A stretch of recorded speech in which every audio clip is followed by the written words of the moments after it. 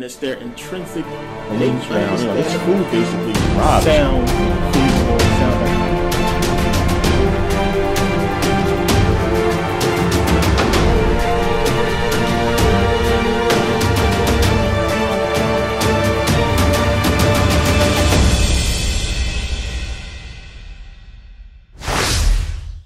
Hey everybody, thanks for watching.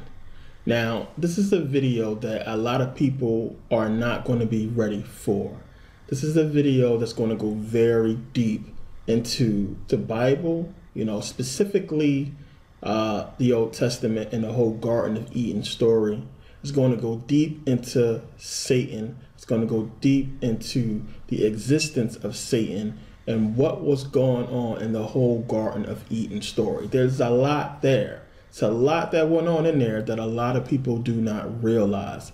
But this video might go over a lot of people's head.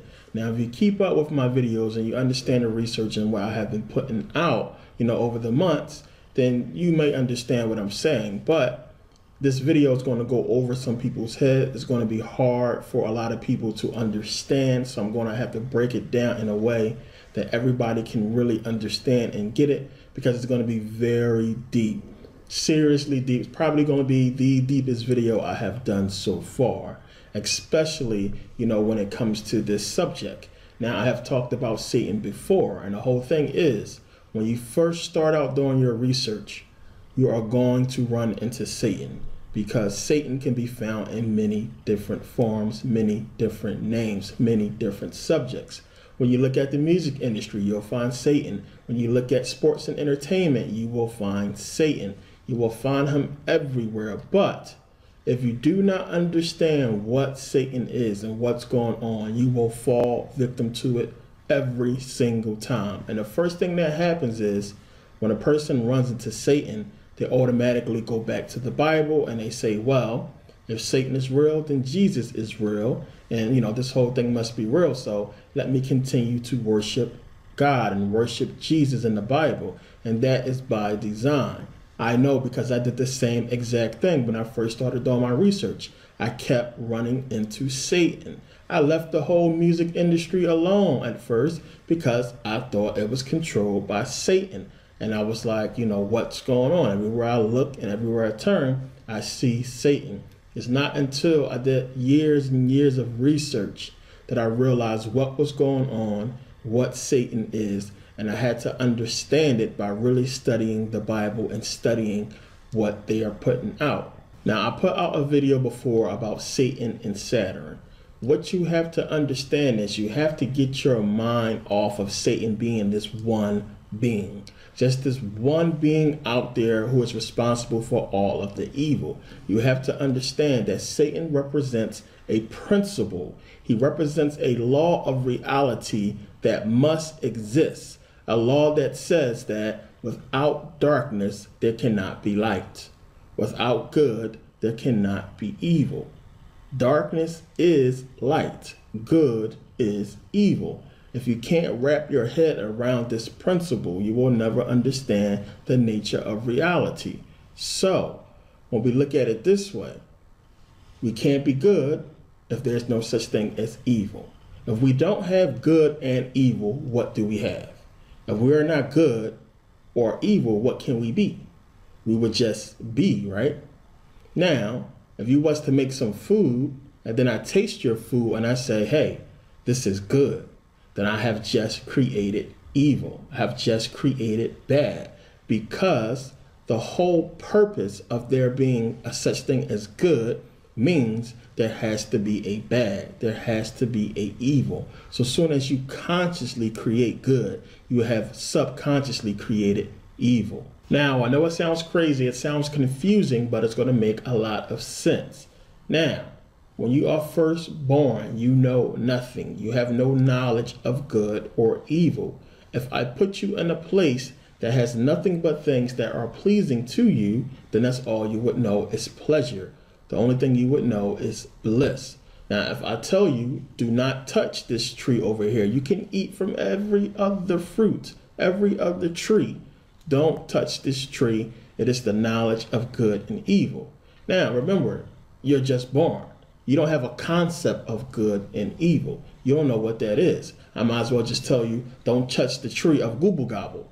You wouldn't understand what that is because you have no concept of good and evil. All you know is pleasure. That's all you know. So now let's go to the whole Garden of Eden. Let's go to the part about the trees. It says, Genesis 2:9, and out of the ground made the Lord God to grow every tree that is pleasant to the sight and good for food. The tree of life also in the midst of the garden, and the tree of the knowledge of good and evil. Now understand, why would he create a tree of the knowledge of good and evil? So understand the nature of reality. If you have good, you have to have evil. Now, since the tree of the knowledge of good and evil, once you eat from it, it will cause you to die, death, you also have to have a tree of life. A tree that gives life, a tree that takes life. This is duality. This is the knowledge of good and evil, and the tree of life. It's all about duality. It's all about the nature of reality. You have life and death, good, bad, darkness and light. This is what this whole parable is talking about, but it gets deeper. We know God says, do not eat from the tree. So now what happens? We know Eve, she eats the fruit. She gives it to Adam. He eats the fruit. And they go from only knowing of pleasure to having the knowledge of good and evil, to knowing of shame and embarrassment. Remember, they cover themselves up. So now, as I said, if you don't know good and evil, if you're not a good person or a bad person, then what could you be? You would just be, right?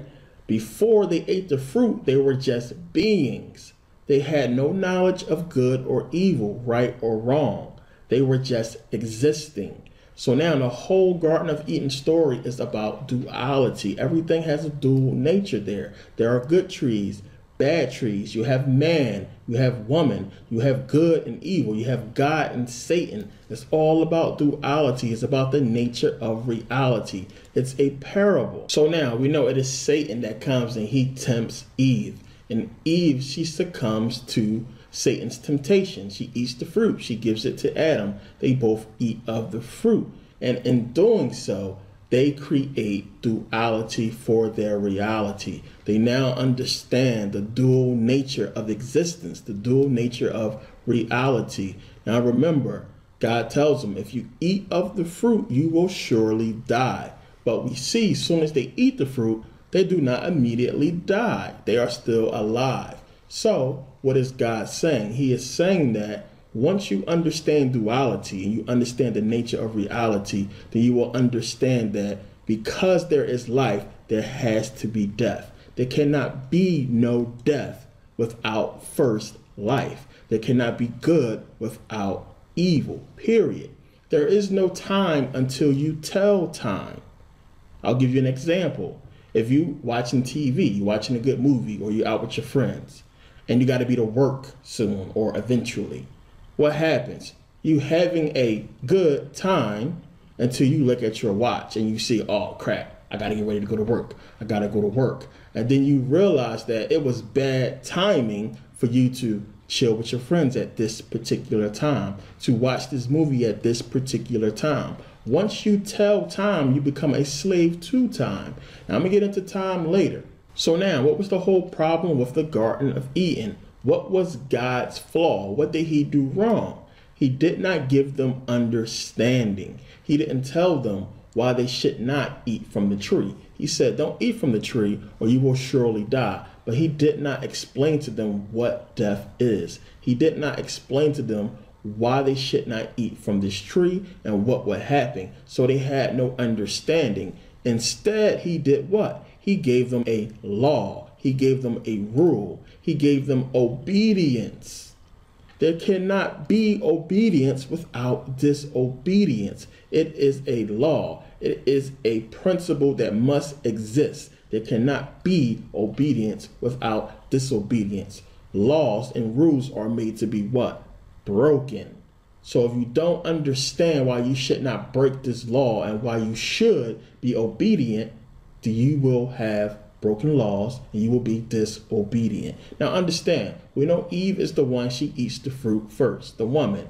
But the whole thing is this: the Bible never says that God told her not to eat from the tree. We all assume that God told her or Adam told her, but it doesn't say it anywhere inside of the scriptures that God said to Eve, hey, Eve, don't eat from the tree.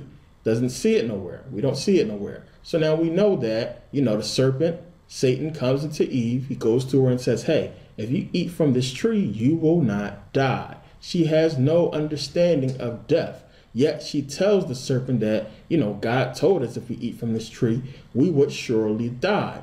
But she obviously does not understand what death is. I know if I eat a handful of rat poison, I'm going to die. She didn't know what death was, so she ate. She fell for it. She ate the fruit because she didn't have understanding.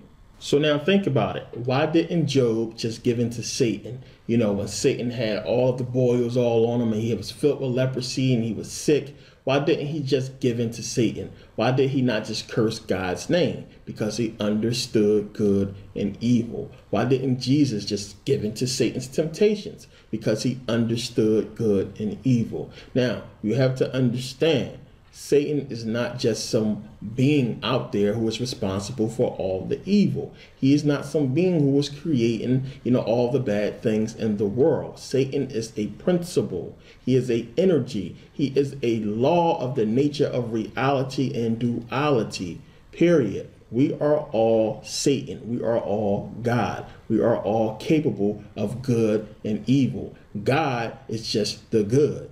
Satan is just the evil or the devil, plain and simple. The only reason why God doesn't just go and kill Satan is because he is Satan. There cannot be any good without evil. There cannot be any light without darkness. You have to understand this. So now understand, this is all going somewhere major. This is all going to be really important later on. So understand. Do not skip a second. You have to get this in. You have to understand it. Now, I'm going to go back to the Garden of Eden story in a second because it's a whole lot there that everybody has missed. So we're going to go back to that. But I want people to understand that God is capable of evil. God is good and evil, just like Satan is good and evil, and it's so evident. So let's look to the Bible. We can see here, 1 Chronicles 21:15, it says, and God sent an angel unto Jerusalem to destroy it. And as he was destroying, the Lord beheld, and he repented him of the evil, and said to the angel that destroyed, it is enough. Stay now thy hand. I'm going to stop right there. So now understand, you have God who just sent an angel to destroy Jerusalem, and he stopped himself and said, whoa, this is evil. He told the angel to stop. Now, the thing is, we look in the Bible a lot and we see so many things that any sane, normal person would classify as evil. We see God, he tells the Israelites to go basically utterly destroy whole cities and towns, kill everybody, leave nobody alive, men, women, and children, wipe them all out. You explain to me how killing an innocent child is not evil, a child who does not understand good or evil. Why would that be a good thing? But everybody want to just say, okay, well, it's cool because God said so, not thinking that this is evil. Now let's go to Numbers 31:17-18. This is Moses. He's saying, now therefore kill every male among the little ones, and kill every woman that have known man by laying with him. But all the women children that have not known a man by laying with him, keep alive for yourselves. How can any person read that and look at that and say, that's not evil, that is okay, that is good? Nobody can read these things. There's a lot more things we can look to in the Bible. We can see that this is clearly evil, and we read it and we just let it slide because it's God. God is always good. No, you have to understand. In order for you to get this, you have to realize God is good and evil. So now think about it. God comes. He gives Moses the law. He gives him the 10 commandments. Now, he gives them the commandments, and then he orders them to break 2 of them immediately. 2 laws that say, thou shalt not kill, thou shalt not steal, and then God goes and orders them to do exactly that. What is going on here? Laws are meant to be broken. Rules are meant to be broken. What does Moses do? He breaks the law when he comes down from Mount Sinai. He breaks the tablets on the ground. It's trying to tell you something. God is evil. Satan is good. They are both capable of good and evil. So now think about it. The whole story with Job. What's going on there? Satan kills 10 people in that story. The 7 sons of Job and the 3 daughters. Now, God kills millions of people in the Bible. He kills millions of people. But we are told that Satan is the evil one. No, Satan is a principle. He must exist. Yes, he is evil, but he's capable of good. God is good, but is he capable of evil? Yes, we can see that they are both capable of good and evil. So now we have to remember that at one point, Satan was an angel. He was an angel. So he had to be capable of good at some point. Now what happened? Did he just become completely bad? No. Good and evil has always existed. It has always existed. Now, what about the other angels who rebelled with him? They had to be capable of good and evil as well. So you got to remember this. We're going to come back to this. But we got to go back to the Garden of Eden. And we have to look at what is the key to the Garden of Eden. What is the key to that story? You have to realize, what did Adam and Eve have that they didn't realize they had before Satan came? Before the serpent came and talked to Eve, what did they have that they did not know of? They had choice. They had a choice. They could choose whether to obey God or disobey God, but they had no knowledge of obedience and disobedience.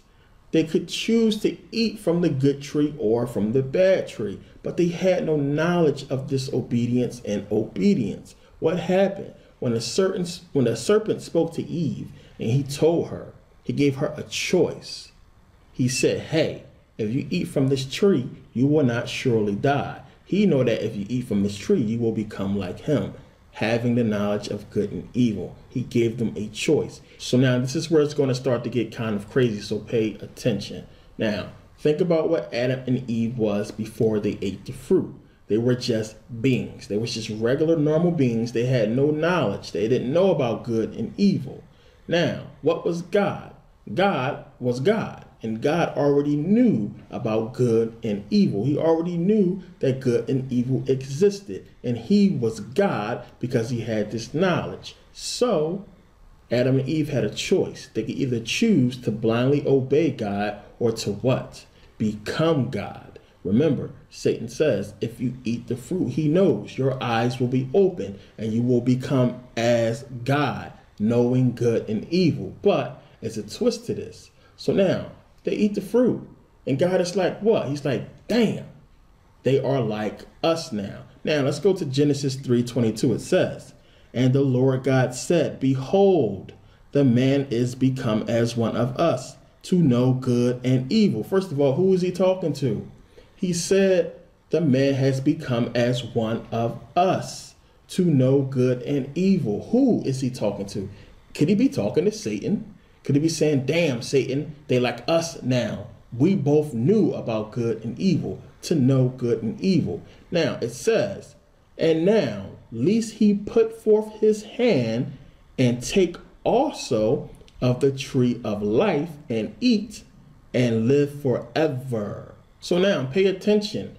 God basically is saying they are just like us because they know good and evil. He never says they have become gods. He says they are just like us to have the knowledge of good and evil.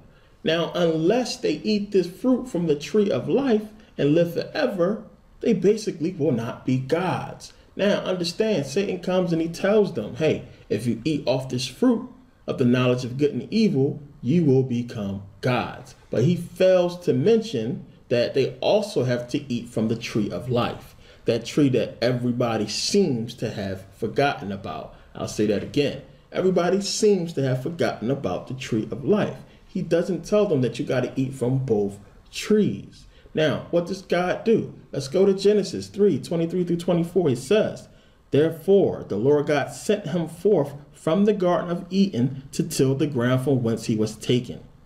So he drove out the man, and he placed at the east of the Garden of Eden cherubims. We know they are angels. And a flaming sword, which turned every way to keep the way of the tree of life. So basically God said, hey, get the fuck out of here. Get out of here. I'm going to guard the tree of life. Because what was God's purpose from the start? What was his agenda? To keep us from becoming gods. To keep man from becoming gods. So now that Satan came and, threw a wrench into his whole plan and said, hey, eat from this tree, you'll be gods. God like, oh snap. In order for me to stop this process from being completed, I have to guard this tree of life now. I have to guard it. So he casts them away, kicks them out, say, get out of here. He puts guards in front of the tree of life with flaming swords to guard the tree. Think about what I'm saying here. Now, everybody, we just go and we read the rest of the Bible, forgetting all about that. Wait a minute. It's irrelevant. We want the tree of life. I'm going to give you Exodus and Leviticus and Deuteronomy, and I'm going to give you Matthew, Mark, Luke, and John. I'm going to give you all these other books of the Bible to basically keep you from what? Genesis. To keep you from what? The tree of life. The whole purpose is that tree. You get that tree, we're gods. Plain and simple. But nobody goes back and mentions this. Nobody mentions that. Wait a minute. The whole purpose is for us to get that tree. God is guarding that tree. But we're going to go along. We're just going to follow the Bible and follow everything else and all the other rules that's in the Bible and forget about the tree of life. So now God is guarding this tree. He's guarding the tree of life. So what is the tree of life? Here we go. We all know about this tree. We all know what it stands for. Now understand, we have the tree of life. We also have the 7 chakras. We went into this whole thing. It's 7 chakras. So now, when I was speaking about, you have your subconscious and you have your consciousness. You have your conscious self, which you are aware of, and you have your subconscious, the one that takes over in the dream state, the one that's basically controlling the dream world. It's controlling that reality. So what is the purpose of this? You must unite the conscious and the subconscious and bring them together. So what is the purpose of duality? To become one. Plain and simple. This is what the Bible was telling you. The whole book is about duality, whether you realize it or not. The whole book. Now, we have Genesis that really gets into the heart of everything. Now, it's telling you, it gives you the key in Genesis. You have the knowledge of good and evil, then you have the tree of life. The rest of the Bible is trying to tell you how to get the tree of life. Remember, God is guarding it. He's guarding it with angels with flaming swords. The rest of the book is trying to tell you how to get past those angels and get to that tree of life. So now understand, what was God doing in the garden? What was he doing there? He was being controlling. He was controlling man. He gave them rules. He basically said, hey, don't eat from this tree. I'll give you everything else that you need, but don't eat from this tree. Why? Because he didn't want us to become gods. He didn't want us to become like him. So he was trying to deceive Adam and Eve to staying obedient, to being under him. This is what was going on in the garden. Realize this. So now we understand that Adam and Eve, they do not become gods. We know they eventually die. And we know that God, he floods the whole earth. He kills everybody off except for Noah and his family. And he basically starts the whole thing over again. So what eventually happens? Moses comes along and God does what? He gives them laws, just like he gave Adam a law. He said, don't eat from this tree. He gives Moses the law, the 10 Commandments, and says, hey, everybody is to follow this. I want obedience. You can't do that. I'll be jealous. I'll kill you. I'll kill them. I want obedience. The same thing as he was doing in the garden. He wants obedience. He doesn't want you to become God. Plain and simple. What comes up later on, Jesus comes. Jesus comes later and says, hey, just follow me. Believe in me. I'm the way. I'm the truth. I'm the life. Believe in me and you will go to heaven. What is heaven? Believe in me and you will go to heaven. Doesn't say nothing about the tree of life. Remember the tree of life. Doesn't say nothing about the tree of life. He says, believe in me. Follow my words. Follow me. And you will go to heaven. So now, if God wanted us to go to heaven, why didn't he just put Adam and Eve in heaven from the start? Why did he put them in the garden? So why should we follow Jesus to get to heaven? So now, understand this first. Let me say this because I know how it sounded. I know there's a lot of spooky people out there. I know a lot of people are going to say, hey, he's trying to get us to follow Satan. No. Understand, this is a parable. It's going to make a lot more sense if it doesn't make sense now. It's a parable. It's not a real story. I mean, come on. Can you imagine? Do you honestly think this is how life began? It began in some garden with a bunch of fruit trees? And some dude ate a fruit and some girl ate a fruit and now everything messed up? Do you honestly believe that this is how existence began? This is how human creation started in some damn garden? If you can't look and see that this is a parable and this is a story, something is wrong with you. It's a parable. Understand, I'm not saying that God is evil. Your Bible is telling you that God is evil. Your Bible is telling you that God is good. Your Bible is telling you dual things because it's about duality. People got to stop being spooky. They have made you so frightened and scared of nothing. People are so scared of nothing. It's nothing. You have to realize what's going on and understand that, yes, you are Satan. You are God. You are both capable of evil. As I have shown you, what is the number? 666. It tells you 6 electrons, 6 protons, 6 neutrons, gives you carbon, makes man. It's telling you we are evil. We are Satan. Man is Satan. Man is God. As I have shown you that Jesus is us. I've given you all of these parables. So anybody who hasn't seen my videos, who just watching this one video, who hasn't figured this out, you need to go back and look at some of the old videos so you can understand where this makes sense. Because I don't want people in the comment section saying that, hey, this dude is trying to promote Satan. This dude is trying to get us to do what Satan did. This dude is this. This dude is evil. Pay attention and snap out of it. Wake up. So now we have to bring this whole parable, this whole story of the Garden of Eden. We have to bring it into reality. We have to bring it into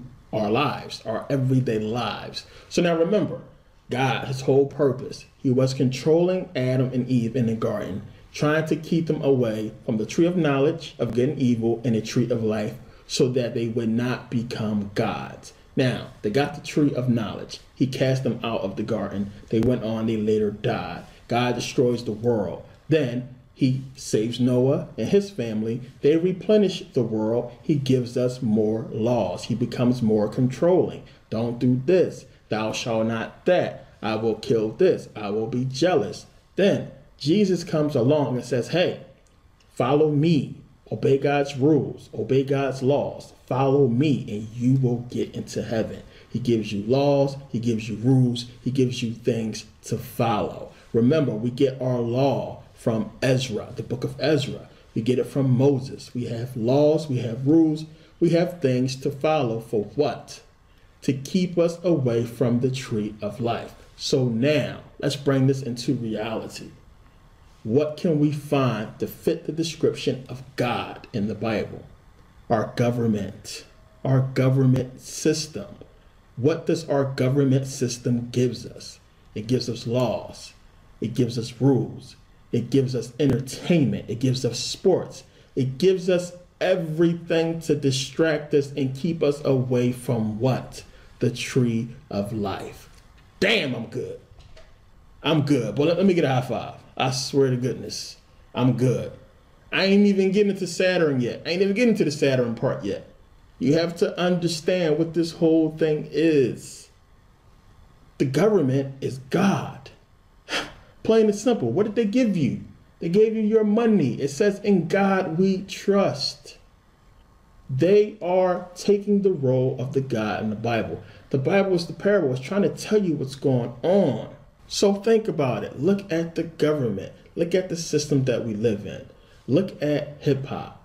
Look at the sports entertainment industry. Look at the whole music industry. Just look at movies. Look at Hollywood. As I said before, when you go and you look into these things, what do you find? You always find Satan. What do we think about the government? Is our government supposed to be good? Yes. Do they do good things sometimes? Yes, they do. The government is supposed to be good, but the government is fulfilling the role of God. Think about it. What did God tell Moses and them to do? What did he tell the Israelites to go do? Go out and utterly destroy things. What is our military doing right now? Our military goes out and destroys civilizations, wipes people out. Look at the people in Syria that have been killed. Think about Hiroshima, Nagasaki. Think about all the people that have been wiped out. Think about all of the government bases all over the world, everywhere. What is it doing? It is God. It is taking the role of God in the book. It is God. That's what the book is trying to tell you, who your God is. Plain and simple. If you can't look at these things and see it and put it together, you don't want to. You have to realize the parable and what's going on here. And it gets so much deeper, so much deeper. So now, just like we do with the Bible, when we read the Bible and we sit there and we see that God is saying, go kill men, women, and children. Go wipe out little kids. Go take girls who have not yet lain with a woman and keep them for yourselves. We read these things and we say, well, it's God. We do the same thing with our government. We watch our government go and bomb the hell out of places and kill people. We see on the news the innocent bodies of the Iraqis and innocent bodies of the people in Syria just laying all over the place, dead people everywhere. And we say, oh, well, it's our country. It's America. And we all let it slide. We let it go. Because what? It's the same thing. You got God and country. God and country. You try to separate the two. Remember that? It's the same thing. Can't get around it. So when we look at this whole entertainment industry, we got movies. We got movies that talk about angels and good things. Movies about, the good guy winning. Good guy versus the bad guy always. It's always a protagonist and an antagonist. Good and evil. But we also have movies about Satan. We have movies where the bad guy wins. It's always about bad guy versus good guy. Why? It's duality. Plain and simple. There's always going to be opposition. It's an opposing team. Sports, it's about that same thing. You can look at the sports industry. We can find Satan there as well. Look at some of its players. If you look at in almost every single team's logo, it has something to do with Satan. It's inescapable. Baseball, we're talking about the whole Masonic logo. It's right there on a diamond, on a baseball diamond. A lot of people miss that. It's everywhere. It is duality. It is the nature of reality. It is inescapable. And unless and until you realize that, you're never going to figure this thing out. You're never going to get there. You're not going to get there. You're not going to, if you're not meditating, if you ain't eating right, if you ain't doing what you're supposed to do, you will be back here, plain and simple. You're coming back here. That's the purpose is for you to escape here. Oh, it's going to get so deep when we get into this later. But man, they holding all the keys. They guarding all the gates. It's the truth. Now, I have shown you in previous videos why the Bible is important. You cannot just ignore it. Yes, when you start doing your research, a lot of people, when they figure out that the Bible is not true, and we find all the flaws with it, a lot of people just leave the Bible alone and go about their life. As I said in previous videos, that the people who do that, they're still screwed because you need the Bible. You need to know it. You need to learn it. Remember, the key is in there. The secret is in there. Believe it or not.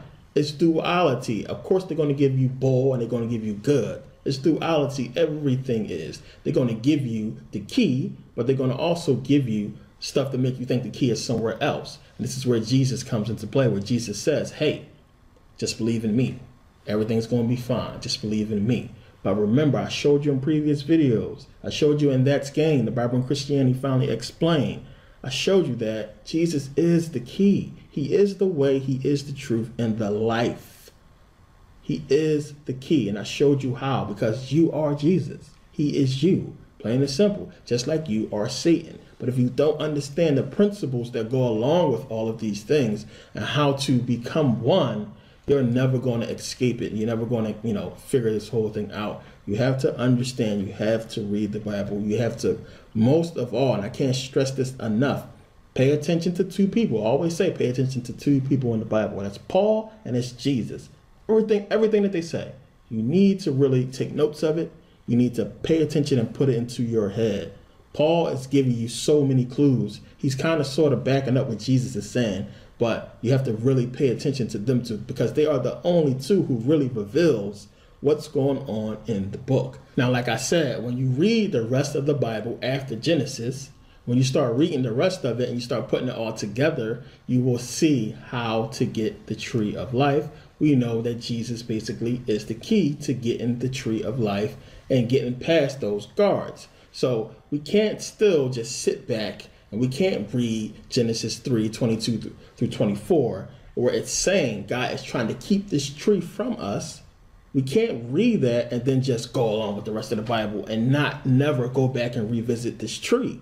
And that's what has happened. A lot of people you go to church and they listen to the pastor and they don't never ask that question. Well, what about the tree of life? What about that tree? That tree is what we need to get.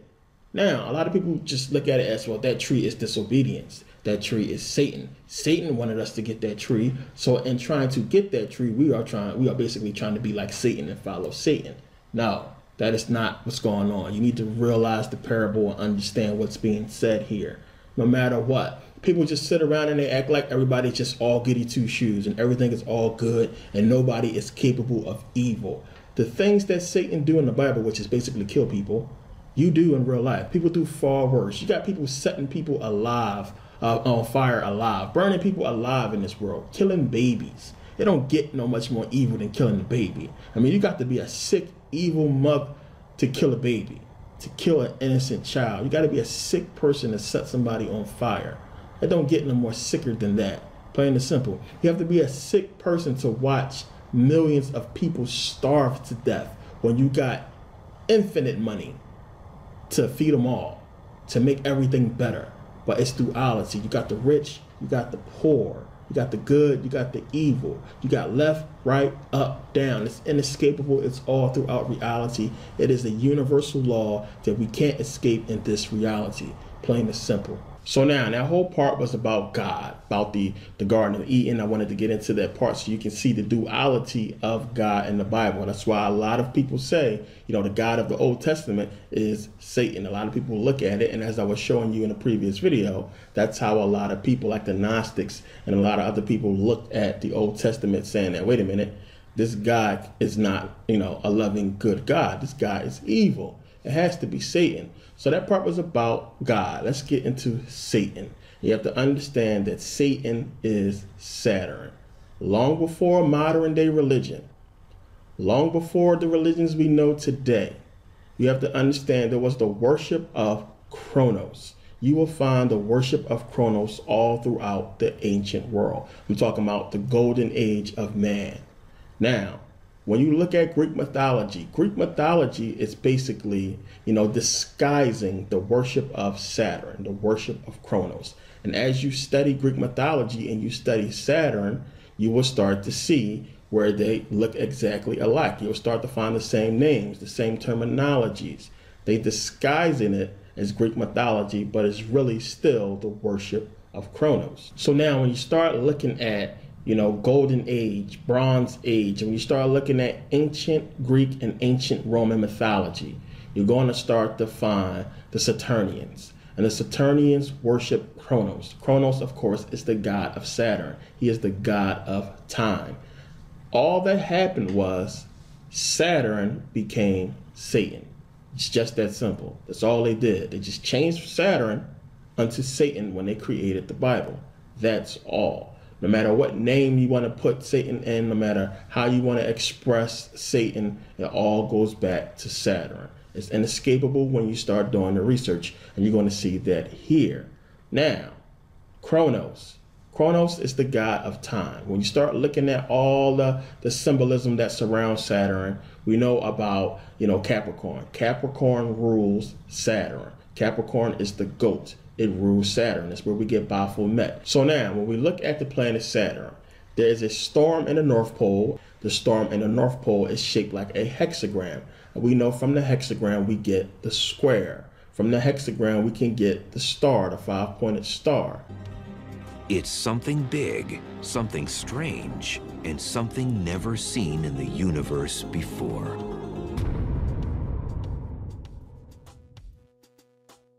Saturn, the solar system's most bizarre yet beautiful planet, has just gotten even more mysterious.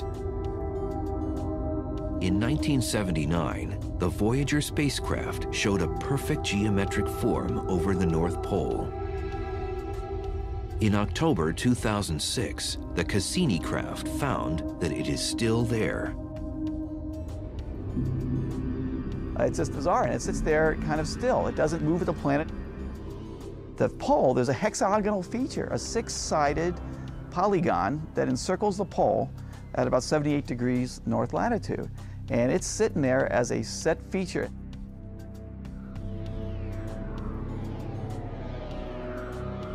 The hexagon is similar to Earth's polar vortex, which has winds blowing in a circular fashion around the pole.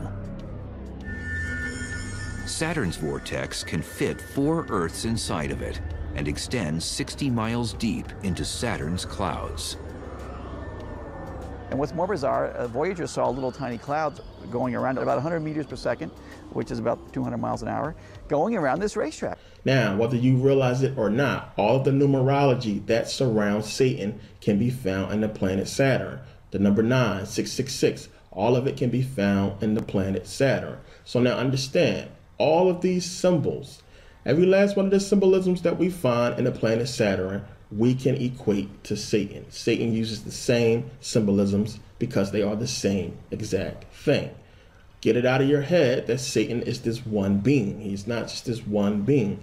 Satan stands for evil. It stands for a lot of things. And evil is represented by the planet Saturn. We'll get into why later on. So now understand, Saturn was not the only thing worshipped by the Saturnians. They also worshiped the moon. Now, the whole thing is, when the sun sets, when it goes down, way back during ancient times, before electricity, of course, the darkness. You had complete pitch black out there. You had a lot of animals coming out, hunting people, dragging people off to their doom in pitch blackness, pitch dark. It was that evil and terrifying thing if you wasn't in the right place when the sun went down.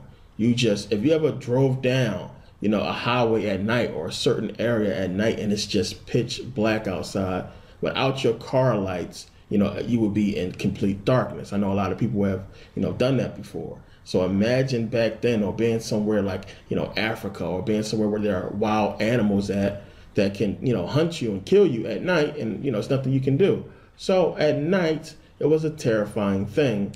Looking up at the sky, you see the moon, you see the planet Saturn, especially when you're looking at Saturn on an angle and it looks like an eye. So, they associated Saturn with death, with violence. This is why the ancient Egyptians called it the deity Set, because it corresponds with the sun setting. Now, the whole thing is this. I know a lot of people get caught up in names and terminologies. I don't want you to get caught up in this kind of stuff. Yes, sunset will not sound the same in, like Chinese. So the sun setting in Chinese wouldn't equate to the Egyptian god Set. It wouldn't equate. So a lot of people will say, well, it doesn't equate in different languages, so, it doesn't mean anything. It's not about the name and how it sounds. It's about what it represents. It's about what the name corresponds with. Now, the whole thing you have to think about is this.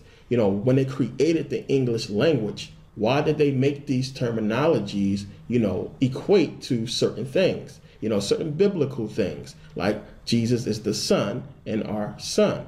So when we have a sun, it sounds the same as the sun in the sky.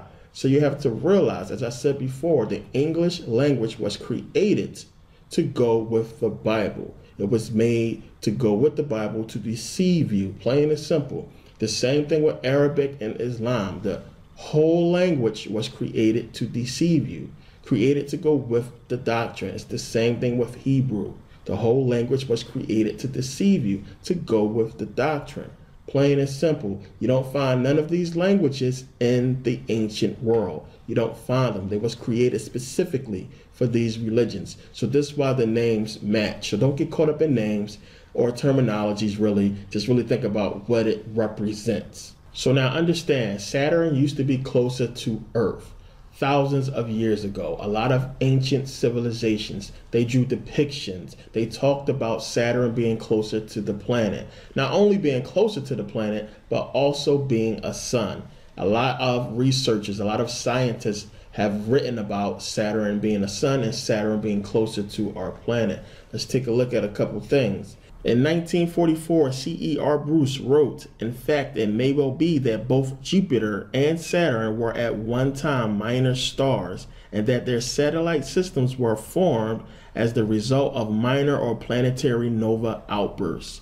William Mullen wrote, 1973, Velikovsky had suggested that as a result of disruption, Saturn went through a short nova-like phase in which its light would have obscured everything else visible from Earth. 1977, Eduardo Cardona wrote, "Diodorus Siculus was not the only writer of antiquity who stated that the Babylonians called Saturn the sun star.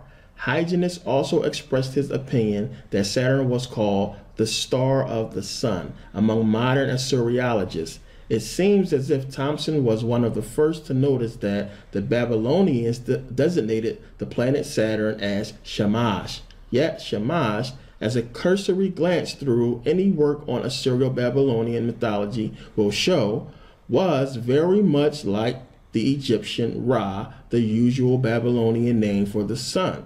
Now, 1979, Manuel Velikovsky wrote, "My conclusion that as a result of its interplay with Jupiter, Saturn became a nova. I found confirmed in many ancient sources in which Saturn is regularly associated with brilliant light."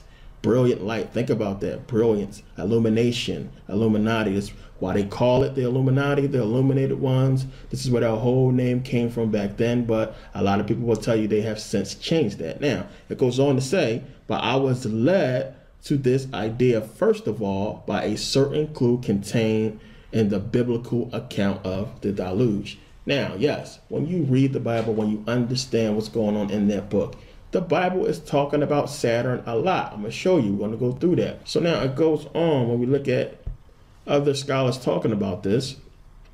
1979, Eduardo Cardona again, he wrote, "It is also possible that the planet Saturn was much closer to Earth than it is at present, or that the Earth itself was on an entirely different orbit and at a different distance from the sun than it is now. In fact, we have good reason to believe that during the period of Earth history with which we are concerned, our little world was actually a satellite held in the electromagnetic and or gravitational embrace of the giant planet." So he's basically saying that at some point they believe that Earth was a moon of Saturn. Think about it. Now Saturn has over 60 moons. When you look at the planet Titan, well, the moon Titan, it looks exactly like Earth. It's supposed to be exactly like Earth. Now, another thing you got to realize, Titan, that's Greek mythology. So like I said, we're going to start finding this a lot. Things that, involve Saturn, we're going to find in Greek mythology. Now, goes on to say here, Emanuel Velikovsky, 1979, "It is conceivable that the Earth was at that time a satellite of Saturn, it's a moon, afterwards possibly becoming a satellite of Jupiter." Now, 1979 again, Velikovsky has suggested that many thousands of years ago, but still within human memory, Earth might have been a satellite of Saturn. We are now supposing that the central fire was Saturn, that Earth was in orbit around Saturn and always kept the same face towards Saturn, and that Saturn with Earth revolved around the sun in 1 year. Now, here you have these people, they've been doing the research. I know a lot of people have never heard about this, but when you do the research, you'll see. It's too many people talked about it back then during ancient times about Saturn being, closer to Earth. They worshipped it. They was called the Saturnians. They had, secret societies of worship. And it's found all over the ancient world. We're gonna go and look at a lot of the symbolism. And when you start seeing a lot of the ancient symbolism, you're going to see how it corresponds with modern day religion. You have to understand the worship of Saturn is in all religion. It is everywhere. So basically back then, today we have, Christianity, we have Islam, we have our modern day religions. But back then it was about worshiping Kronos. It was about worshiping Saturn. That was the religion back then. If you go back then, everybody was talking about Saturn. It was talking about the worship of Saturn, and it was worshiping the planet because they can look up and see it. So now we have the worship of the sun, the moon, and Saturn. We can find the worship of all three of these things in modern day religion. In the Bible, we have Jesus the Son, God the Son. Now in the Torah, we have, of course, the star. That star is talking about Saturn. As a matter of fact, when you look at the word Israel, a lot of you noticed already, it's just a breakdown of Isis, which would be the moon, Ra, which would be the sun, and El, which would be Saturn, just another name for Saturn. So Israel is just the worship of all three of these things. When we look at Islam, the crescent moon and the star, that's the moon, and that is Saturn. It's the worship of Saturn. It all goes back. So now when we look in the Bible, when it's talking about people worshiping false idols, they're basically talking about themselves because they were the ones worshiping false idols. But these false idols, when you go through the research and look at some of them, they're talking about either the sun, the moon, or Saturn. So now Acts 7:43, it says, "Yea, ye took up the tabernacle of Moloch and the star of your god Remphion, figures which ye made to worship them, and I will carry you away beyond Babylon." So now first, who is Moloch? Moloch is a giant bull god. He is the god of material, the god of evil. They used to sacrifice babies, as you can see in the depiction. They used to sacrifice babies to this bull god Moloch. Now, a lot of people think that Moloch is the owl that's sitting there in Bohemian Grove, where all the presidents and rich people go and they have the cremation of care and this whole, weird ceremony that they have there. It's a big giant statue of an owl. A lot of people thought that was Moloch, but that's not Moloch. That is Minerva. That is the representation of Minerva. So now when you read the story about Minerva and this whole owl, it all goes back to Roman mythology and the worship of Jupiter. Now the whole story goes that Jupiter married the Titaness Metis and she got pregnant. But there was a prophecy that said that Jupiter would be overthrown by his child. So what he did was he swallowed Metis whole while she was pregnant. And what happened is she started forging these weapons inside of him, and it kind of drove him crazy.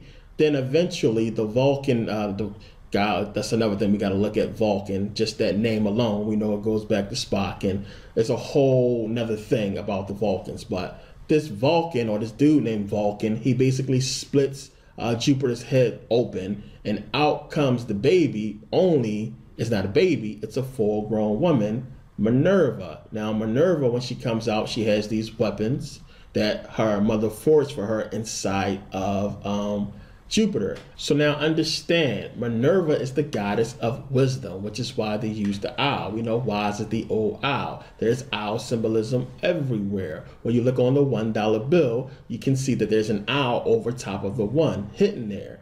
Gotta zoom in, you can see it. But also when you look on the $100 bill of the Confederate money, old Confederacy money, you can find Minerva. She's there. If you look by her foot, you can see the owl. Also, Minerva is on the Medal of Honor, which is the highest military medal you can get. She is on that as well. Now, the patron goddess of many Greek fraternities is Minerva. We know Kappa Kappa Gamma, she's in the logo. When you look at Delta Sigma Theta, she is in the logo. Also, Manly P. Hall, he talked about the new initiates to the 3rd degree of the Bavarian Illuminati. They were called Minerval initiates. They had to wear basically a pendant with an owl on it that symbolized Minerva and symbolized wisdom. Now, when we go back to Moloch and we look at Moloch being this bull god and they sacrifice babies to Moloch, we can also go to Greek mythology. We can look at Kronos, look at Saturn. And Kronos ate babies. We all seen those creepy looking pictures of Kronos eating babies.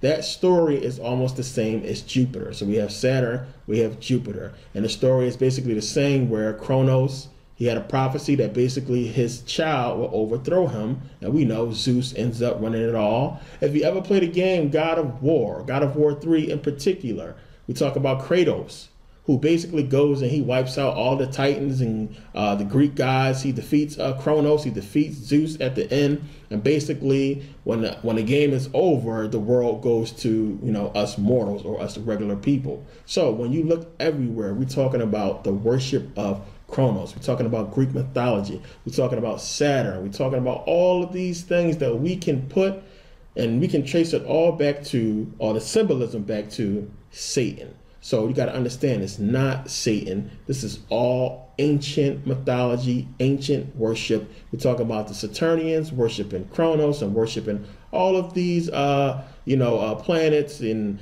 different things like Jupiter and Saturn, and none of it has to do with any real being existing that we call Satan. And this is one of the things I want people to take away from this. You got to understand, when you do the research, there is no Satan. And one of the reasons why I had to do this video and put this out so people can understand.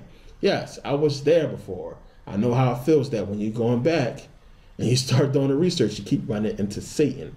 Gotta keep doing research and understand that this is all mythology. None of this stuff is real, but there's a lot more to Saturn, obviously, and we're gonna get into that. So now let's go back to Acts 7:43 in the Bible when it's talking about the worship of Remphian.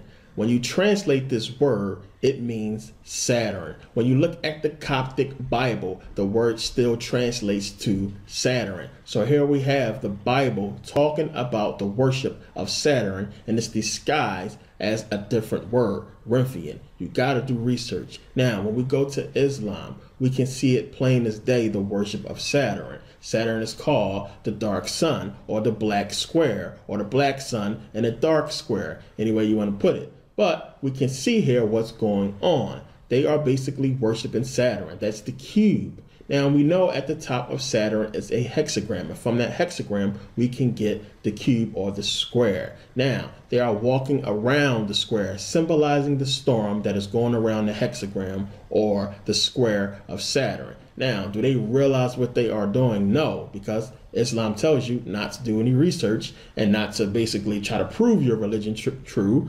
You have to basically have faith. But truth is truth, and obviously the religion is not based on truth. So now when we start looking at Islam, when we start looking at the logo or the symbol they have there of the crescent moon and the star. Now when you start doing research on moon mythology, you find out about Al-Elah. Now Al-Elah was a moon god. All they did was basically shorten the name to Allah. Now Al-Elah had 3 daughters, Al-Lat, Al-Uzza, and Manat. They were moon goddesses. Now you'll also find the worship of Hubble. Hubble was always depicted with the moon, the crescent moon. You'll also find Baal or Baal, always depicted with the moon and the star.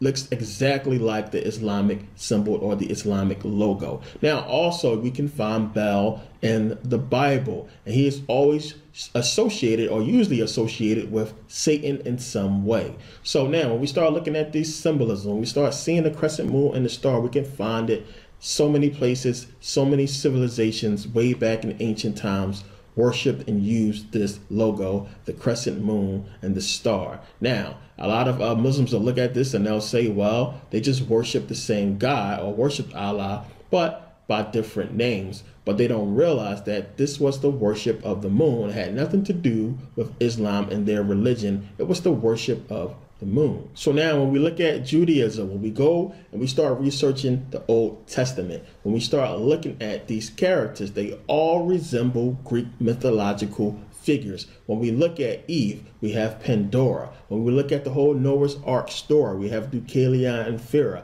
When we look at Samson, we have Hercules. When we look at God or Jesus, we have Zeus. It's the same. It's all Greek mythology. And we know 1000 BCE, we're talking about Homer wrote about these things, 1000 BCE or further back, and we cannot find any Greek writings. You can't find any Hebrew writings anywhere that predates 1000 BCE that's talking about, Noah and talking about Moses and talking about what's in the Torah. You can't find anything that predates Homer's Odyssey or the Iliad. You can't find anything. So they got these things from Greek mythology, plain and simple. Now, you have to realize Greek mythology, the Old Testament, Judaism. Judaism is Greek mythology. Greek mythology is basically hiding and trying to cover up the fact that these people worship Saturn. They worship Kronos. So Judaism is the worship of Saturn. Christianity, the worship of Saturn. Islam, the worship of Saturn. Plain and simple. And what does Saturn correspond with? Satan. So you're talking about all three of these major modern religion is in essence worshiping Satan, worshiping Saturn, and a lot of people don't realize it. Now, Revelations 3:9 says, "Behold, I will make them of the synagogue of Satan, which say they are Jews and are not, but do lie. Behold, I will make them to come and worship before thy feet, and to know that I have loved thee." Doesn't get any more clear than that. Synagogue of Satan, because they are worshiping Satan. It says they are liars. They are not Jews. They lie. So now let's go to Revelations 3:12. It says, "Him that overcometh will I make a pillar in the temple of my God, and he shall go no more out. And I will write upon him the name of my God and the name of the city of my God." Think about it. The name of the city of my God, which is New Jerusalem, which cometh down out of heaven from my God, and I will write upon him my new name. It says, the city of my new God, which is New Jerusalem. So now, when you look at all the pictures of this New Jerusalem, it's a cube. It comes down in the shape of a cube. Why? Because it's talking about Saturn. Plain and simple. When do Jews go to the synagogue? They go on Saturday. Saturn Day. Come on, people. It's obvious. We have to do the research. It's talking about Saturn. All of this stuff corresponds back to Saturn, and Saturn is Satan. You have to realize what's going on. It's a lot more to Saturn than people realize. So now, as I said, it's all about Greek mythology, and Greek mythology representing Saturn. And when you start doing the research between Saturn and Greek mythology, you will find a lot of things are the same. So when we look at Saturn, when we look at the moons of Saturn, which Saturn has about 62 moons that we know of.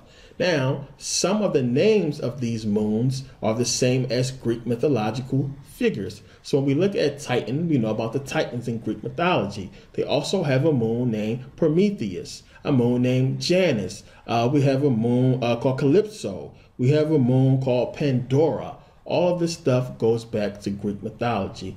Now, as a matter of fact, speaking of moons, we know that NASA, they launched a rocket called the Saturn V rocket or the Saturn V rocket up to our moon. They did this 13 times between 1966 and 1973. So we had the Saturn V or Saturn V rocket going to the moon. So now another weird thing is when you look at one of Saturn's moons called Iapetus. Iapetus is believed by NASA and other scientists to be an artificial moon. They basically believe that it was constructed, that somebody built it. Now that's crazy. Also, a lot of scientists and researchers believe that our moon is not a natural satellite, that it is a construct, that somebody built it. Now, the whole thing is, when you look at Iapetus and when you look at the Death Star from Star Wars, they look exactly alike. It's weird. The whole thing is Star Wars didn't come out until 1977. And they didn't go to Saturn until 1979 when Pioneer 11 took those first photos of Saturn. So how did George Lucas, how did those designers know exactly what Iapetus looked like? And how did they design the Death Star to look exactly like it? Remember in the Star Wars movie, when they come out of hyperspace, when they come out of the warp drive or whatever, they say, hey, what is that moon there? And they say, it's not a moon. You know, it's a spaceship. So, you know, how did he know? When you look at the whole symbolism, when you look at Star Wars, we can see that most of the things in it corresponds to Freemasonry and corresponds to Saturn. So now when you look up the definition of moon, you will find Earth's natural satellite. You know, what is a natural satellite? You know, a satellite is an object, an artificial object that has been intentionally placed in space. So a natural satellite would basically be a natural artificial satellite that has been intentionally placed in space. It don't matter that they put the word natural there. It still doesn't take away from what a satellite is. It is an artificial object. But what do satellites do? They send and receive signals. They bounce signals. So to call our moon a satellite means what? It must be receiving some kind of signal or sending some kind of signal. But from where? Saturn. And you have to understand it's one of the biggest things I'm going to be showing you in this video. It sounds crazy, I understand, but it's going to make a lot of sense. But what is the signal that it's sending? What are we receiving here on Earth? We are receiving time. Remember, Chronos is the god of time. Father Time is Chronos. How are they controlling this world? With time. Without time, you do not die. Time is the reason why everything dies. Plain and simple, it's no escaping time. Now remember, there is laws to reality. Reality has laws. There is no law that governs time. It is the only thing that escapes the law of reality. You have duality in everything else except time. And there's a reason for that, because time is artificial. You have to understand that. You have good, evil, darkness, light, time, and what? You can't reverse time. You can't retract time. You can't reverse the aging process. Time escapes the laws of reality, which means it is artificial, and you have to understand that. You have to really get that in your head. It's time. I know it sounds crazy, but it's going to make a lot of sense as we go along. So now, what exactly is coming from Saturn? Let's take a look. Astronomers have found one ring to rule them all, not in the land of Mordor, but around Saturn, our solar system's Lord of the Rings. In a patch of sky pretty far out from Saturn itself, Spitzer detected this telltale band of infrared light. While the image covers only a small area, it reveals a segment of something much bigger. The largest ring ever seen around Saturn or any other planet. How could such a large ring remain a secret for so long? While it is huge, the ring is insubstantial. Its diffuse particles are dark and reflect very little visible light. You could compare it to Tolkien's story of the Lord of the Rings. The Elvish script identifying the One Ring of Sauron only becomes visible when it's heated in fire. This largest ring of Saturn was only discovered from the glow of its heat in the infrared. So now understand, our moon is picking up what Saturn is putting out, and it is basically broadcasting it to Earth. It is creating time. Time changes our reality. It changes our perception of reality. Now listen, this is the seal of Saturn. Now what is a seal? A seal is designed to keep things in, to keep things trapped. Now, you've seen this seal before. It looks like your Bluetooth logo.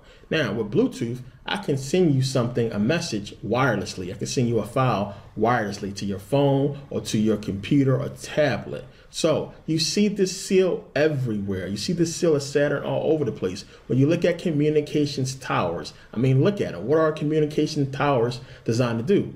Broadcast things, to send signals, to bounce signals. So when you look at these towers, we can see the seal of Saturn in a lot of things. You can find it in gates. You can find it all over the place.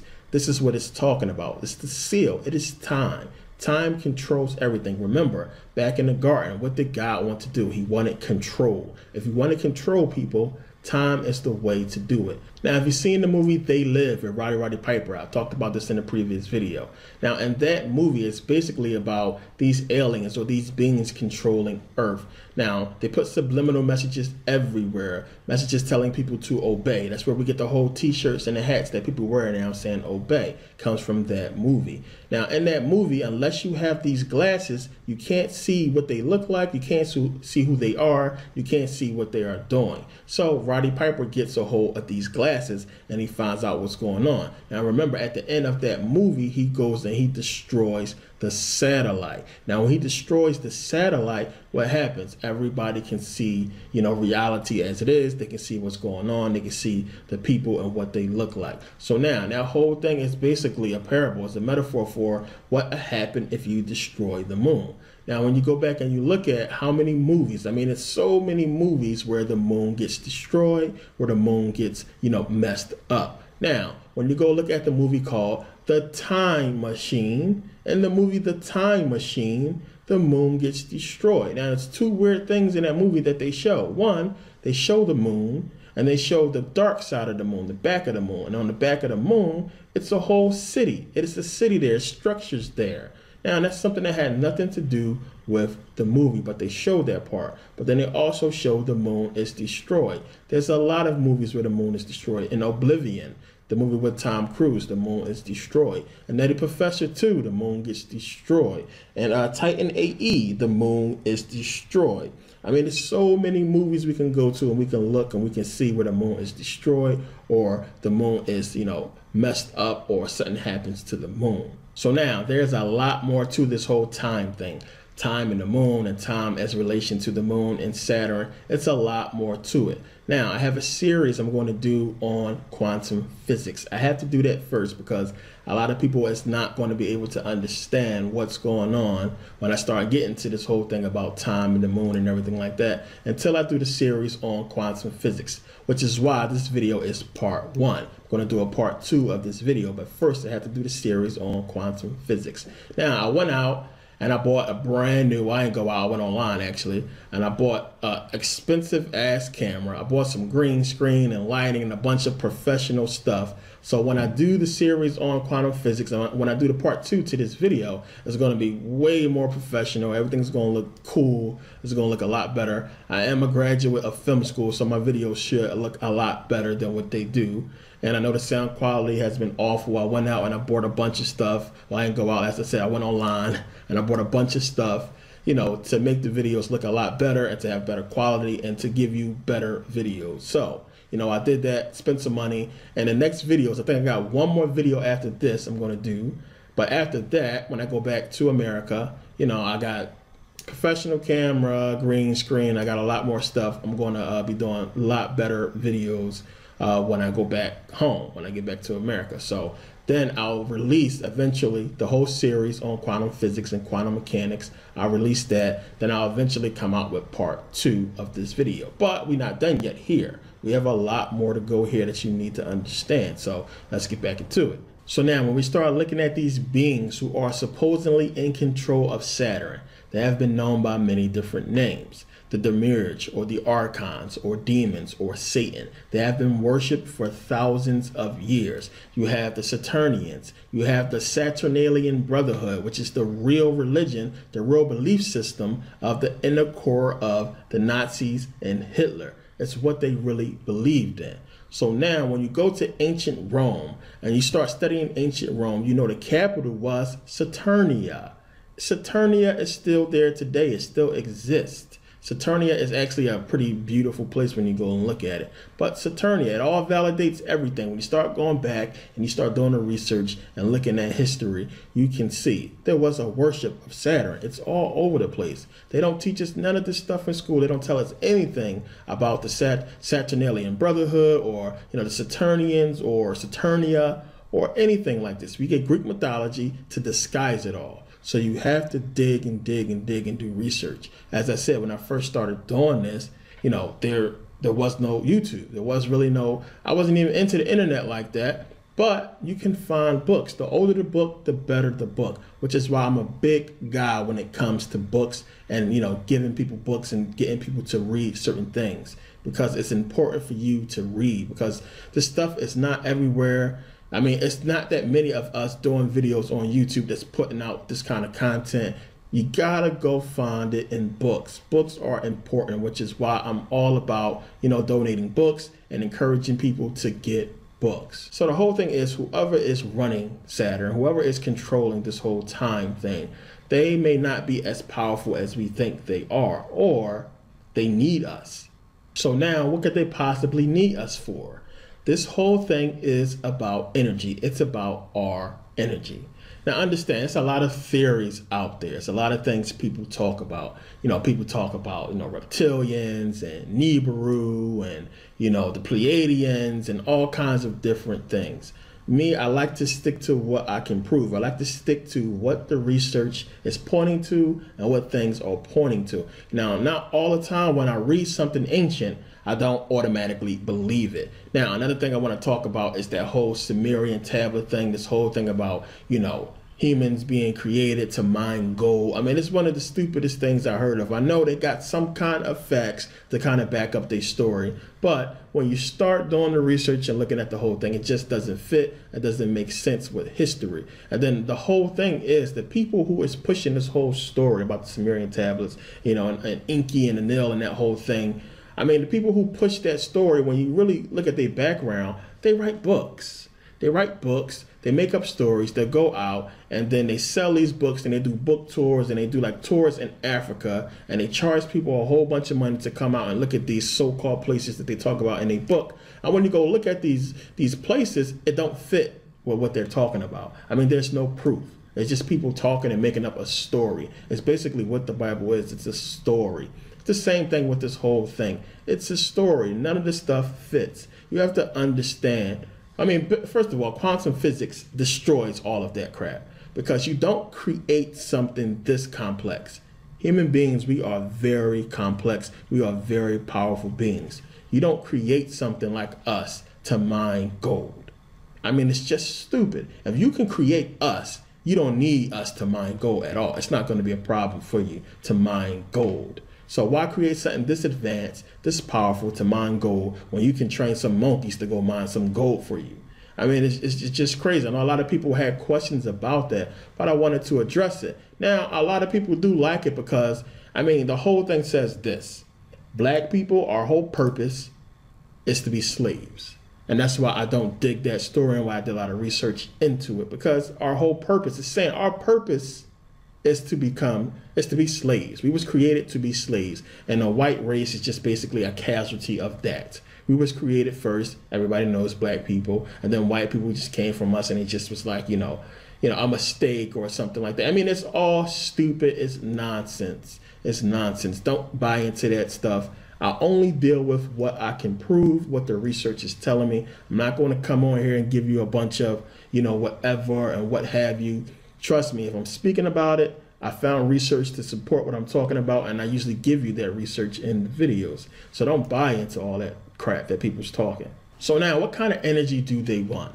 They don't want good energy. They don't want bad energy. They want a combination of both. So now when we go and we look at Satan, when we look at Saturn, what is Satan all about? What does Satan do? Satan perverts things. Satan perverts the nature of duality to get one form of energy, one perverted form of energy. So now let's go back to the Garden of Eden. You have Adam, you have Eve, you have man and woman. Why is it that the woman corrupts the man? What happens when feminine energy corrupts masculine energy? What happens? You get homosexuality. And that's just why homosexuality is promoted. This is why they say that, the Antichrist will be homosexual. He will be gay. This is why it's promoted. It's the perversion of the nature of the man and the woman. When you have a homosexual man, you have the perversion of the nature of man. When you have a lesbian woman, you have the perversion of the woman. But you still have male and female. You still have male and female energy in the man and in the woman. It's the dual energy. It's duality. It's going to create one form of energy. Now, let me say, and as you should understand, I don't have any problems with any gay or LBGT people or anything like that. You are who you are. I have no problems with anybody. Now, that being said, when we look at Baphomet, when we look at the go of Mendez, when you see him, you can see he has female breasts. He has like a male body. When you look down, you can see the double helix of DNA symbolizing the uniting of male and female energy, represented by the goat, which we know Capricorn governs Saturn. It is ruling Saturn, the constellation Capricorn, which is the goat. So basically, this symbol is basically talking about what I just said. Male and female energy combining, being ruled by Saturn, and it's pointing to Saturn when you look at the image. It's all about Saturn worship. It's all about the male and female, the masculine and feminine energy, yin and yang. Yin, you have feminine negative energy. Yang, you have masculine positive energy. A lot of people will say, well, why is the female negative? Now, when you go back to the Adam and Eve story, remember I have shown you the whole Adam and Eve thing is speaking about atoms. It's not Adam, a man, it's atoms that it's talking about. So when you look at an atom, you know, we have electrons, neutrons, protons. So the electrons are feminine. They are negative energy. The protons is positive energy. The protons symbolize male. The electrons symbolize female, as well as the neutrons. So, you know, you have the nucleus in the middle, which is a combination. This is what it's talking about. It's all about the atom. It's always about this energy. Now, when you go to the Jewish Bible, we're talking about the Torah, and you look at the Adam and Eve story there, Eve is not in there. It's talking about Lilith. Now, remember, in that story, Lilith is basically the companion or the first wife or whatever of Adam. The whole thing is Adam, he tries to get her to be obedient to him. And she's like, hell no, she ain't having it. So she leaves. And when she leaves, she becomes a demon. She ends up becoming evil or negative. It's just a story that they're trying to talk about involving the Adam. Now, the whole thing is when Lilith leaves, she hooks up with Samuel. And when she hooks up with Samuel, you know, stuff happened. Now, when you go and you look at the story, it's talking about basically Baphomet. It's talking about the Adam. And when you look at the symbol here with Baphomet, you can see it spells out Lilith and Samuel. This is where it all goes back to. No matter where you look, you're going to find Saturn, you're going to find Satanism, you're going to find the worship of Saturn and Kronos, and everything that we've been talking about so far in this video with the goat and the constellations and the sun and the moon. It's everywhere. It's inescapable. So now understand, all is not lost. We are not hopeless. That's one of the reasons why I wanted to make this video, so people can stop being so scared of this whole Satan thing. You need to understand your own power, and that these beings or whoever they are and these people are terrified of us. May not seem like it to you, but trust me, they are. When you look at their actions, you can see that they are scared because we are waking up, and they're going to have to change their tunes. Inescapable that they are going to have to change it. Trust me, they're going to have to. So now, understand, when we go and we look at the whole Lilith and Samuel story, it's about the perversion of duality there as well, the goat and everything. Now, where else do we find this goat? We can look at mythology and look at Pan. Remember, Pan is basically the god of nature. Why of nature? Because they want to pervert nature. Pan is like a man with like goat legs and goat feet, and he has horns of a goat.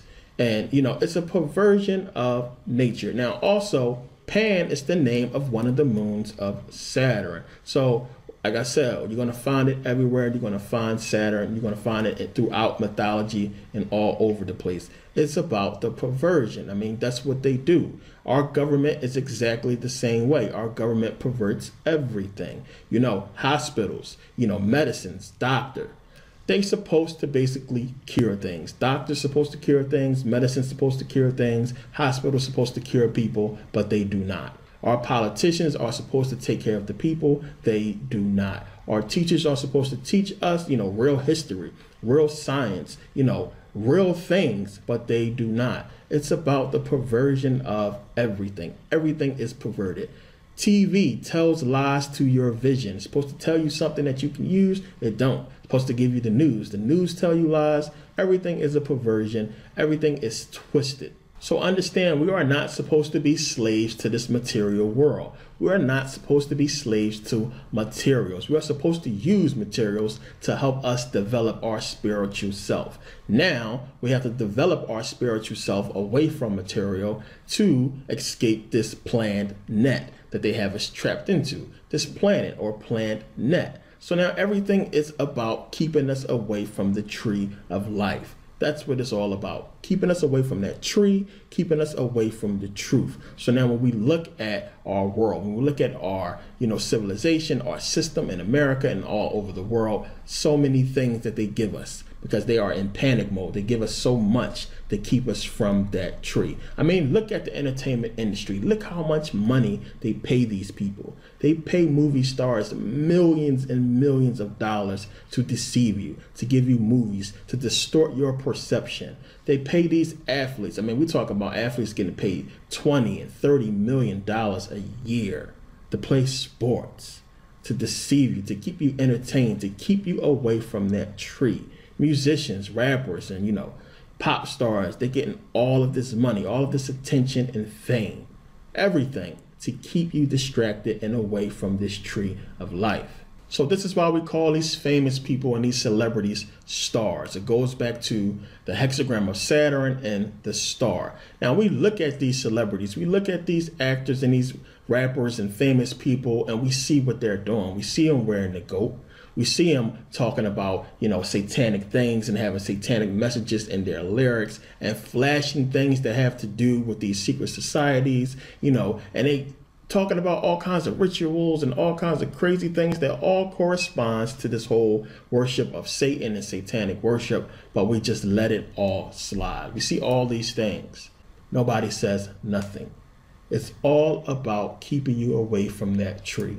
We are distracted. And that's why they give you Hollywood. Hollywood and everything, the whole entertainment industry is their major weapon because it's a distraction away from what the military is doing and what they are doing and what's really going on. It's a distraction. Now, you can understand that they use the entertainment industry as their primary weapon because they pay them the most. I mean, the sports athletes as well, they pay them a lot of money. You look at a soldier who goes to war, who risks his life. We're talking about risk his entire everything, his existence. And some of them actually die. A lot of them die and risk everything for what? They don't even get $100,000 a year. They don't get and you got basketball players making $200,000 a week. I mean, it's crazy. So everything relies on that whole entertainment industry and what you're watching on TV. That is the major thing. That's their major weapon against us. The music and the movies. So they give us the entertainment industry, they give us religion, and we look to religion to basically what? To save us. Jesus is our savior. We look to religion to save us, to take us to the right place when we die. But as you have seen, and I know you do research yourselves as well, you can see that all religion leads back to what? The worship of Saturn. Is basically all the worship of Satan and Saturn, all within these religions, the major religions. So now I've shown you that God is capable of evil. We can see God is capable of evil in the Bible, and he tells you to do evil things. When you look at what's going on, it's evil. So you have duality there. You have good, you have evil. But what about Jesus? Now, when we start talking about Jesus, I mean, it's not as easy to see. So let's go to Revelations 13:18. It says, "Here is wisdom. Let him that have understanding count the number of the beast, for it is the number of a man, and his number is 666, or 666. So it's 666. So the whole thing is this. We read this and we see the number there, and it's asking us to calculate. But it's giving us the answer. So what are we supposed to calculate?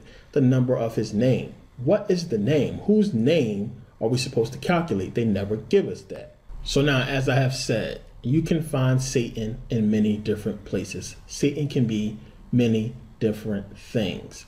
Now, most people would not have fathomed to calculate the name of Jesus Christ. And if you did, when you calculate it, it don't equal 666. But Satan doesn't calculate to 666. Lucifer doesn't calculate to 666. Satan, Lucifer doesn't calculate to 666. Saturn doesn't calculate to 666. We're talking about the number of the name. We're talking about calculating letters into numbers. None of it equals 666. I have shown you the Pope already and how that can equal 666. Yes. But it says, here is wisdom. Let he who has understanding. What is it talking about?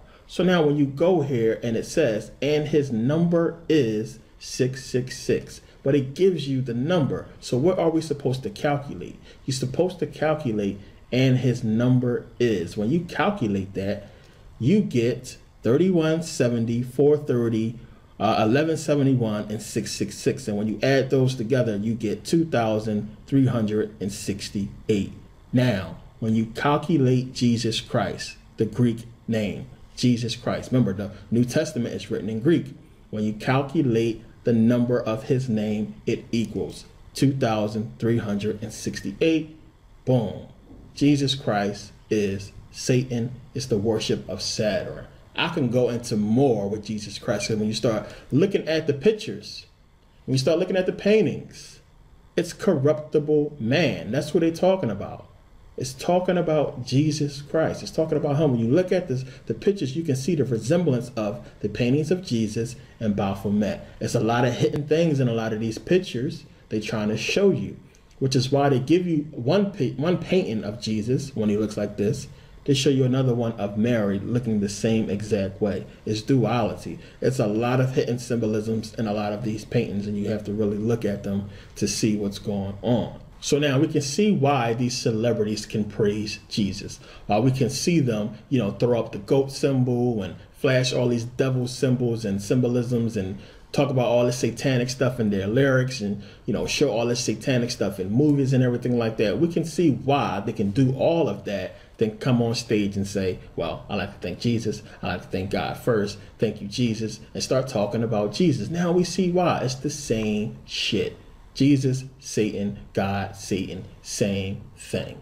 There is no such thing as Satan. You have to understand it's all about Saturn. There's no such thing as this being Satan that the Bible is talking about. Snap out of it. In fact, if you go and ask a devil worshiper, a person who is a Satanist, they will tell you there's no such thing as no damn Satan. They'll look at you like you crazy. In fact, let's go to a satanic website, right? Let's go to one. Let's check this out. Now, when you start reading here, it's talking about how you can sell your soul to Satan. And it goes on to say stuff like, you got to have goat's blood and you got to draw a pentagram with it and stay inside the pentagram. But then it says here, etc., blah, blah, blah, bullshit. The previous 3 paragraphs are what I call my dark sense of humor. This is the answer that Christian devil worshippers, see, it's trying to tell you, Christian devil worshippers, it's no such thing, but it is. They don't know it. But if you're a Christian and you worshiping Jesus, you actually worshiping Satan, but you just don't understand that. So it says, this is the answer that Christian devil worshippers enjoy. It is B-movie media crap combined with medieval Christian paranoia about non-Christian practices. Doing the above is not only stupid, it is pathetic, unless you make money from it, in which case use ketchup and tell them it's congealed blood. Now it goes on to say down here, the person who asks, how do I sell my soul, is most likely new to Satanism and probably new to science, new to critical thinking, new to adulthood, and generally just newy. They are most likely asking this question to the first Satanist that they have encountered. Satanism does not, however, recognize Satan. That is big. Satanism does not, however, recognize Satan. It's because they worship Saturn. They know what's going on. They know the truth as an existing being. Satanism does not, however, recognize Satan as an existing being. Let that sink in. As a result, the answer of a typical Satanist to this question could be, piss off, you immature devil worshiper. Get a life and a job. Stop harassing us until you've grown some brain cells, etc. Now, he goes down here and he quotes whoever this is, Anton LaVey. Now, everybody know Anton LaVey is like the, biggest Satanist of the modern era. We know Aleister Crowley. We know Anton LaVey. And we know that Marilyn Manson took over that whole church of Satanism from Anton LaVey when he passed. But Anton LaVey is quoted as saying, to become a Satanist, it is unnecessary to sell your soul to the devil or make a pact with Satan. This threat was devised by Christianity to terrorize people so they would not stray from the fold. Now, it's telling you straight up, when you do the research, the whole thing is people stay away from this stuff. They get spooked out, they get scared. I know, I was there, I was scared out of my mind when I was studying Satanism, because I had to study it. I had to go there. I had to study Crawley, I had to study Manly P. Hall, I had to study all these people, and I was scared out of my mind when I first started studying and reading these words and learning Latin and reading all this satanic stuff. I was freaked out, I'm not gonna lie to you, but it's by design. It's to keep you away from it, so people like me can't give you this information. If I didn't take the time to learn it and fight through my fear, I wouldn't be able to give you this stuff now, and other people as well. But it's all designed by that. But guess who make us scared of these things?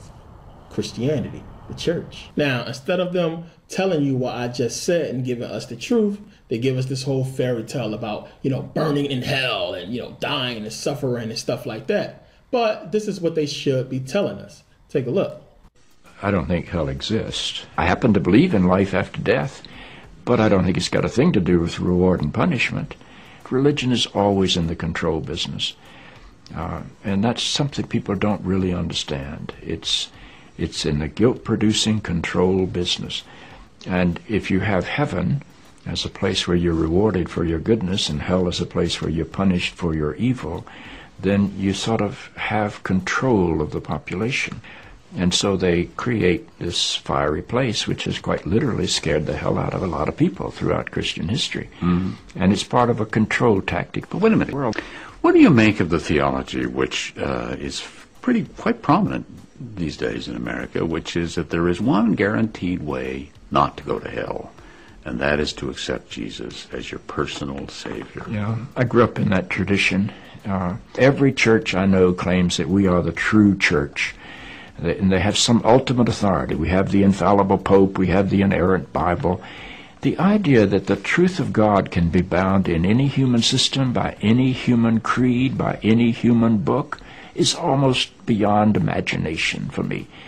I mean, God is not a Christian. God is not a Jew or a Muslim or a Hindu or a Buddhist.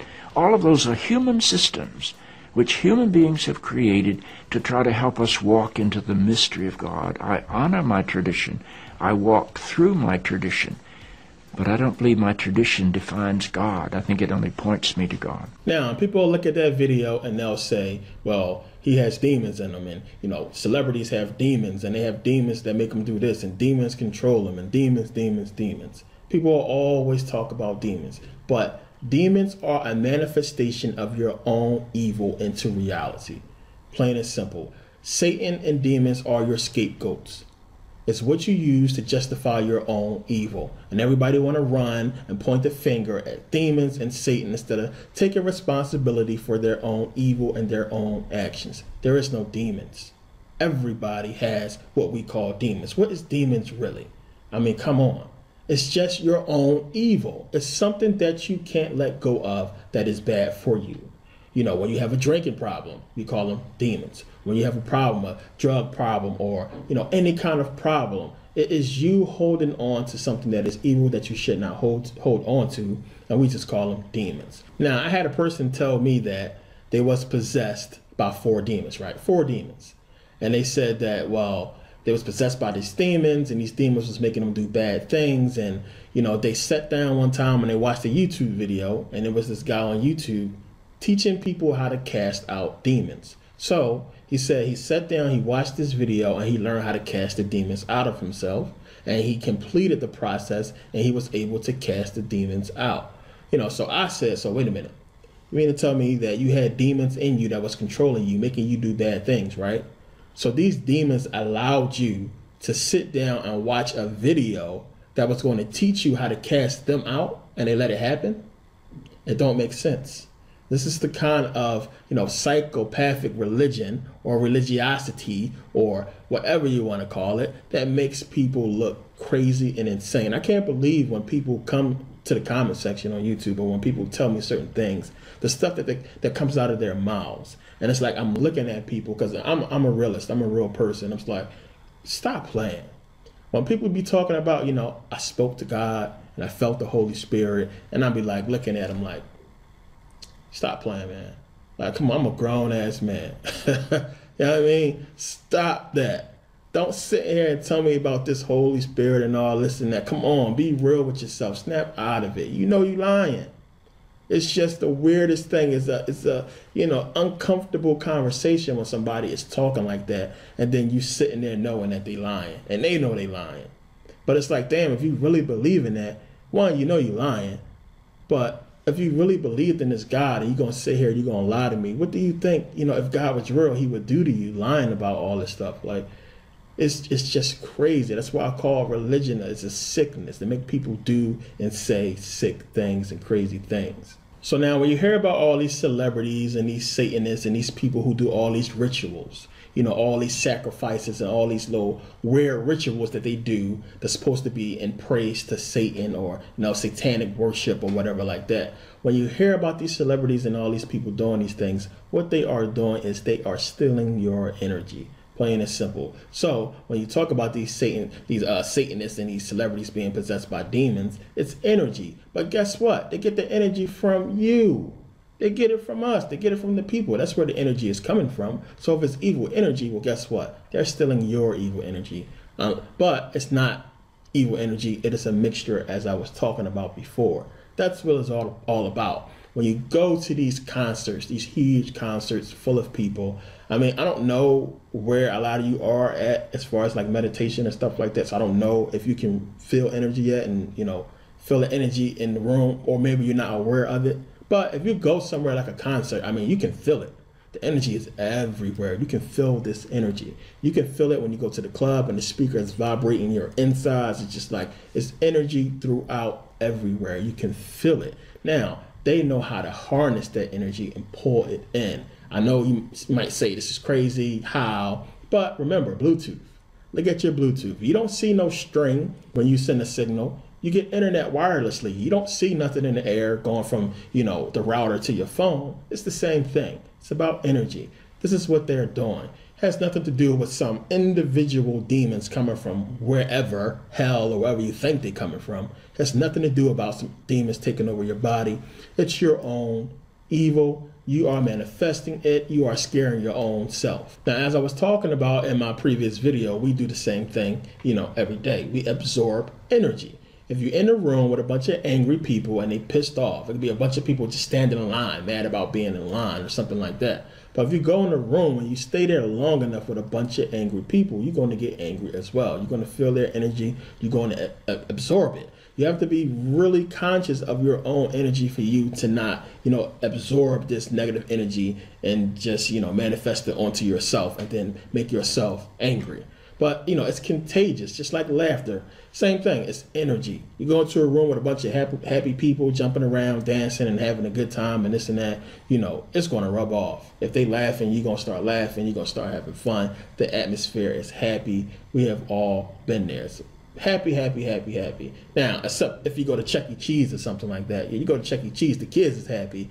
The adults is like, man, I can't wait to get the hell out of here. It's a bunch of screaming kids running around driving you crazy. But if you can put up with it, it's still a happy mood for the kids. You're happy that your kid's happy and the kids is happy, but it drives you crazy. But now, it's not about, negative energy or, positive energy, good energy or bad energy. As I said, it's about the balance. It's about the balance of two. It's about the two becoming one. You can't defeat them. You can't escape here until the two becomes one. It's about balancing. Subconscious, conscious. Put them together, balance. It's about balance and becoming one. Now, if you look at the whole Matrix thing with Neo, Neo was the one. If you remember in the second Matrix, the Matrix Reloaded, if you remember in that movie, remember when Neo went to the playground, when he met with the Oracle. Now, when he meets with the Oracle and they sit down, she says, I want what you want. But the only way we can get there is together. Now, the whole thing is talking about, it's a parable about, you have a female and you have a male. You have feminine energy, masculine energy coming together. And how do they beat Smith in the end? She allows herself to be absorbed by Smith. And then he later, at the end, allows himself to be absorbed by Smith. And when they come together inside Smith, they defeat Smith. That's how they beat the agent. But now, there's more to that part. Now, when the Oracle leaves, Agent Smith, he comes out. Now, he walks up to Neo, and he's basically telling Neo, hey, before you killed me, I was cool. Everything was fine. I had a purpose. I knew what I was supposed to do. But when you killed me, I knew the rules. I knew the laws. I knew the nature of reality that I was supposed to go back. So now Smith says, he's like, I don't know if it's something that's overwritten or something copied, because when Neo jumped into him, he was like something rubbed off on him, something that, compelled him to disobey. So what did Neo give him? Neo gave him choice.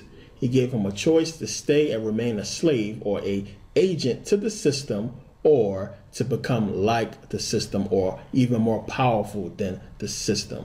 It's exactly like what we've been talking about with the Adam and Eve story. Lucifer came and gave him choice, gave Adam and Eve choice. He gave Agent Smith choice. So Smith goes on to say, because you gave me choice, I left the matrix. Because of you, I'm no longer an agent. Because of you, I'm unplugged. Because of you, I am seemingly or apparently free. But then he stops and he says, appearances can be deceiving, which brings us to the reason why we are here. We aren't here because we're free. We're here because we are not free. There's no denying reason or escaping purpose. So now, what was the purpose of Neo? What was Neo's purpose?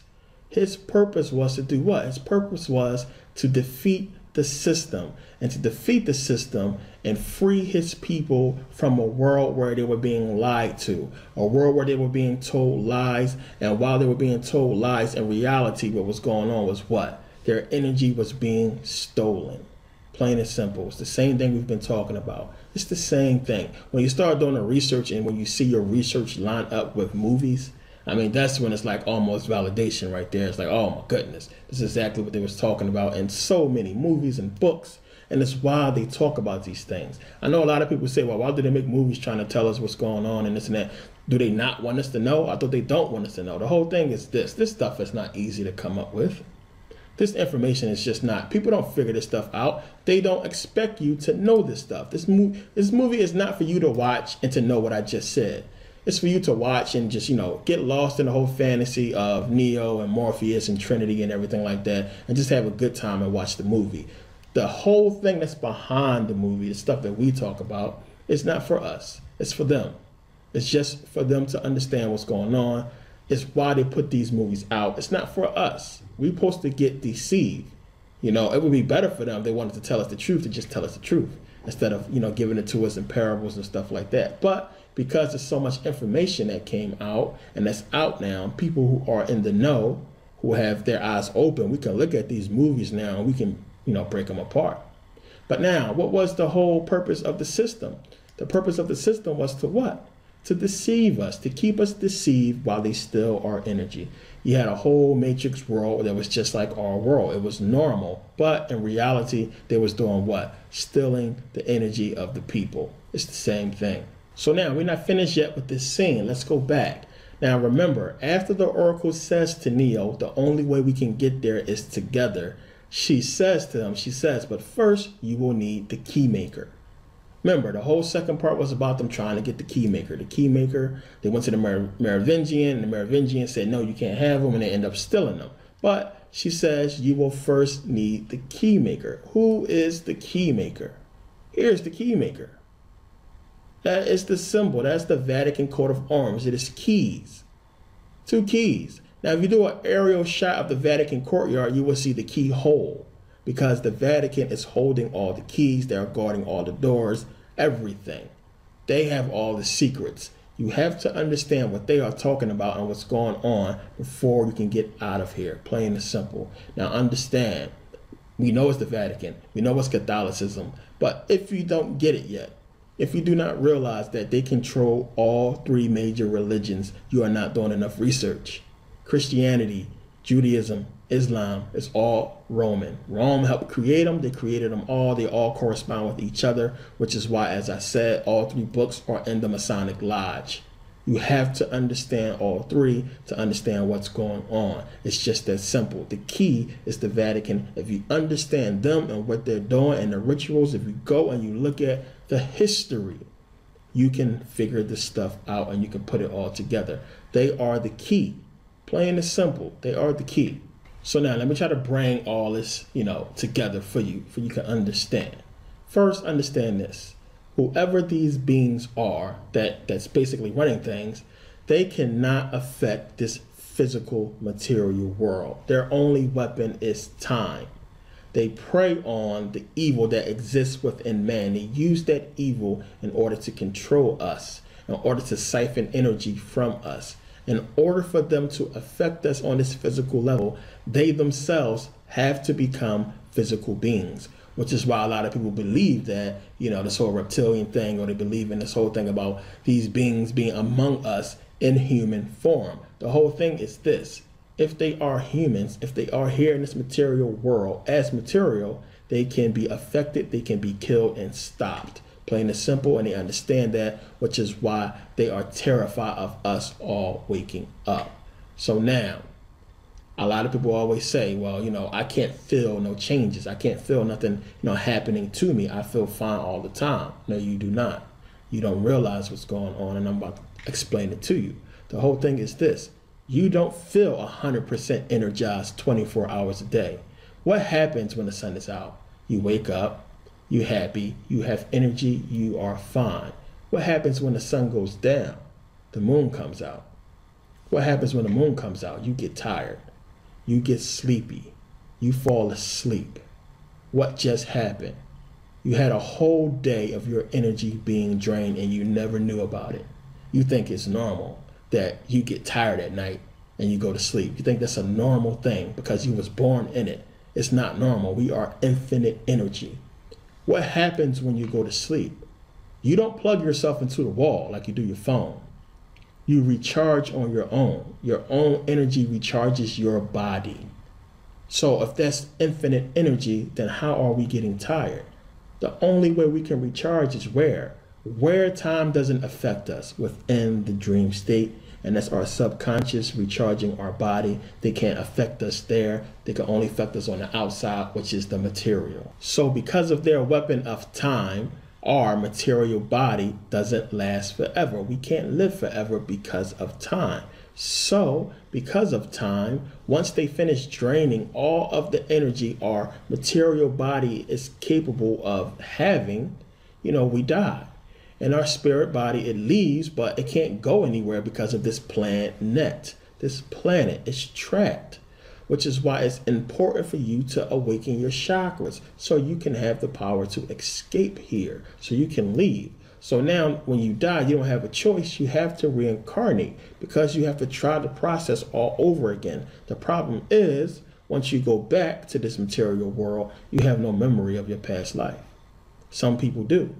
But it's very, very rare when that happens. But it doesn't matter anyway. You're still stuck within their time. You're still trapped. You don't have any power. There's nothing you can do. The whole purpose is to get out of here. So now this is why I call myself Merkabah. The Merkabah is the spirit vehicle. It is the spirit vehicle used by the ascended masters to escape here, to get out of this place. Mer means light. Ka means spirit, Ba means body. It is the spiritual vehicle to help your spirit body escape this planet, to get out of here. It is the energy. It is the seventh chakra. It is everything. The culmination of you meditating and you doing energy work and you developing your energy so you can get out of this place. This is why I chose that name, because I'm trying to help you do that. I want you to get out of here. I want you to wake people up. I want you to share the information and just, this is what it's all about. We can still have fun, people. We can still go party and do stuff and have a good time. It don't have to be boring, but at the same time, you have to understand what you need to do on this personal level. You need to develop your energy and get out of here. You have no clue. You can't fathom a life other than this. Some people would just say, well, it is what it is. At least I ain't going to hell. I'm coming back here. We can party all over again.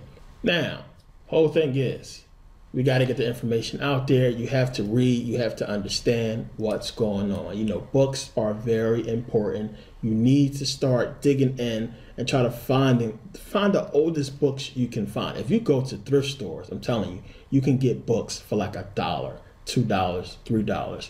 Now, me and a couple people, we put together this book drive. What we do is we donate books, new and used books, to halfway houses, to group homes, and to prisons. Now, here's the website we go here, and you can actually go yourself and you can donate books to the prison system. Understand, now, the prison system is one of the places where we lose people, to religion. People go into prison, we know they come out Christian, they come out Muslim, they come out racist, they come out more evil than ever. So conscious books are needed. So what we do is we donate conscious books to these halfway houses, to the people in group homes who really need these conscious books, and they need to wake up and understand what's going on. So now you don't have to donate to us, but I do have a whole donate button here. I'll put a link in the description if you want to donate and help us out. But if not, you can go to the prison site. You can donate books yourself. You can go and you can buy books, conscious books, and put them in circulation.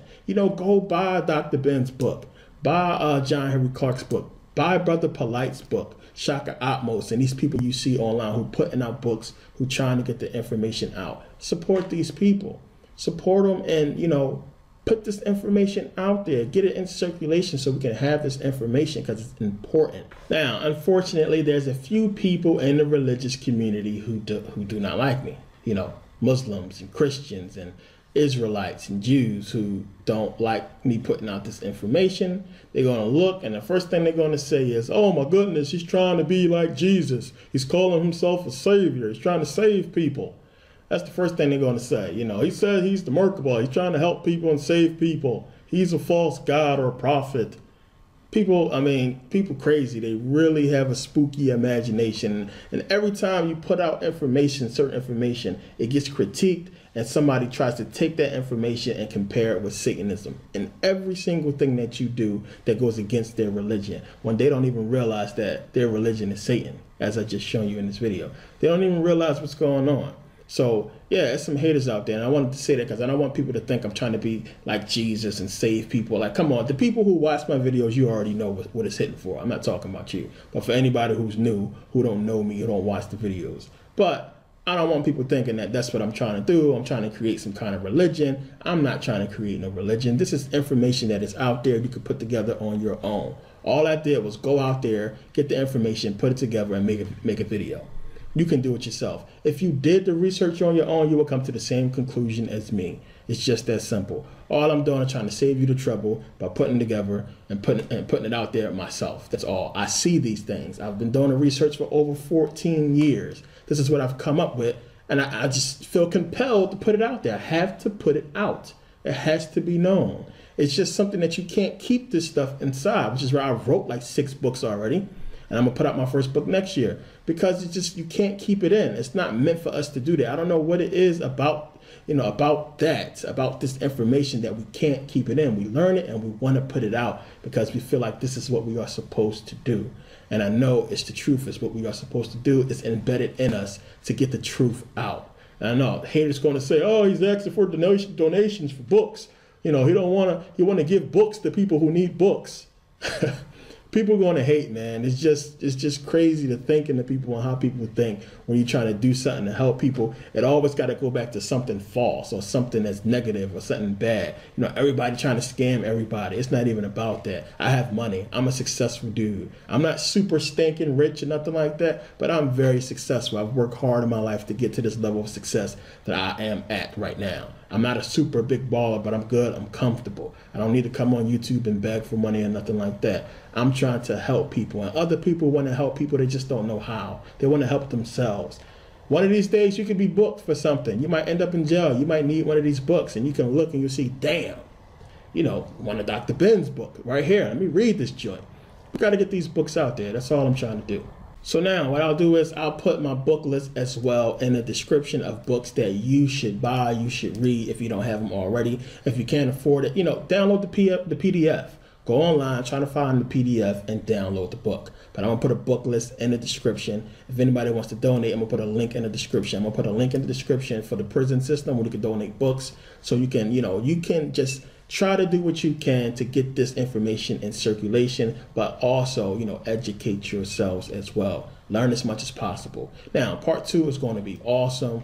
You know, it's a lot of little effects that I want to do and I want to use in that video. As I said, I went out and I bought some cameras and green screen and stuff like that. So it's going to be better. It's going to make a better presentation for when I go into quantum physics and to the second part of this video, which is going to be way cooler. So, of course, I want to thank everybody for just taking the time to watch this video and watch the whole thing and share it. And whatever you do to spread the video, whatever like that, you know, I love you guys. You guys are the truth. Thanks for helping me out, sharing the videos and everything like that. Without y'all, I wouldn't be doing this. I wouldn't be spreading it if I didn't think people was actually, you know, accepting the information and taking it in. Y'all support me, I support y'all. I put out the videos. We do what we got to do to get the information out there to everybody else. And whenever you come to the comment section and show support and show love, it's much appreciated by me. And you know what I do, it helps me to, you know, sometimes I want to go do something else, but you know, I say, you know what, I want to get this video out, I want to get this message out. It keeps me motivated and keeps me doing what I'm doing, you know, because I know this information is in me. I have to get it out. You know, my book is going to be coming out next year sometime, and I have to get this information out because this is what I'm supposed to do. If they end up killing me or something like that, trust me, when I come back, I'll be doing the same exact thing. I really honestly believe that. But thanks for the support. You know, like, comment, share, and I'll see you guys next video.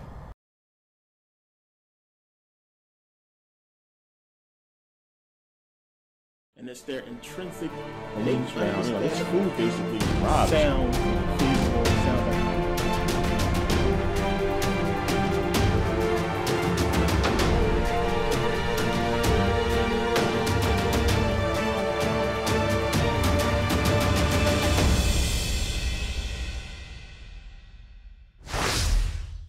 Everybody, thanks for watching. This is part 2 of Saturn, Satan and God, and the Nature of Reality. If you did not see part 1, I highly recommend that you go and watch it because you will be lost, you know, in this video. Now, if you've been keeping up with my videos since part 1, then this video will make a lot more sense. You could kind of look at those videos and, you know, pick apart some of the pieces, and it'll make a lot of sense in this video. You'll understand why I made those videos, because there's a lot of things that you have to understand in order to, you know, put this puzzle together that we are trying to solve. Now, part 1, where I left off at, I got into, you know, quantum physics a little bit. I was talking about, I put out the video, you know, I talked about how the government is God. I put out a video on that. And, you know, it's a lot of things that I want to get into in this video. I'm not going to get into so much quantum physics because there's a lot I have to get into in this video, and it might take up too much time. But there will be a part 3, a final video to this series. So there will be a part 3 to this, and I'll get more into quantum physics in that video, only a little bit here if I have enough time. But there's a lot to this that I have to, you know, get into. I'm going to get back into the Book of Genesis, the whole Garden of Eden story, the way I did in part 1, because there's a lot more there. Also with that, I have to get into the Book of Enoch, because a lot of you have asked me questions about it, but you know, I was going to get to it eventually because it fits into this video, because there's a lot there that we have to look at. Somebody's trying to tell you something in the Book of Enoch. You have to pay attention to that book. I don't know how some people can, you know, actually believe that book is real. Some people just want to believe it's real because, you know, Noah was supposed to be an albino. His parents, you know, they are insinuating that they're black, which, you know, it's a lot to it. We're going to explain that in this video. We're going to get into that in this video because it fits with the rest of this whole Saturn, Satan thing, because there's a lot to it. So it's a lot I have to explain, and I'm sorry for the delay on this video, but, you know, I've just completed a crazy journey from Sweden to Philly to Los Angeles to, you know, Santa Monica. I'll explain all that later, but it's a lot we got to get into in this video, and we're going to start with going back to the whole Garden of Eden story. Now, and if you are a troll, please just give me my thumbs down and forget the comments. It's getting ridiculous. I don't understand how people who are supposed to be religious would click on a video that says Satan. So I get a lot of people commenting on the first video, and then they ask me about part 2. You know, they negative comment part 1, and when's part 2 coming out? So, you know, stop trolling, get a life, go to church, do whatever you do. Just don't come here and bother people who are trying to, get this information. If you didn't watch part 1, you're definitely not going to understand this. Don't skip through the video. It's information. Like I said, I'm not the most entertaining person in the world, but it's information in here that you want to get, that you want to pick up on, that you definitely want to, figure out, because, we are basically on this journey. And what I'm trying to say or to convey to people is this. The Bible is obviously parabolized. There's a lot of hidden stuff in it. Now, what I believe and what I have, basically proven is there's more to the Bible than what we read on the surface. But what I do know is somebody is trying to tell us something in that book. Not us per se. I shouldn't say us. Somebody's trying to put this out to these secret societies, as I explained. So to me, we have questions. We look around and we be online and reading books and doing research for days, hours, trying to figure this whole thing out. And, we only scratch the surface. These people who had their hand in making the Bible, and I also believe certain people in high-ranking positions, they know everything. They know what's going on. They know where we came from, who created us. They know it all. They have all the answers. Now, what they have done, or what some people have done, was sort of put those answers in these religious doctrines. Not for us to figure out, but for others to figure out, for us to follow. Now, as we can see, majority of the world has followed it.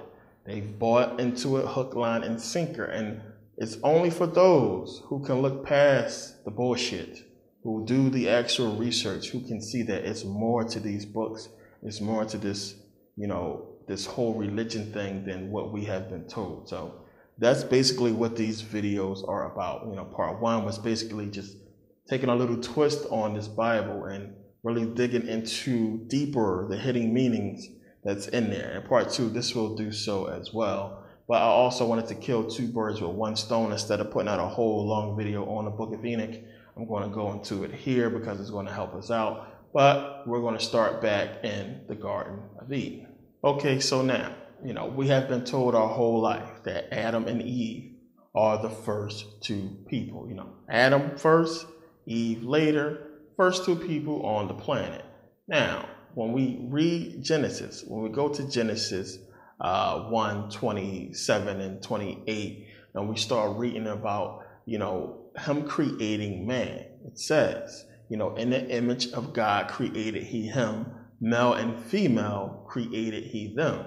Male and female, that's man and woman. It doesn't say anything there about, dust of the ground or breathing, breath into the nostrils, just that he created male and female in his image. So we'll come back to that. Now, you go to Genesis 2:7, where it's talking about the whole Adam, him creating Adam.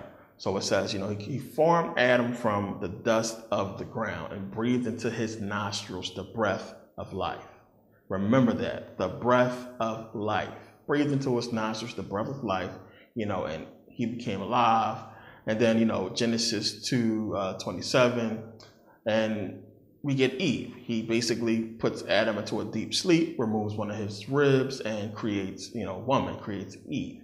So now, fast forward to Genesis 4, the whole, Cain and Abel killing, where Cain kills Abel. God basically, banishes him from his sight. And then Cain goes into the land of Nod, and he finds a wife, and he marries her. Who was she? Now, this is something that we really got to dig into, because, of course, common sense will tell you, where did she come from? You had Cain and Abel, right? The first kids of Adam and Eve.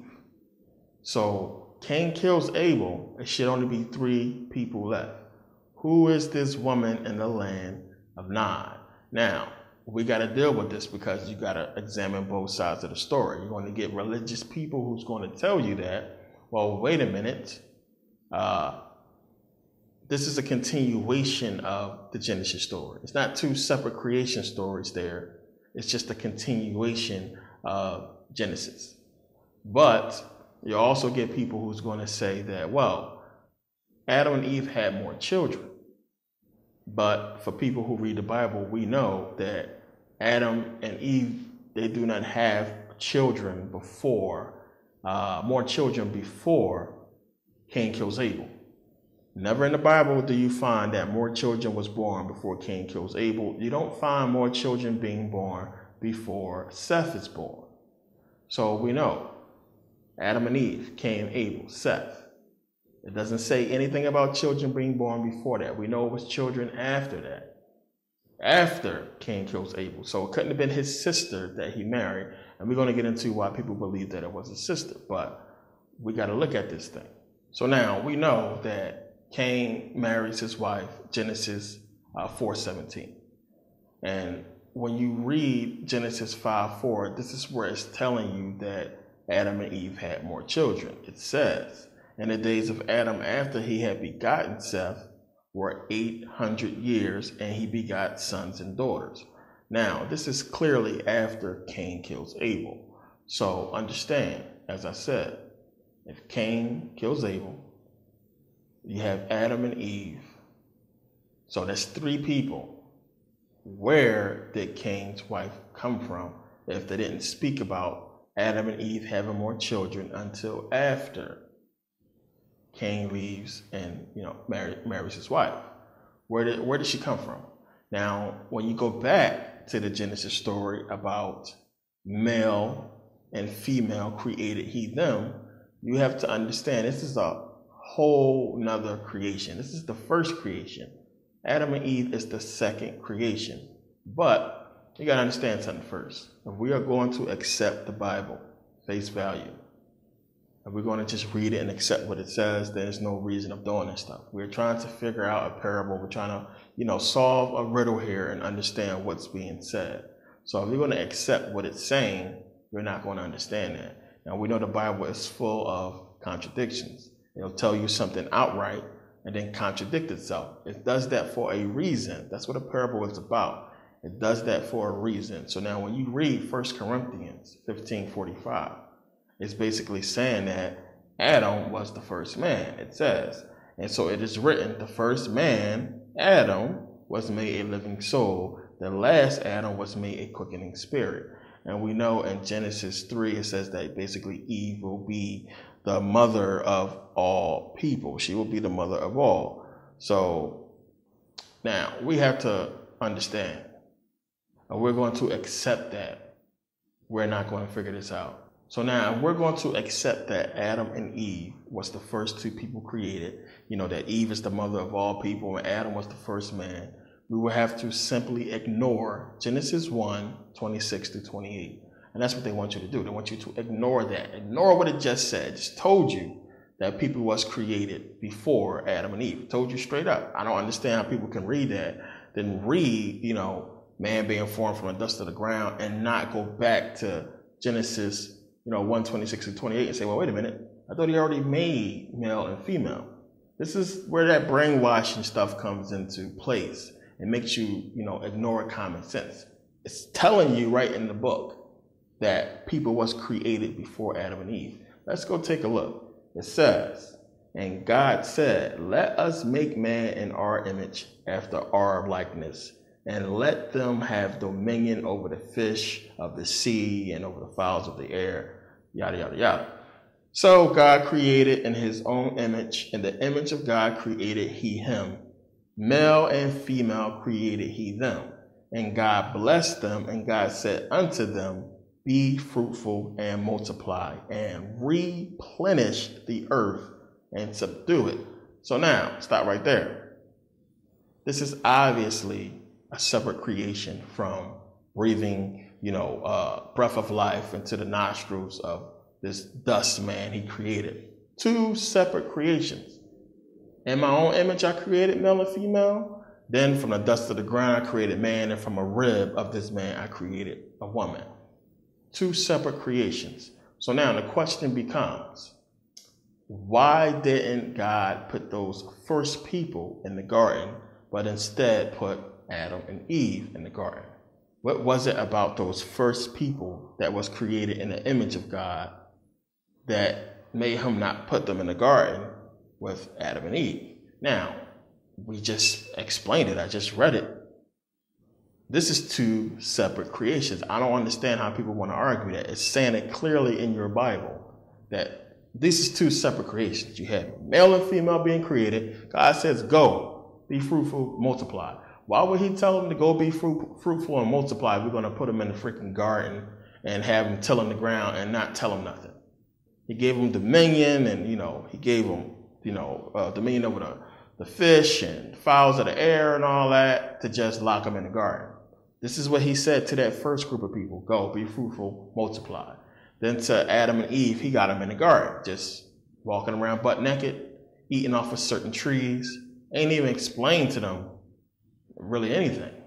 So this is obviously two creations that is going to become a lot more clear as we go along. So now, there's clearly two creation stories here. Now, when God tells them to go, multiply, and replenish the earth. Now, this is a part that a lot of people just read over, they miss, they don't really pay much attention to. It says to go be fruitful and multiply and replenish the earth.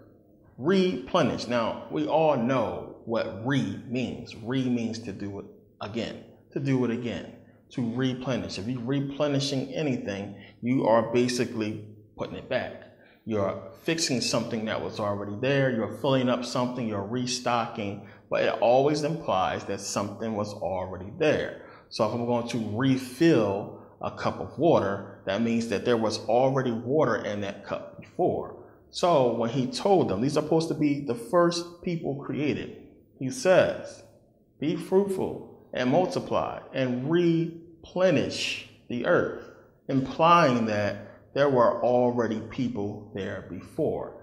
Now understand, when you go to Genesis 9:1, God tells Noah and his family to do the same thing. When you read Genesis 9:1, he says, go be fruitful and multiply and replenish the earth. Why? Because he just destroyed the earth, we know, with the flood. So here we have in Genesis 9:1, after the flood, God's telling Noah and his family to replenish the earth.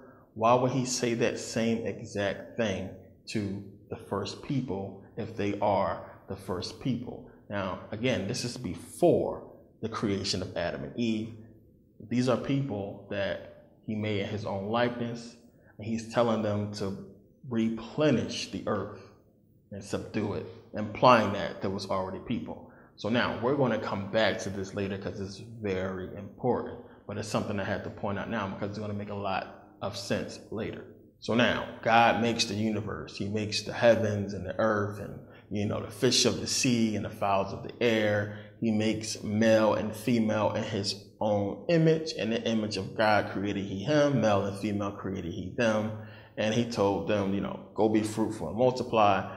Then God does what? On the seventh day, he rests. Then he realizes, well, wait a minute, he made it rain and there's no man to till my ground, to till my garden. So he forms man from the dust of the ground. So read what it's saying here. It's basically saying man exists already.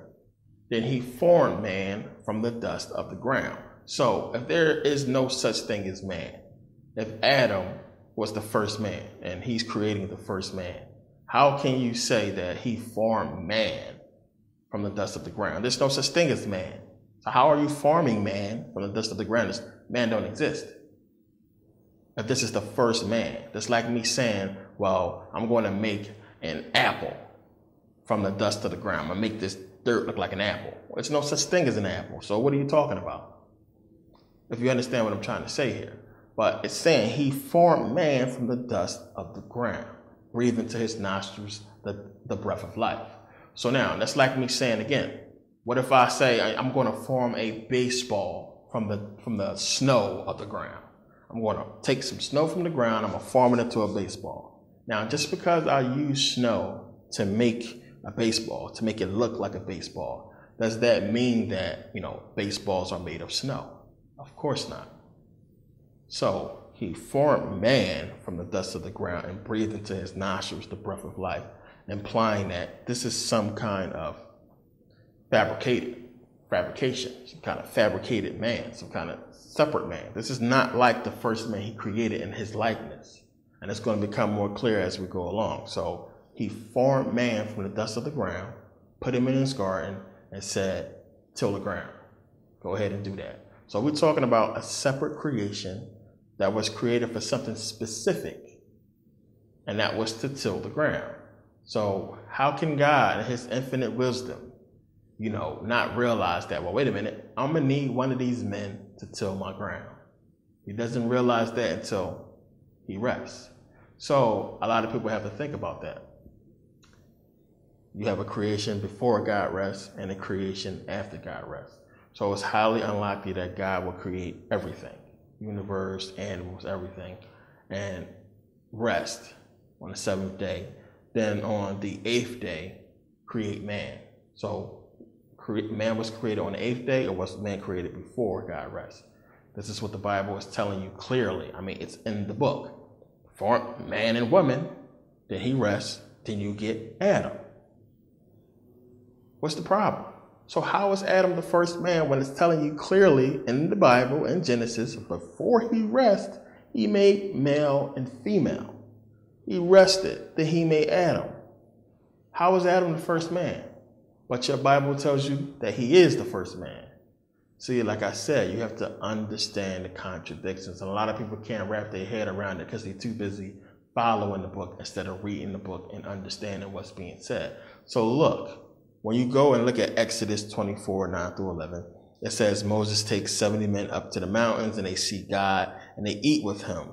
Verse 10 says they saw God, the God of Israel. It says, verse 10 says they saw the God of Israel. They seen God. So then when you go read Exodus 33:11, so the Lord spoke to Moses face to face as a man speaks to his friend. Genesis 32:30. For I have seen God face to face, and my life has been preserved.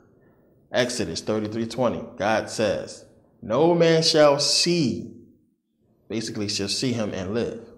But 1 John 4:12 says that no man has seen God at any time. Clear contradiction. Clear contradiction. So when the Bible says that Adam is the first man, Eve will be the woman of all, clearly a contradiction when we just read in Genesis that he made male and female and told them to go be fruitful and multiply before Adam. He rested, then he made Adam. So how can Adam be the first man? Not only that, he fabricated Adam from the dust of the ground. We don't know how he created the first male and female. It doesn't say. We don't know how they came about. We know they was made in his likeness. But it's implying that the creation of Adam is a fabrication and the creation of Eve is as well. Now, let's be real here. And this is what I understand about people who call themselves rational thinkers and, sane people. We know damn well you can't make no man from the dust of the ground. When has that ever happened? It's not possible. We also know that you can't get no woman from the rib of a man. You can't get a man without a woman, period. So, come on.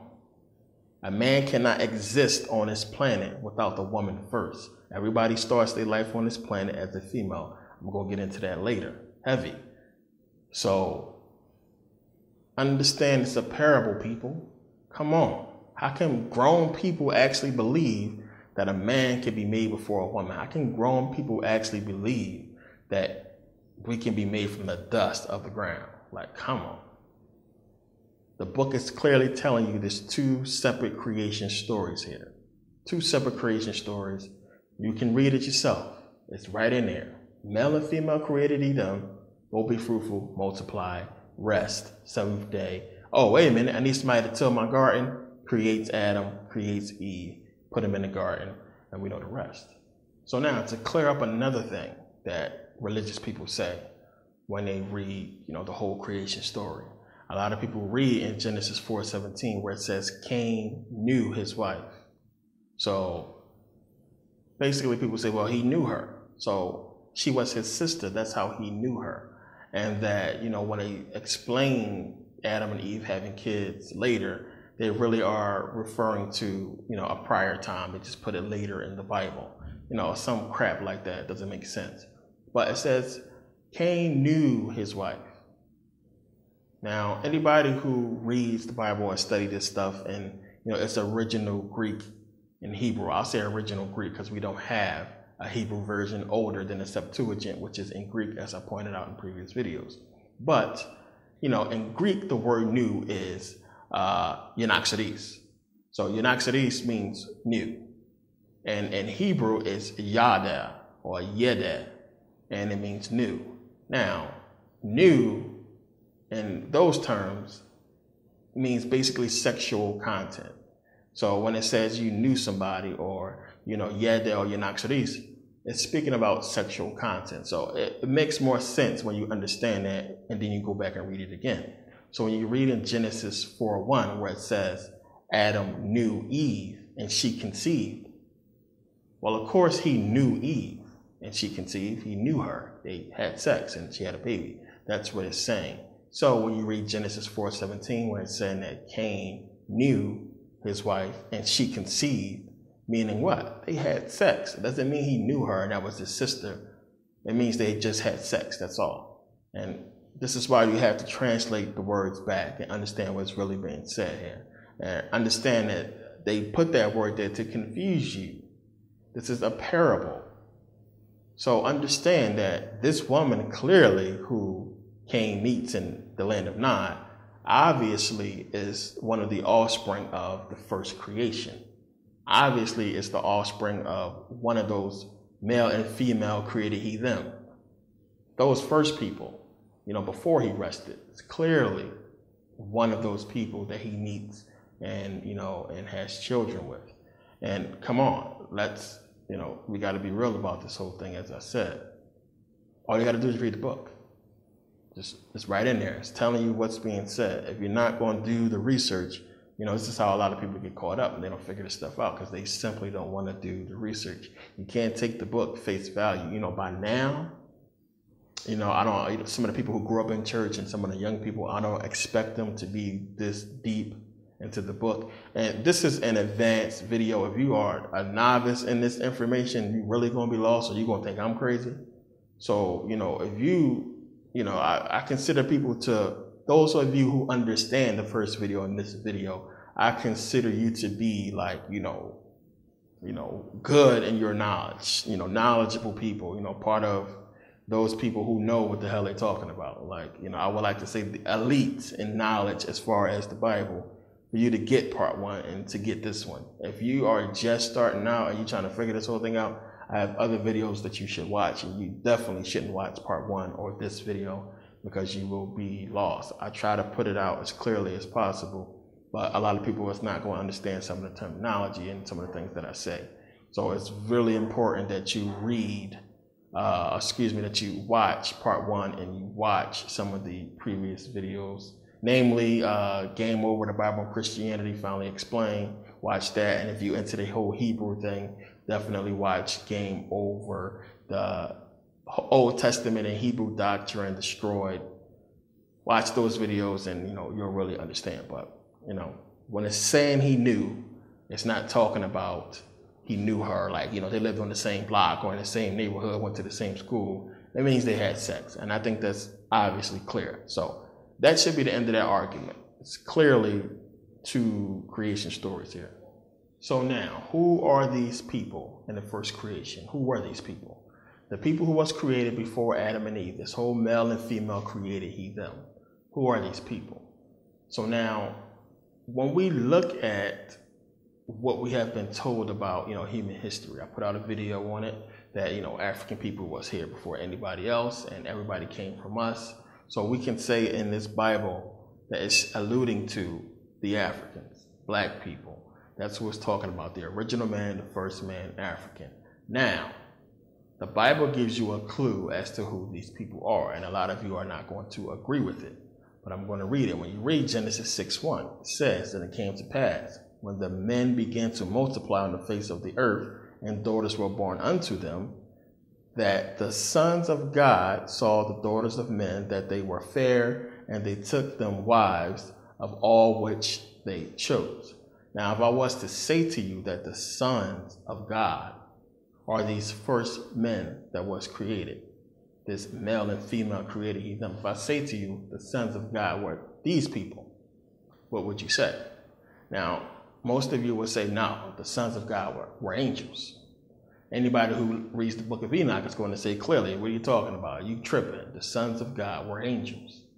But show me in the Bible. We're talking about the Bible here. We're not talking about the book of Enoch yet. We're going to get into the book of Enoch.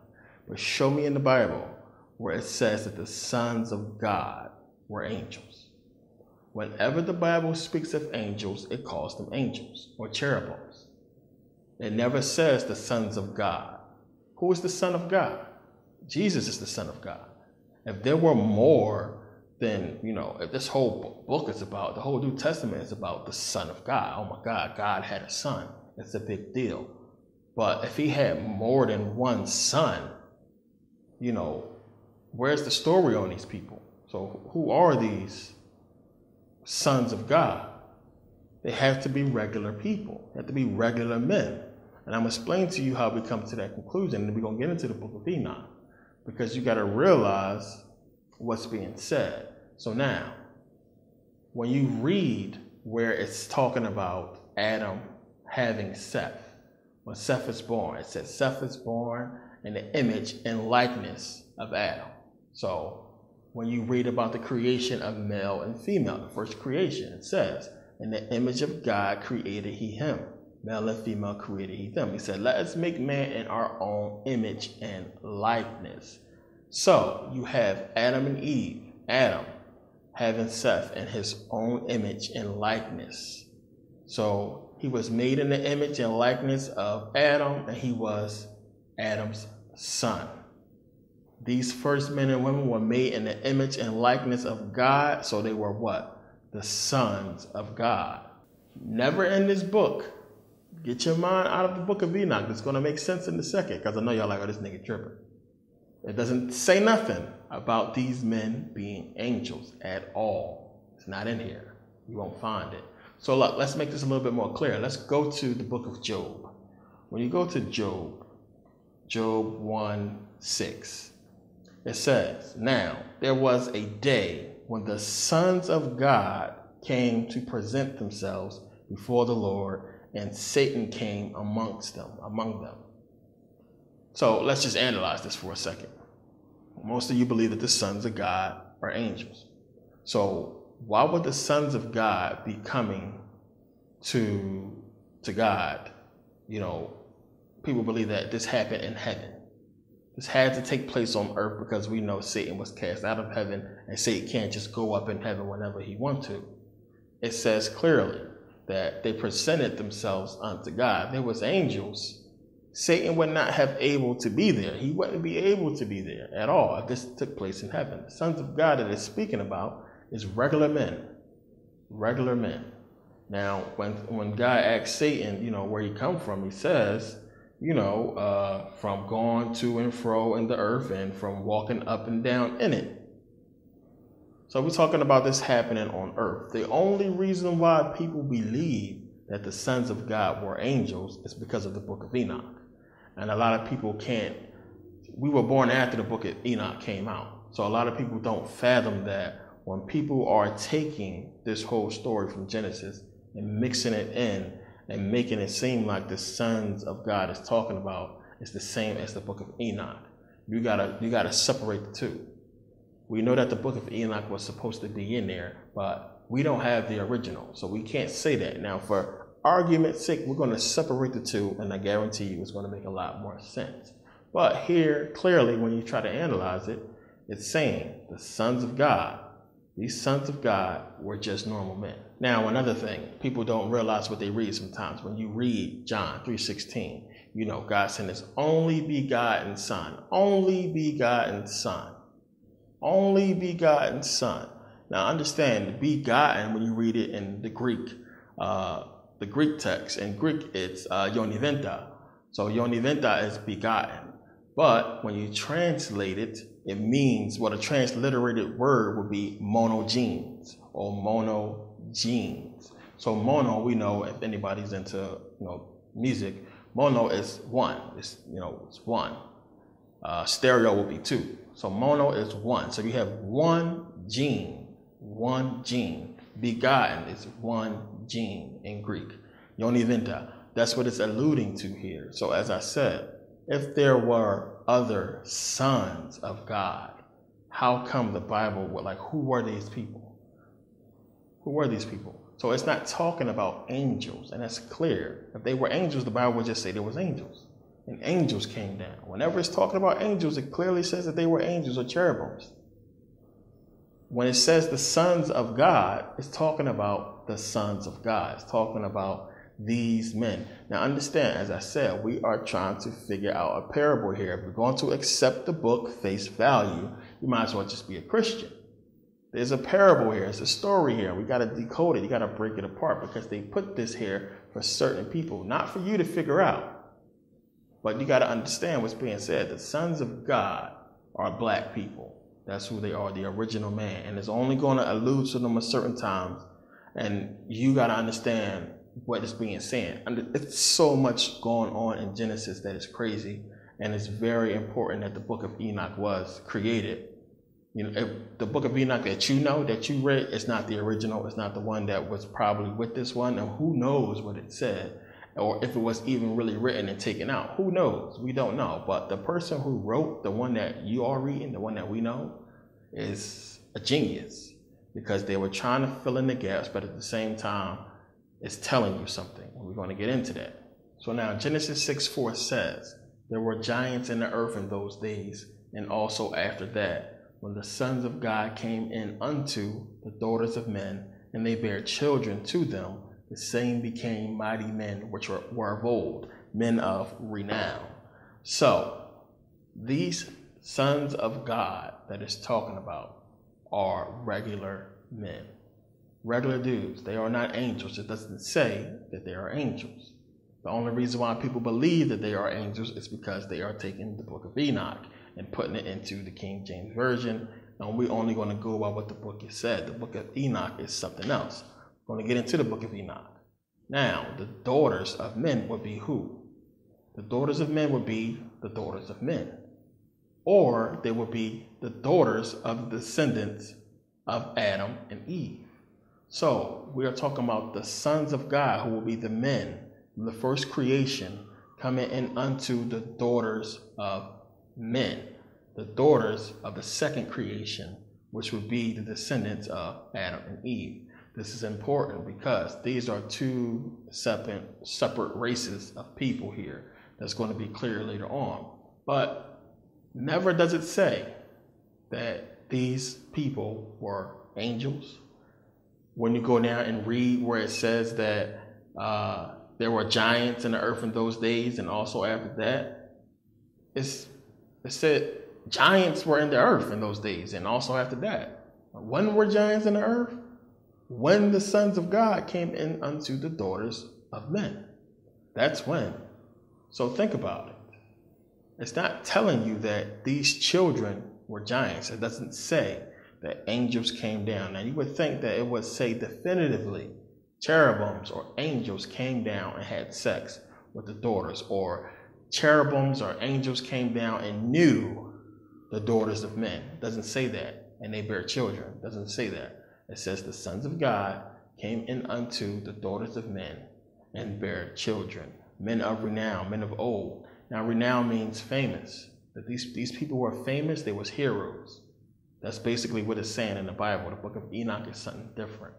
But you would have to think that it would say definitively that angels came down, had sex with women, and bare giants. Where does it say in the Bible that the children, the offspring of these men and these women were giants? It doesn't say that. It just says there were there were giants in the earth in those days and after that. So the question becomes, when you read this, let's just say, the flood happened. Big flood, wiped out everybody. Everybody's dead and gone, right? So the offspring of the so-called angels who came down and had sex with the daughters of men, these giants, these Nephilim or what have you, they're dead. They're all gone. Now, how come giants show up later? So the Bible tells you that all of the angels, I think it's Jude, the book of Jude, that it tells you that the angels who kept not their first estate was locked away in everlasting chains. So how is they still having giants? Were there giants after the flood? Yes. So if it was these bad angels, or the fallen angels who came and had sex with the daughters of men, how could there be giants and created giants? How could there be giants after the flood when everybody was wiped out? So you got to think about that. This is where the book of Enoch comes in and kind of messes up a lot and confuses a lot of people because they mix in the two. You got to separate the two, and they are supposed to be separated, but they are also supposed to be put together. That's the thing. It's a giant parable, people. We're going to get into it. We're going to straighten the whole thing out because it's confusing. But unless you understand what's being said and you analyze it, not just read it and say, oh, okay, you got to analyze this stuff.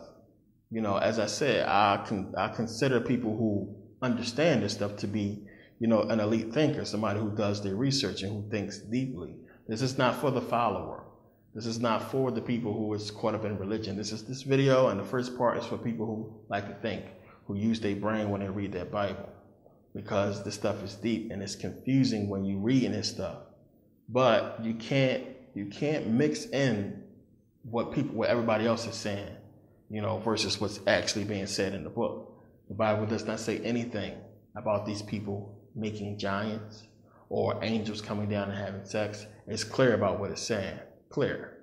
So we have to accept what is being said and then look at the book of Enoch as something totally separate, and that's what we're going to do. But this is important to understand for now, that we're talking about regular men having sex with women, different women. And we could switch that around, but we'll get into that later on. But it's not angels as far as the King James Bible is concerned. The book of Enoch is something else. So now I know this is going to piss off a lot of you who want to believe that angels came down and had sex with women and created these giant Nephilim, these giants, and the giants was walking around, and giants built the pyramids, and giants this and giants that. And the thing is, you're free to believe what you want, but that's not what the book says. The Bible is not talking about these children, growing up to be giants. It doesn't say that. It doesn't say it at all. You are confusing it with the book of Enoch. So when we read that these men became men of old, men of renown, as I said, it basically means they became famous. When you look up, renown is, gaborum in Greek. Gaborum basically translates to, like mighty, or, somebody who was fearless, like a warrior in Greek. And old, as we know, is aeones, so it's where we get aeon, or age. So they became like warriors. They became famous men of the time, of the age. That's what it says. It doesn't say they had sex with women and created Nephilim. Nowhere in the Bible. You're going to find that in the book of Enoch, and that's what happened. That's what's happening. People are mixing the two, as I've said. But now, when we get into the book of Enoch, where this is coming from, you got to understand the background to the book of Enoch and the history behind it. As I've told you before, you can't just keep grabbing these books, reading them, and saying, okay, that's true. You got to really study the people who created the book and understand who wrote it and why they wrote it and where it came from and the history behind it. And this is the problem with the Bible. People just, you sit in church and listen to the pastor or the preacher or what have you, and accepted what was said. And nobody did actual research on the book itself. Nobody did the research and realized where the book came from, who wrote it, and the history behind it, and the fact that we don't have the originals, and the manuscripts that we have are many, and they are full of mistakes and errors. Had we been told that from the rip, I think a lot of people would not have, become religious, as I said. But the same thing goes for the book of Enoch. The book is suspect, and the history behind it is suspect, and the man behind it is even more suspect when we start digging into it. So now let's set the stage for this whole book of Enoch thing. where does it come from, and all that, and why do people mix Genesis with the book of Enoch. We know most people believe that God killed everybody because the angels came down and had sex with the daughters of men and created these giants, and these giants was an abomination and they were destroying stuff, and that's why God caused the flood. Bible doesn't say that. Bible doesn't say that God destroyed the world and killed everybody because angels was having sex with the daughters of men. It says, and God saw, Genesis 6:5, and God saw that the wickedness of man was great in the earth, and that every imagination of the thoughts of his heart was only evil continually. And it repented the Lord that he made man on the earth, and it grieved him at his heart. And the Lord said, I will destroy man whom I have created from the face of the earth, both man and beast, and the creeping thing, and the fowls of the air, for it repenteth me that I made them. Now, it doesn't say nothing about what exactly happened. It doesn't say anything about, giants destroying stuff and angels having sex with women. It doesn't say that. It basically says God was pissed off because these people weren't doing what he told them to do. It says in Genesis 6:12, and God looked upon the earth, and behold, it was corrupt, for all flesh had corrupted his way upon the earth. That's all it says. It says all flesh had corrupted his way upon the earth. It doesn't say exactly what was going on or what was happening. It said that God got pissed because these people was messing up what he was trying to do, so he killed them all. Doesn't get into specifics. So where does this whole angels and Nephilim and giants come in at? It doesn't come in here in the Bible. It's coming from the book of Enoch. And people are bringing it into the King James Version because people believe that it should be in there. So now it's weird because you have a lot of Hebrews who are now believing in the book of Enoch. And you have your Christians and Muslims, once they figure out that, their religions is not, valid, it's no proof. You have a lot of people running to, different faiths. A lot of people want to get into the whole Anunnaki thing. A lot of people want to get into the book of Enoch. And they are making the same mistakes as they did when they were in their original religions. They are not doing no damn research. You have to research things before you get into it. Now, I speak about a lot in my videos, and I speak about a lot of books. I put up a lot of references to books in my videos. But what I always do is I look at the sources of those books. I research these books, and I research the people who write it, because you have to understand who these people are and what they represent and where they came from. Now, if they represent an organization or a faction or a society that's, proved to be, less than reputable, then of course I'm going to approach it with some caution. But things can be proven, information can be proven. It's a lot of things that you can get when you start digging into information that you can pull out and say, well, this can be proven, this is fact, or this fits such and such. I never take information face value. All the information I give you, I have looked into it, I have researched it. This is what's going on with the book of Enoch. People are not digging into the research. They read the story and it sounds good. It fits with whatever ideology or belief that they want to believe in, and so they keep it. But you have to do the research. Now the thing is, the book of Enoch was thought to be in the original Bible. Then all of a sudden, it was taken out. People thought it was lost. But in the 18th century, a huge interest in that book was sparked. So now in 1767, a man named James Bruce goes to Ethiopia. He stays there for 6 years, and he returns in 1773 with not just one, but 3 copies of the book of Enoch written in Ethiopic script called Ge'ez or Ge'ez, however you want to pronounce it. 3 copies. Now, 1 copy went to the Bodleian Library in the UK. 1 copy went to Louis XV and is in the Scottish Museum. Another copy he kept for himself. Now, they basically sit on these copies, this highly sought after manuscript. They sit on it. And a translation is not done until 1821 when Richard Lawrence does this whole translation. And it's basically revised about 4 times after that, from 1833 to about 1912. when we finally get this, revised copy of, or revised version of the Book of Enoch. Now, of course, a lot of people were skeptical about the whole manuscript because you had people come out before and try to fake the whole manuscript, and it was proven fraudulent. But here you have, this Scottish writer and explorer who comes, he goes to Ethiopia, stays there for 6 years, comes back with 3 copies. So a lot of people was real skeptical about it, and there was a lot of research had to be done into it. Now, we know once the Dead Sea Scrolls was found that they did find fragments of the Book of Enoch within the Dead Sea Scrolls, but you can't really do a good comparison because there's only fragments in the Dead Sea Scroll. So now, the whole thing with James Bruce, and this is why I say you have to do your research on the people who give you things. Just because the book was, revised or redone by another person, they all did so based on what James Bruce brought back from Ethiopia. Understand that. You couldn't get any of the Book of Enoch that you are reading today without James Bruce and what he brought back from Ethiopia.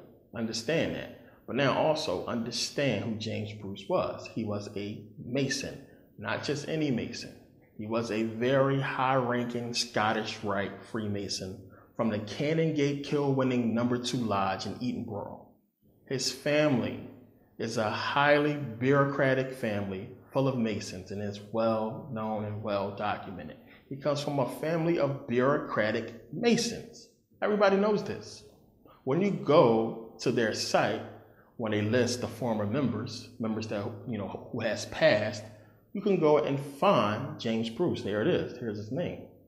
He's a Mason. He was a Mason, a very high-ranking Mason, Scottish Rite Freemason. So the book that you are also into, with good reason, because this is still a good book, don't get me wrong. But people who follow this book and say that, oh, this book is real, or this stuff actually happened, it's crazy. I mean, when you just read the book of Enoch, it's like, come on. You can understand that it's parabolized just like the Bible. So James Bruce was a Mason, just like King James was a Mason. You need to understand that and stop, trying to follow every single thing that you read and try to believe in this, biblical stuff. It's not real.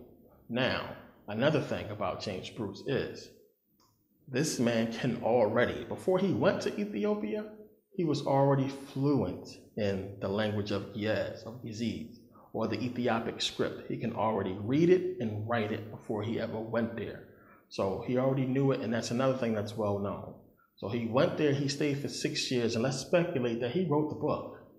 He wrote the Book of Enoch, he came back, or what have you. Let's just speculate that there. But he came back with 3 copies.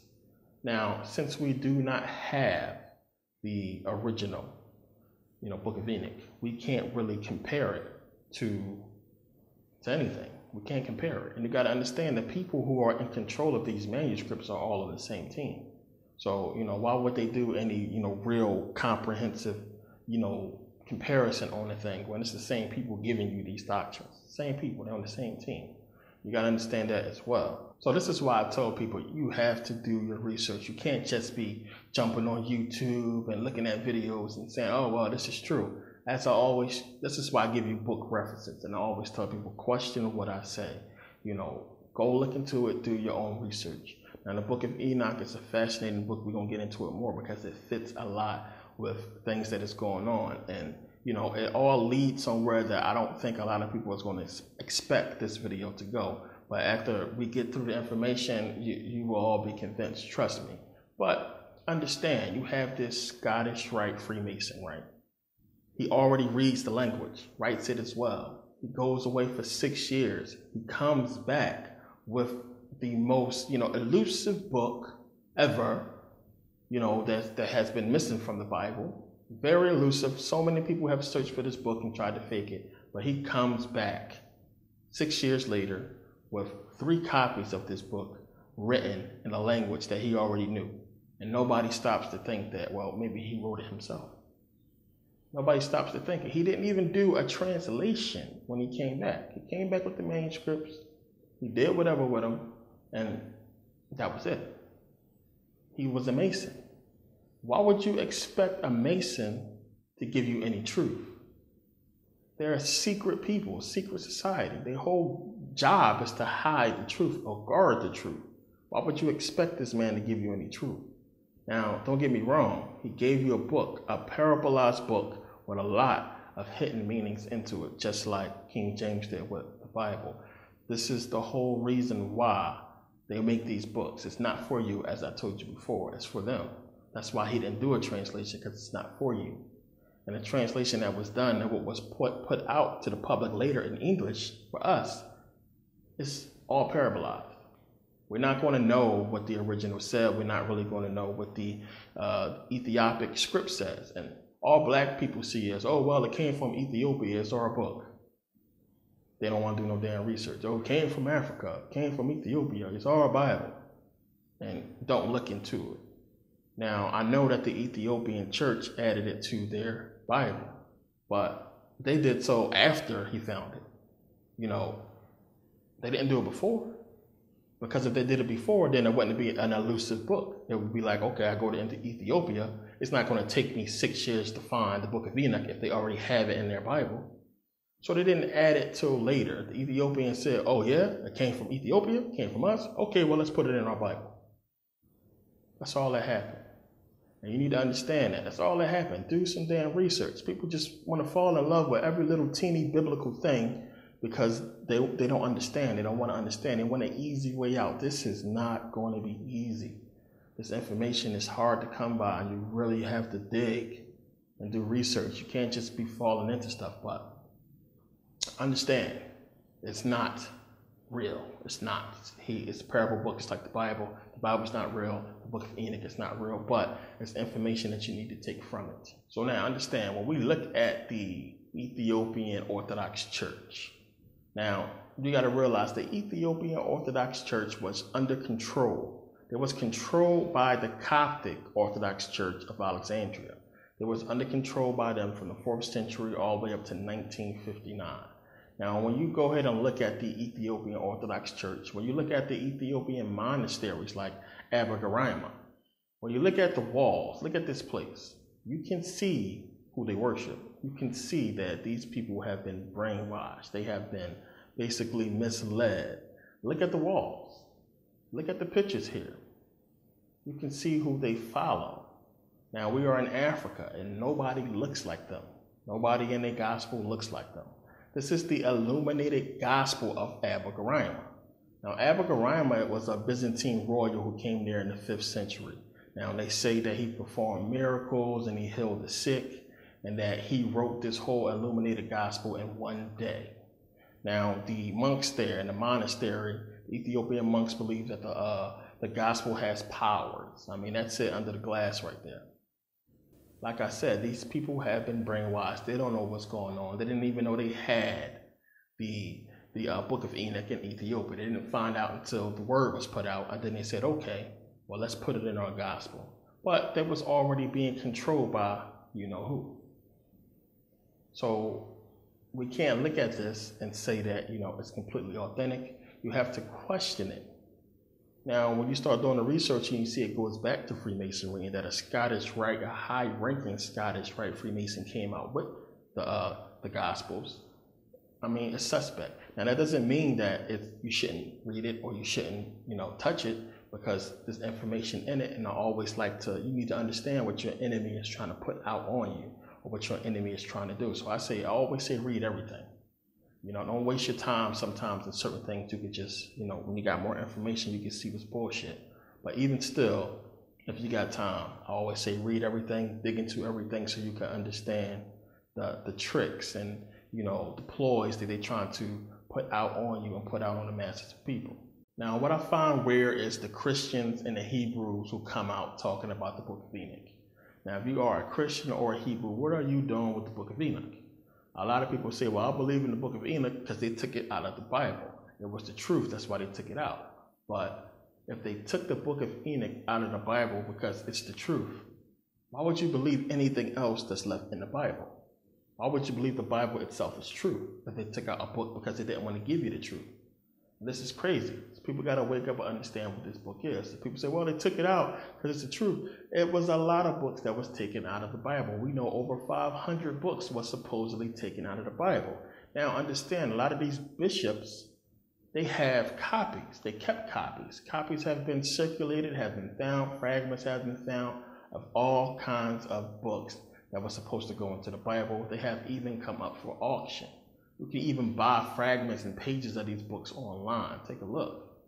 You can buy this stuff. You can buy, revised copies and all kinds of biblical fragments and documents that's pertaining to the Bible, because the stuff was everywhere. There was a lot of copies done of the Bible. Now, they say, well, it was left out and, they try to keep it from us because it's the truth. Well, what about the Nag Hammadi manuscripts? The Nag Hammadi manuscripts was found before the Dead Sea Scrolls. They're not in your Bible. So a lot of people don't even look at the Nag Hammadi manuscripts and go into those, because, they don't want to do the research, and it's more on the Gnostic side or the Gnostic faith. But it's another book that was taken out of the Bible. Now, as I said before in previous videos, this was big business. Anything having to do with religion was big business. You had to use your religion to control the people in your region. That's what these rulers and kings did. So a lot of these manuscripts were circulated. They was changed to fit the agenda of that ruler. So this stuff is found all over the place. It's everywhere. But they all have the same thing in common. You can't find anything to validate it. There's no proof to back it up. And they all require what? Faith. Every single one of them requires faith, because they are not backed up by history. They are not backed up by facts. They are not backed up by proof, which is why they require faith. Now, another thing people like to say about the book of Enoch is, well, it predicted the future. It predicts the future. And they wrote it even back in the 1700s. How could they know what's going to happen in the future?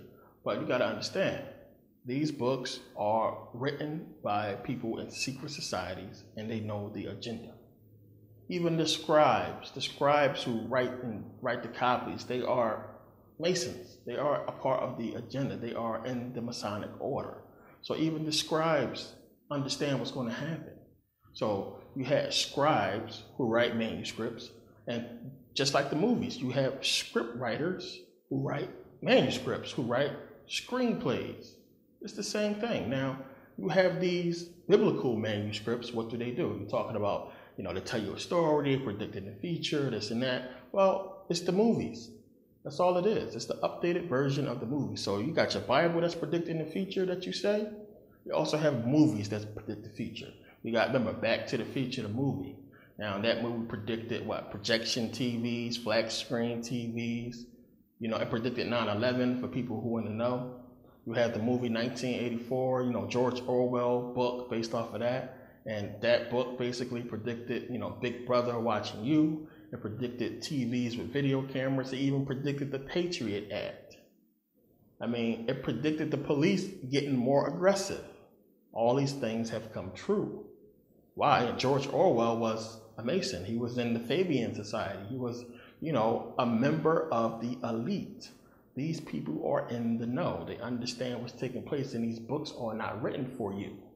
These movies are not made for you. These things are made to tell these people in these secret societies what's going on. Some of us can decipher what's going on. We can look at the movies, or we can read the books, and we can see what they are really talking about. But just like you can watch the movie The Matrix, and you can break down, the metaphysics of it and what this stuff means, it's the same thing with your Bible. It's the same, nothing new under the sun. It's the same thing. It's just evolved. This is why movies get Oscars and they get awards and all this and that. No Oscar-winning movie is not a Masonic movie in some way. I guarantee you that. But it's the same thing. So when you go back and look at these manuscripts, just understand it's the same thing as today. When you're looking at these movies, the whole system just evolved. Just like we was following the biblical, the Bible and the Quran and all this and that. What are we doing today? We're following the movies. We're following the culture. We're following the music. It's the new form of script writing, of the scribes, of the manuscript, of religion.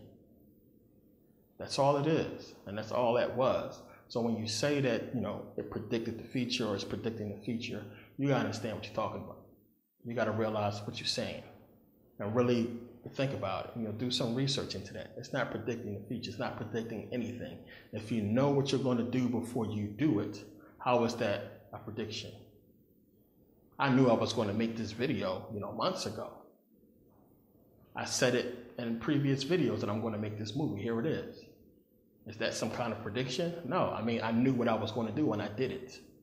And this is what these books are doing. It's writing down things that's going to happen, that they know is going to happen, and it's parabolizing it. None of it is completely clear. All of it has to be deciphered.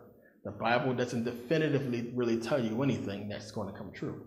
You know, people take these parables and they think, oh, well, this is what it was talking about, but it never says definitively what it's talking about. So, you know, we're going to get off the whole history of the book of Enoch and start getting into the book itself, because as I said, there are things that we have to take away from it. So now here's my thing for all you people who actually believe in the book of Enoch. Now, I know it's going to seem like I'm going all over the place, but my points that I'm making right now going to make sense later on. That's why I'm making them. Killing two birds with one stone. Trust me, I'm going to jump from place to place in this video a few times, but pay attention to the information because it's all going to come together in the end. And it's all going to make a lot of sense. If you watch my videos, you know how I do. So it's going to make sense, trust me. But for the book of Enoch, when you're reading it, I mean, you got angels coming down, you know, having sex with women, these giants being born, and they eating people, and they terrorizing things, and angels teaching people how to make weapons and all kinds of crazy stuff in the book of Enoch. And the whole thing is for people who actually think this stuff is real. You know, why did it stop? You know, what did God do to make it stop? I mean, today we don't see no angels coming down, there's no giants destroying things. Whatever God did to make that stop, why didn't he just do it back then? Because it seems like all this craziness is going on and God is completely oblivious to it. So we have God Almighty who knows all, who sees all. How come he couldn't see angels coming down fucking women? How couldn't he see that? How couldn't he see giants destroying things? How couldn't he foresee that?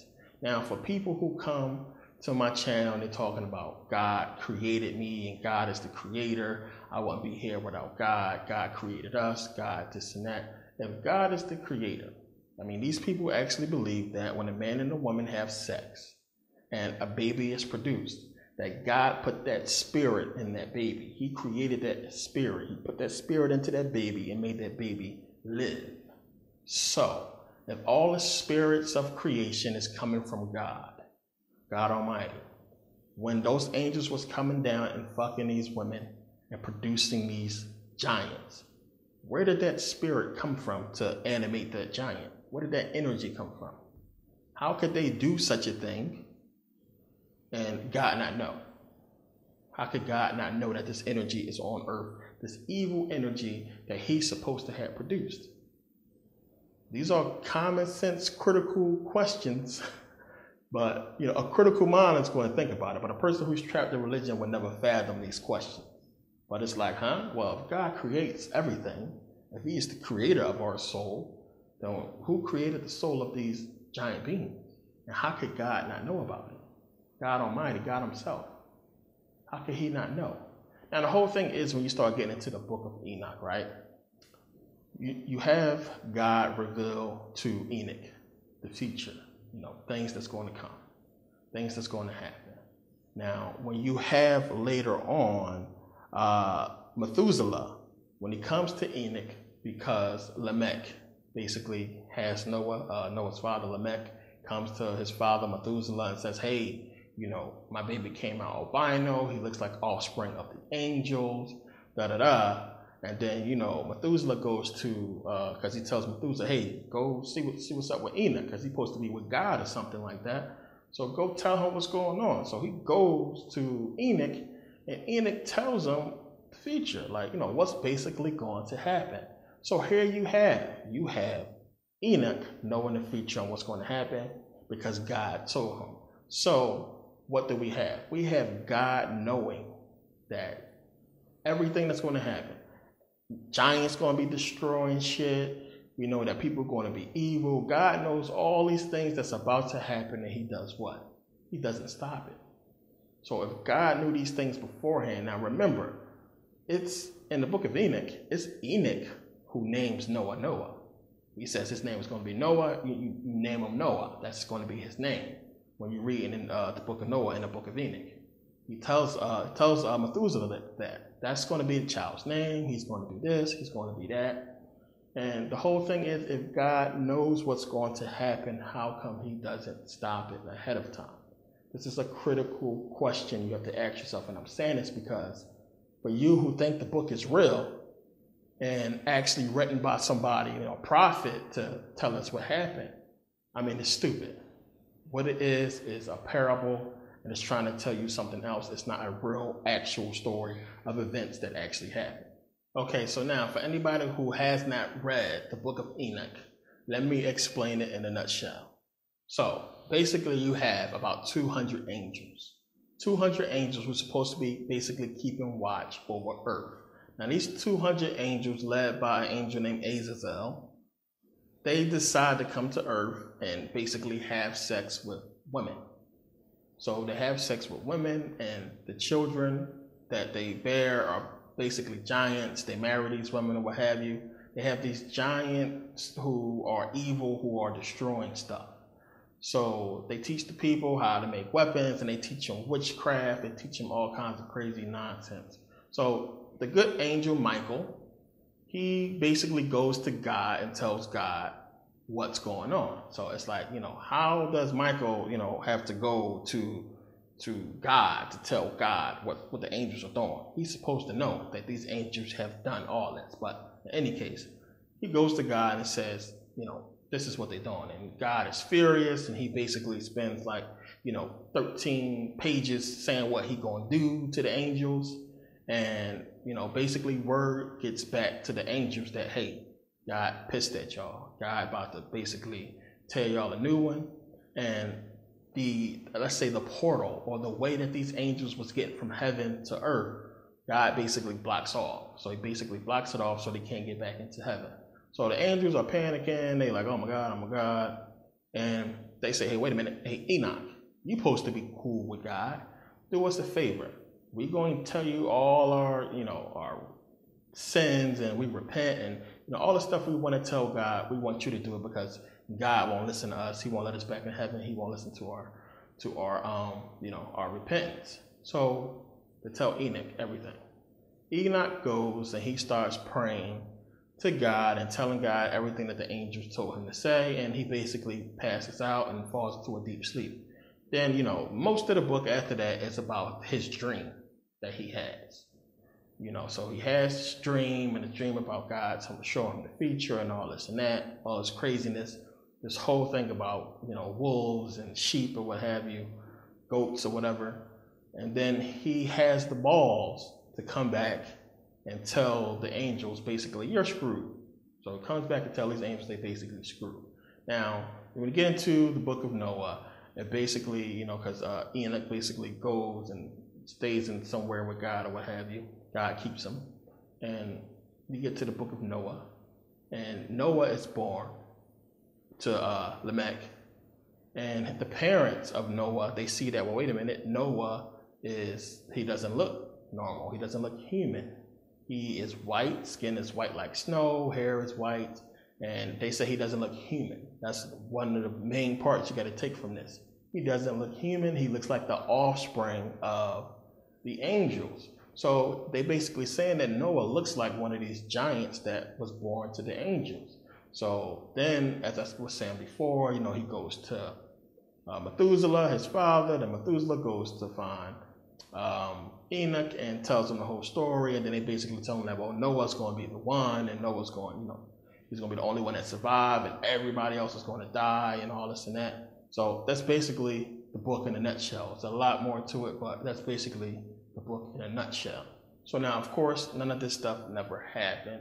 And the reason why I'm spending so much time on it, because it's going to become very important, the book of Enoch, as we go along. You need to get this history from it. And I don't want people, hearing this stuff or hearing me talk about this stuff and then, getting caught up in the book of Enoch, thinking it's actually real.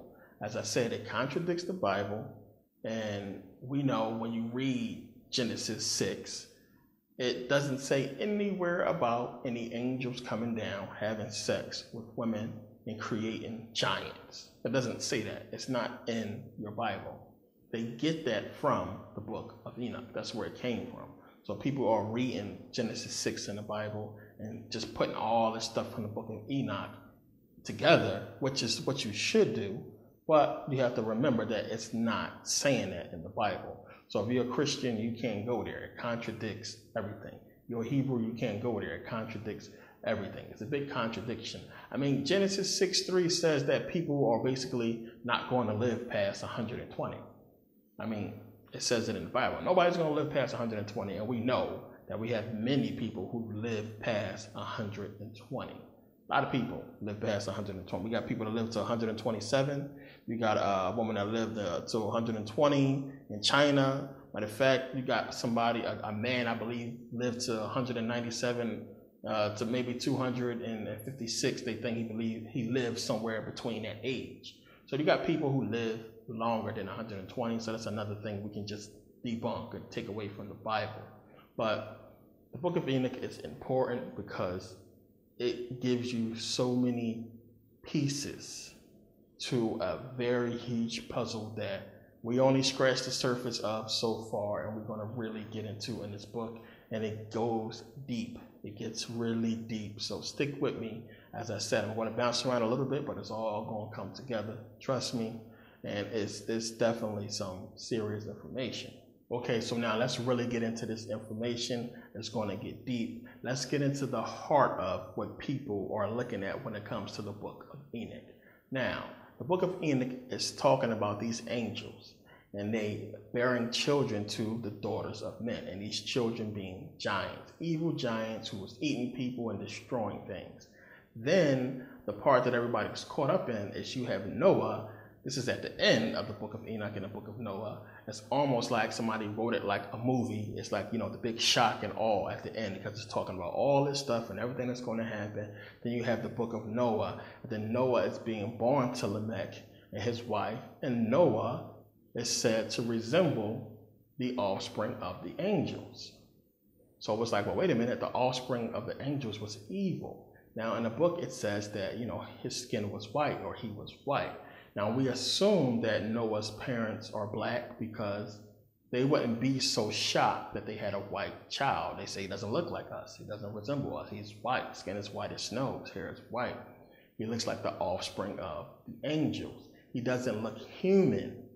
That's the key point again. He doesn't look human. So we would assume that his parents are black, right? So the whole thing is, when you take that and you compare it, the parable of the book of Enoch, when you compare it to the parable of the Bible, when you put it together, it's basically telling you that, you know, black people will bear albino children. And these albinos are basically going to be evil, and they're going to be destroying the world. They're going to destroy things. So it's basically saying that black people are going to produce albinos, white people. And these white people will be evil, and they will destroy things.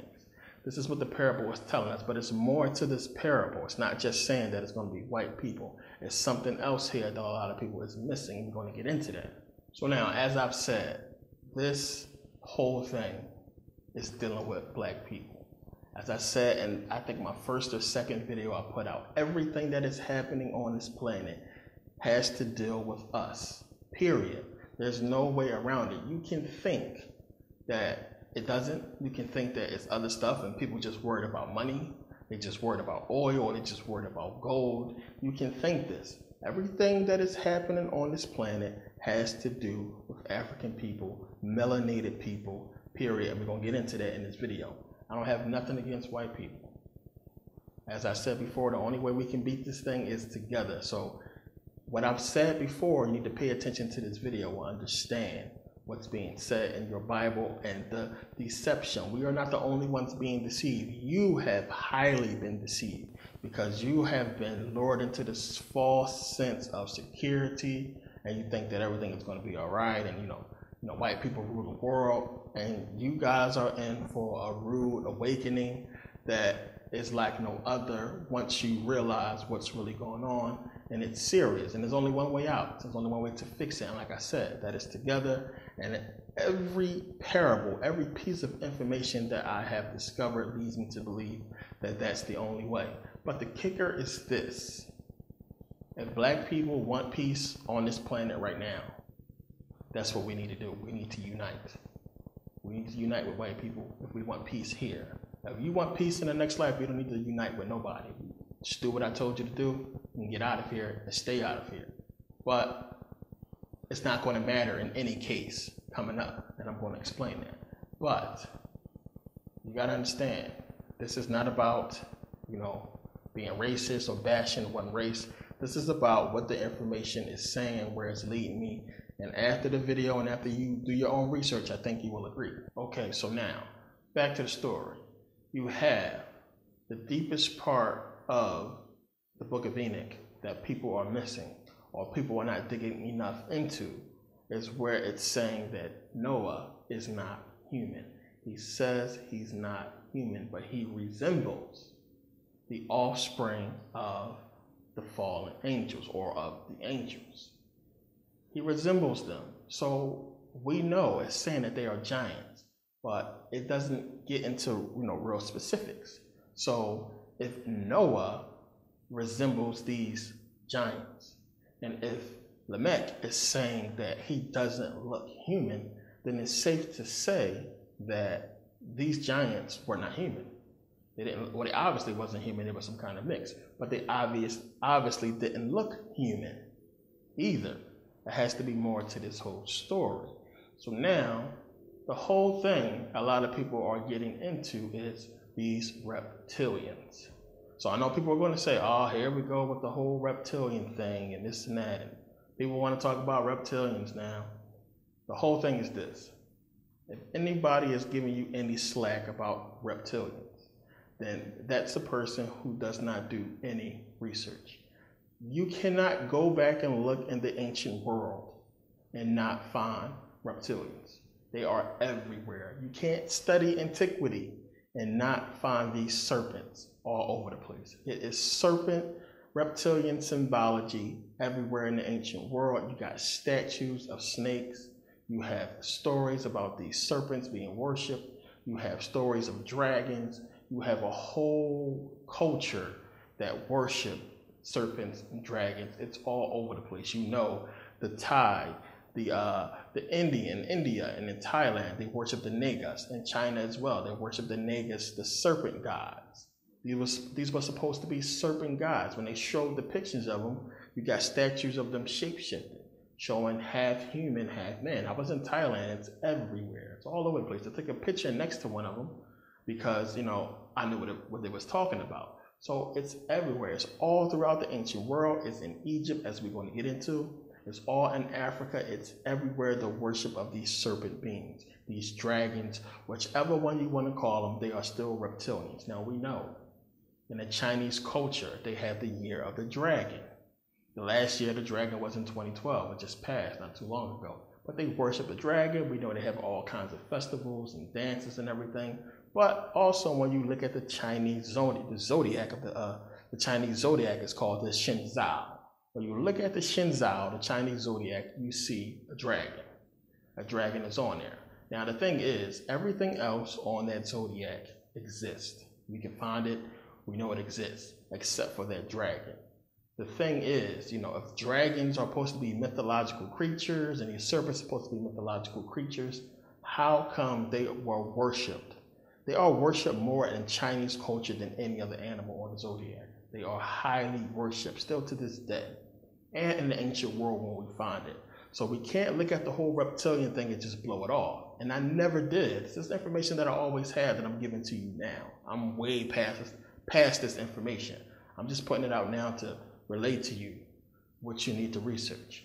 The reptilian thing is something that you can't run away from. Now, this David Icke who's talking about it, I'm going to get into him because he's a misleader, plain and simple, but we'll get into that later. But these reptilians, all over the place, you can't escape them. You can't escape the symbology. You can't escape the history of it in the ancient world. So we know the Chinese talk about them a lot. They worship them. We know that 13 is the unlucky number in Chinese culture. And when you look at the zodiac, they have 12 signs, just like we have 12 signs of the zodiac. But there is a 13th sign of the zodiac, and it's called Ophiuchus. Now, Ophiuchus is basically the serpent bearer, and he would be the 13th sign of the zodiac. And when we look at the 13th sign in our culture, we know it's the sun is there on the cross of the zodiac. And they basically moved the sun and put Jesus on the cross. Now, the whole thing is, when you go back and look before Christianity, you find a serpent on the cross. Now, when you look at this old 16th century depiction, this German depiction of a coin, one side you have Jesus on the cross, the other side you have a serpent on the cross. We know in the Bible, Moses puts a serpent on the cross. Now, when you read, I think it's Numbers 21:9, Moses put a serpent on the cross. Then in John 3:14, it says, just as Moses lifted up the serpent in the wilderness, even so must the Son of Man, Jesus, be lifted up. So just like the serpent was on the cross, when Moses put the serpent on the cross, it's basically foreshadowing Jesus being placed on the cross. So as I said, you can't blow things off. You can't look at stuff and say somebody is crazy. You have to research things. And like I said, I've been doing this for a long time, over 15 years now. And 15 years. And it never ceased to amaze me how much people don't know, or how much information people blow off, or the traps that people fall into when it comes to this information. The reptilian is more prevalent in what's going on in this world than anything else. And that's just a fact. And when we finish this video, you are really going to understand that more than anything. So now, the word serpent or serpent is mentioned in the Bible over 40 times. Also, reptile and dragon is mentioned in the Bible. But we know we always find serpent, and we find dragon, and we see that Satan is referred to as a serpent and a dragon. So we find this throughout the Bible. So now, since we know the Bible stole from Kemet, we know it stole from Egypt. What does Egypt say about these reptilians? Where do we find this serpent or these dragons in the Egyptian culture? Now, when you go look there, we find gods. We find serpent, we find reptilian gods, serpent gods all throughout Egypt, Greece, and Rome. Now, here we have Heket. Now, Heket is the Egyptian god of fertility. When you look at depictions of Heket, when you see her hieroglyphics or you see drawings of her, she's not a reptile, she's not reptilian, but she is amphibious, she's a frog. But why a frog? Because frogs have tadpoles. And when you look at a tadpole, it almost looks like a seed or a sperm going to fertilize an egg. That's what it resembles when you take a look at it. But Heket, when you look at some of her hieroglyphics, you can see her sitting with Nymph. Now, Nymph, in this depiction, she's sitting with, and they are basically making man. They are molding man. This is a very important depiction right here you need to pay attention to. Now, you have Nymph and you have Heket molding man, and this is going to be very important as we go along. So now, we know the Greeks stole from Kemet. We know they stole from ancient Egypt. We know when you start studying Greek mythology, when you start studying Greek antiquity, you start looking back at these Greek gods, a lot of them correspond with Egyptian gods. They basically took the deities from Egypt and they basically changed their names and created deities that fit who they really are, who the Greeks really are. We're going to show who they really are. Now, here we have Agathos Damien. It says, known in Egypt as the protector god of Alexandria, whose sanctuary was apparently founded by Alexander himself. The oldest evidence for this cult is a passage from the Potter's Oracle, 130 BC, where Agathos Damien is identified with the primeval snake Nymph. Now, it just shows you Nymph with Heket, a whole depiction of them two making man on the potter's wheel. Now, it says, for the rest, the cult was confined to Alexandria and is only known from the Roman period. The worship of Agathos Damien as a prospective house snake appears to have a Greek origin further. He mainly appears in Greek literature. So here we have this snake, a serpent, who is being attributed to Nymph, who is another Egyptian deity. So this all going to come together, trust me, it's all going to make sense. But this is just a part. You're going to find this so much in Greek antiquity and in Greek mythology that they have basically stolen deities from ancient Egypt and changed them to fit who they are. Okay, so Agathis Daemon is associated with Nymph. Now, when you look at Agathis Daemon, it's a depiction of a serpent, of a snake. Now, when I showed you the depiction of Nymph, you can see that it's a ram. That's Nymph there speaking with Heket. It's a ram. So why do they have this serpent, as a representation of this ram, this Egyptian god Nymph? So who exactly is Nymph? Nymph is the Egyptian god of creation. This is why you see Nymph with Heket fashioning man on the potter's wheel. It's creating man. So they took the representation of Nymph, this goat or this ram, and switched it with this serpent. And there's a reason for that. It's going to become clear.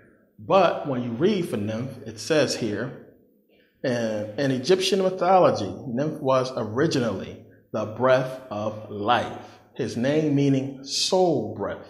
Indeed, according to Plutarch and Diodorus, Nymph was identical with the Greek pneuma. Pneuma means basically a breath of life.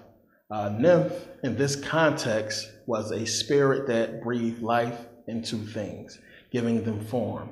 Nymph eventually became considered to be the creator god himself in Elephantine, although his identity was finally assimilated into the more important god Amen.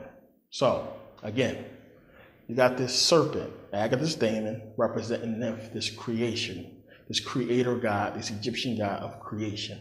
So it's going to be more clear why they did that. Now, the whole thing is, as I pointed out, we can see that they're going to be stealing a lot of Egyptian gods and deities and making them fit who they are. So now this is another depiction of Nymph.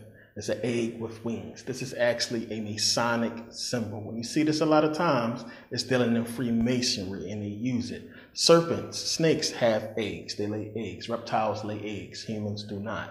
So now what does this go back to? This all goes back to Genesis. It goes back to the Garden of Eden. Now understand that you have two creations, as I have pointed out. The first creation is this normal creation. But the second creation is something different.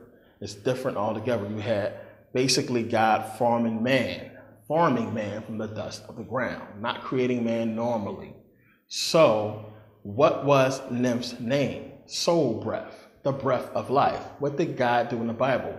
He breathed the breath of life into this dust and gave it life. This is why the Greeks took this symbol and switched it with the serpent, which is going to become more clear later, because they're taking the Egyptian depiction of fashioning man and putting their spin on it like they do everything, and is representing them, as you will see shortly. So now we know who was deceived by the serpent. Eve. Eve was deceived by the serpent. So it's more into her being deceived than we know. So now, if you've seen my video, That's Game, the Bible and Christianity Finally Explained, if you made it all the way to the end of that long video, it was about 6 hours, then you understood how everything came together at the end. All the secrets start coming out. Everything started to make sense. Now, I said in the video, and I showed that the parable of the Bible, almost every parable, when you started to decipher it and figure them out, they all go back to ancient Egypt. You know, the Garden of Eden story is no different.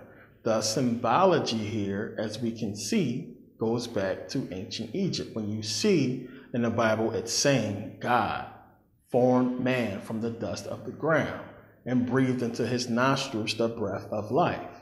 So when you find out that it corresponds to an Egyptian god Nymph, whose name is breath of life, and when he breathes the breath of life, he's giving form to something, you can see where the Bible got that from. It's the same depiction, the same thing.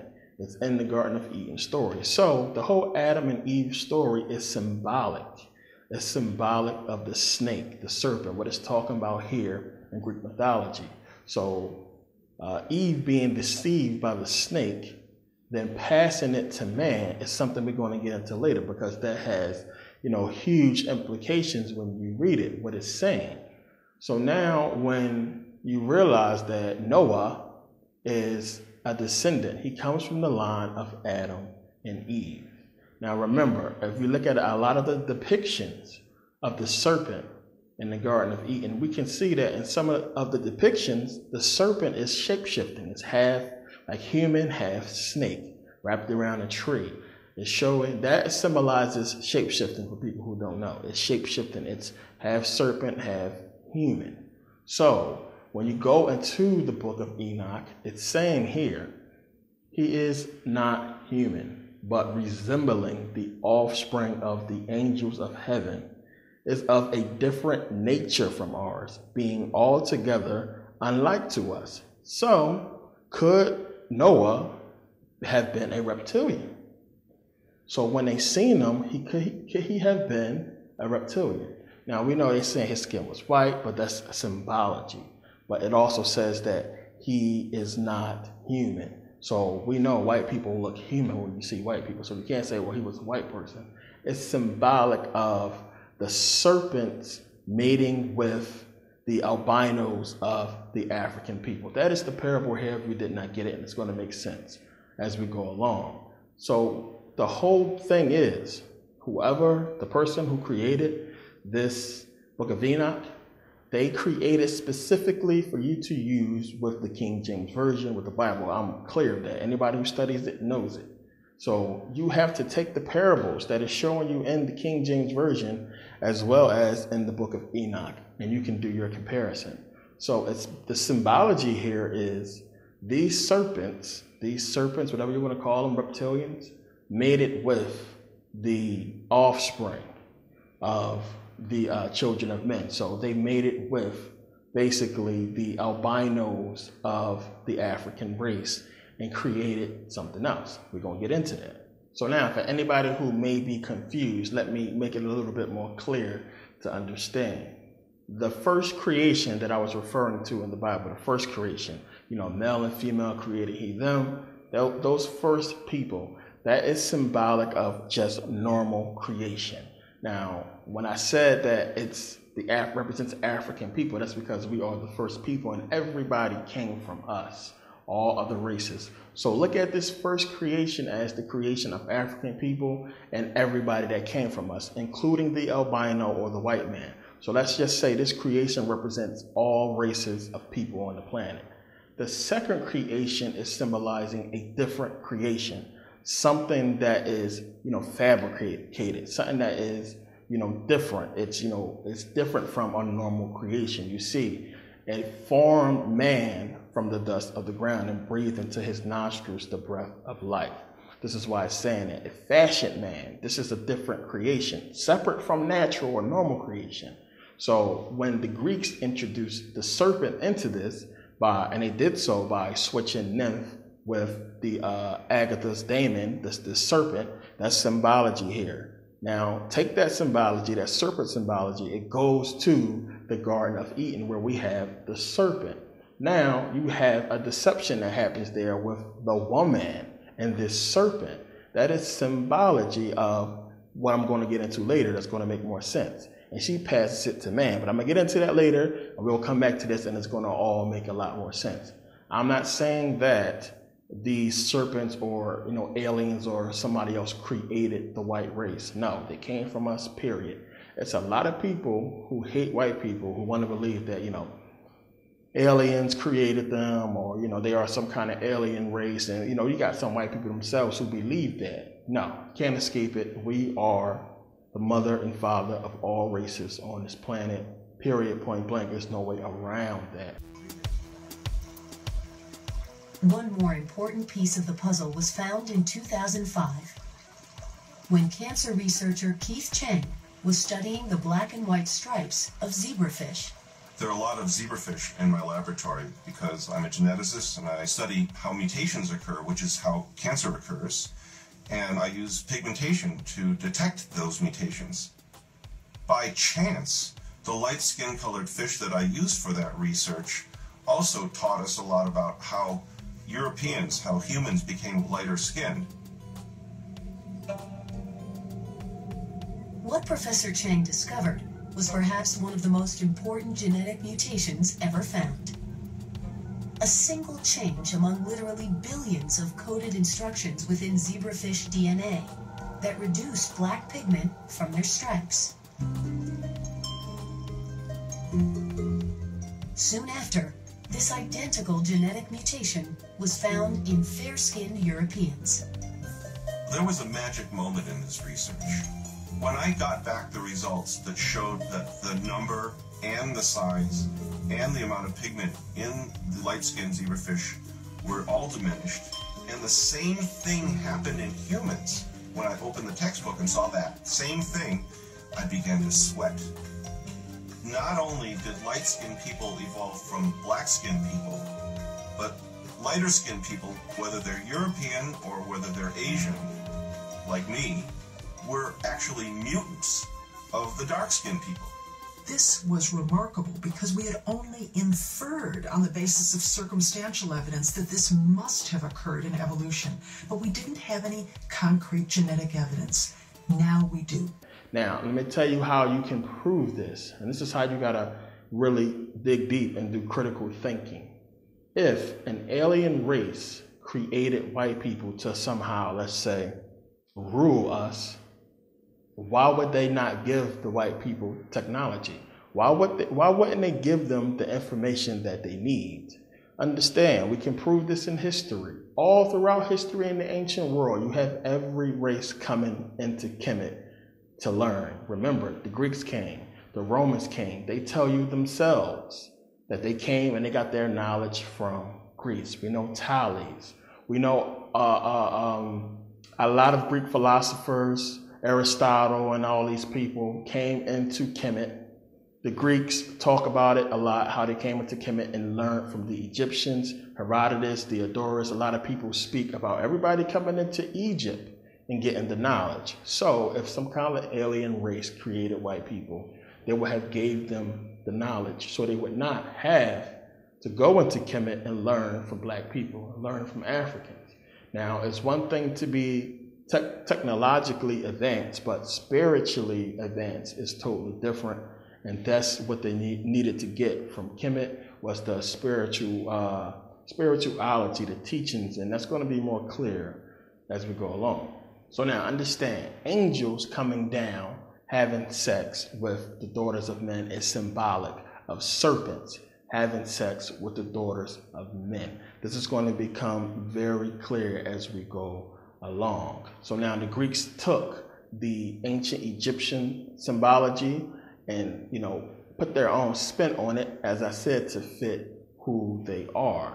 Now, when we go and look at the Greeks, we know all about Alexander the Great, or Alexander the Greek, who conquered into Egypt.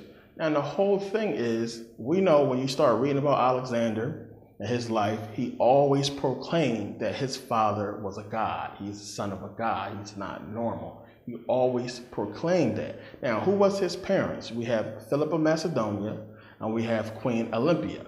So now it's an interesting thing that we find when you start reading about, the birth or the upbringing of Alexander the Great. Now it says here, and this is about Queen Olympias, the night before the consummation of their marriage, she dreamed that a thunderbolt fell upon her body, which kindled a great fire, whose divided flames dispersed themselves all about, and then were extinguished.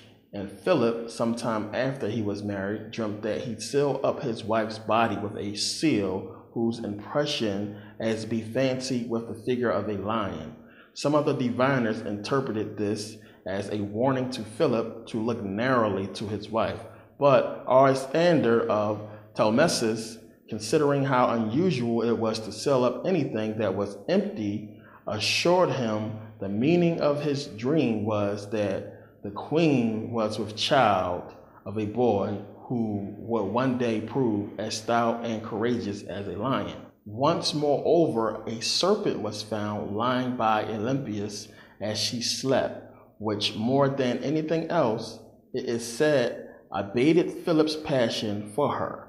And whether he feared her as an enchantress or thought she had commerce with some god, think about that, and so looked on himself as excluded, he was ever after less fond of her conversation.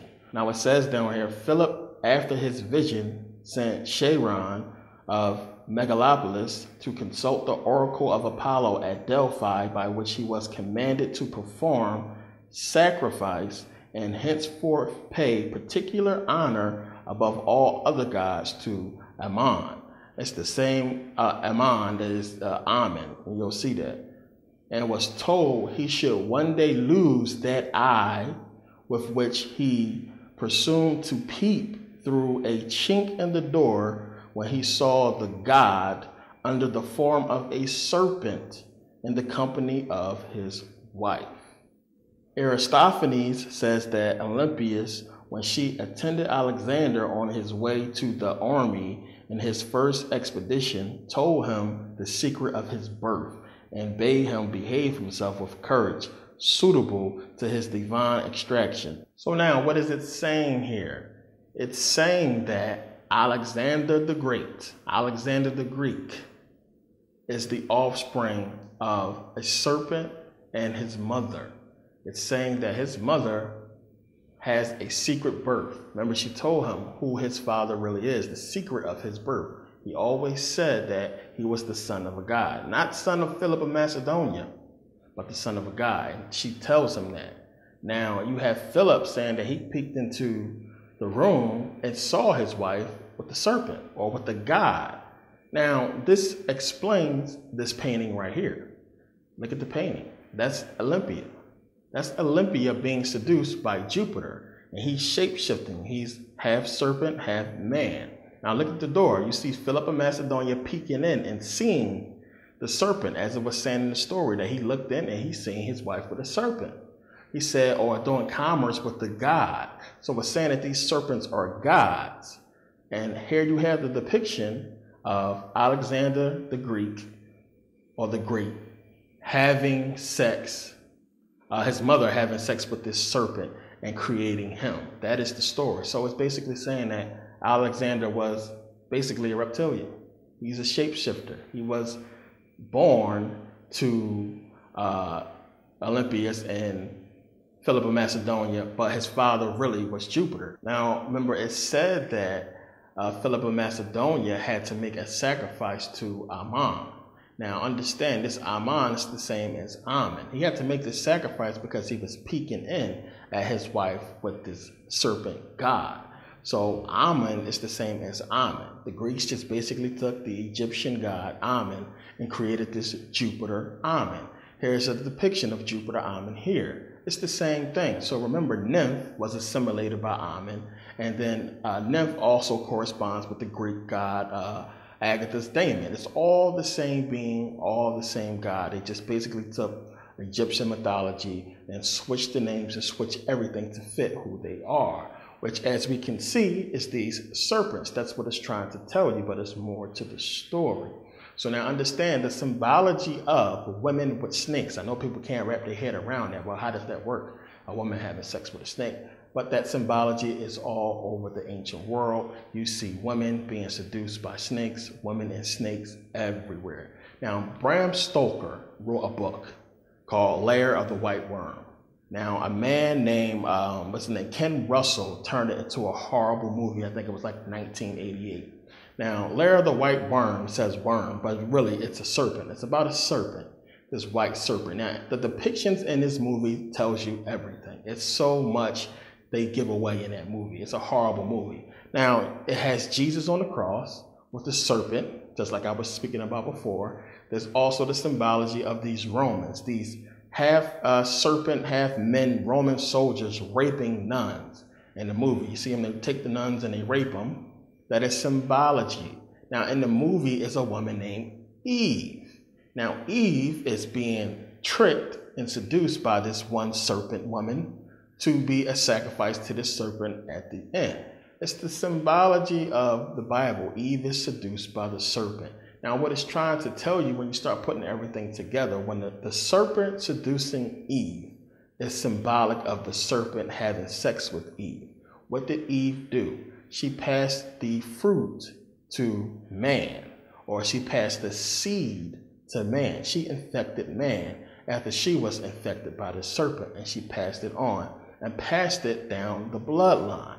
So you have this pure bloodline in the first creation that is untouched, and then you have this serpent sort of bloodline that has been tainted or tricked by the serpent, and that's what it's trying to put out. This is the parable here. It's all going to come together when you start to see, but this is what it's talking about. It's a whole parable that is so many things out there where you can't, it's inescapable. That's why I tell you, when people tell you that you're crazy or you're looking into stuff stupid, they don't do no research. This stuff is all throughout the ancient world. It is inescapable.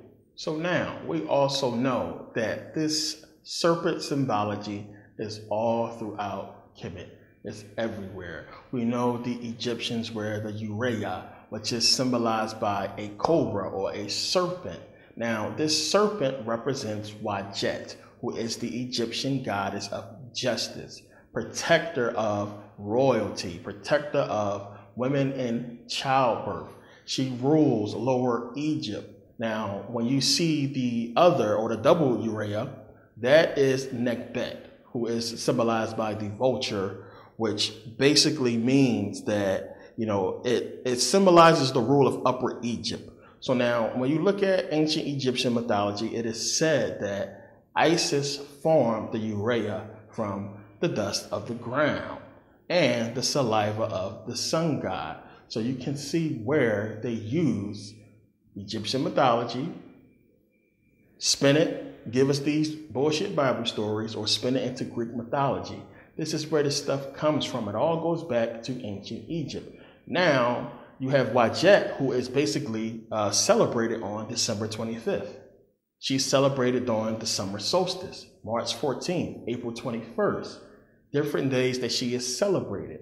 This is Wadjet. This is where it comes from, the Urea, the serpent. Now we can see that this symbology was around before 3100 BCE, where they had serpent symbology. It's all over the ancient world. As I said before, you can't escape it. You're going to find it everywhere. Now, as I keep showing you, the Greeks copy everything. They copied Wadjet and created Buto. Now, Buto is also a village in the Nile Delta where they worship a giant monolith of Wadjet. Wadjet or Buto is also associated with the Greek goddess Leto, who is the goddess of motherhood. Now, the Romans copied that and gave you Latana or Latona, who is also the goddess of motherhood. So we can see where, you know, you always find Greek mythology and Roman mythology go hand in hand.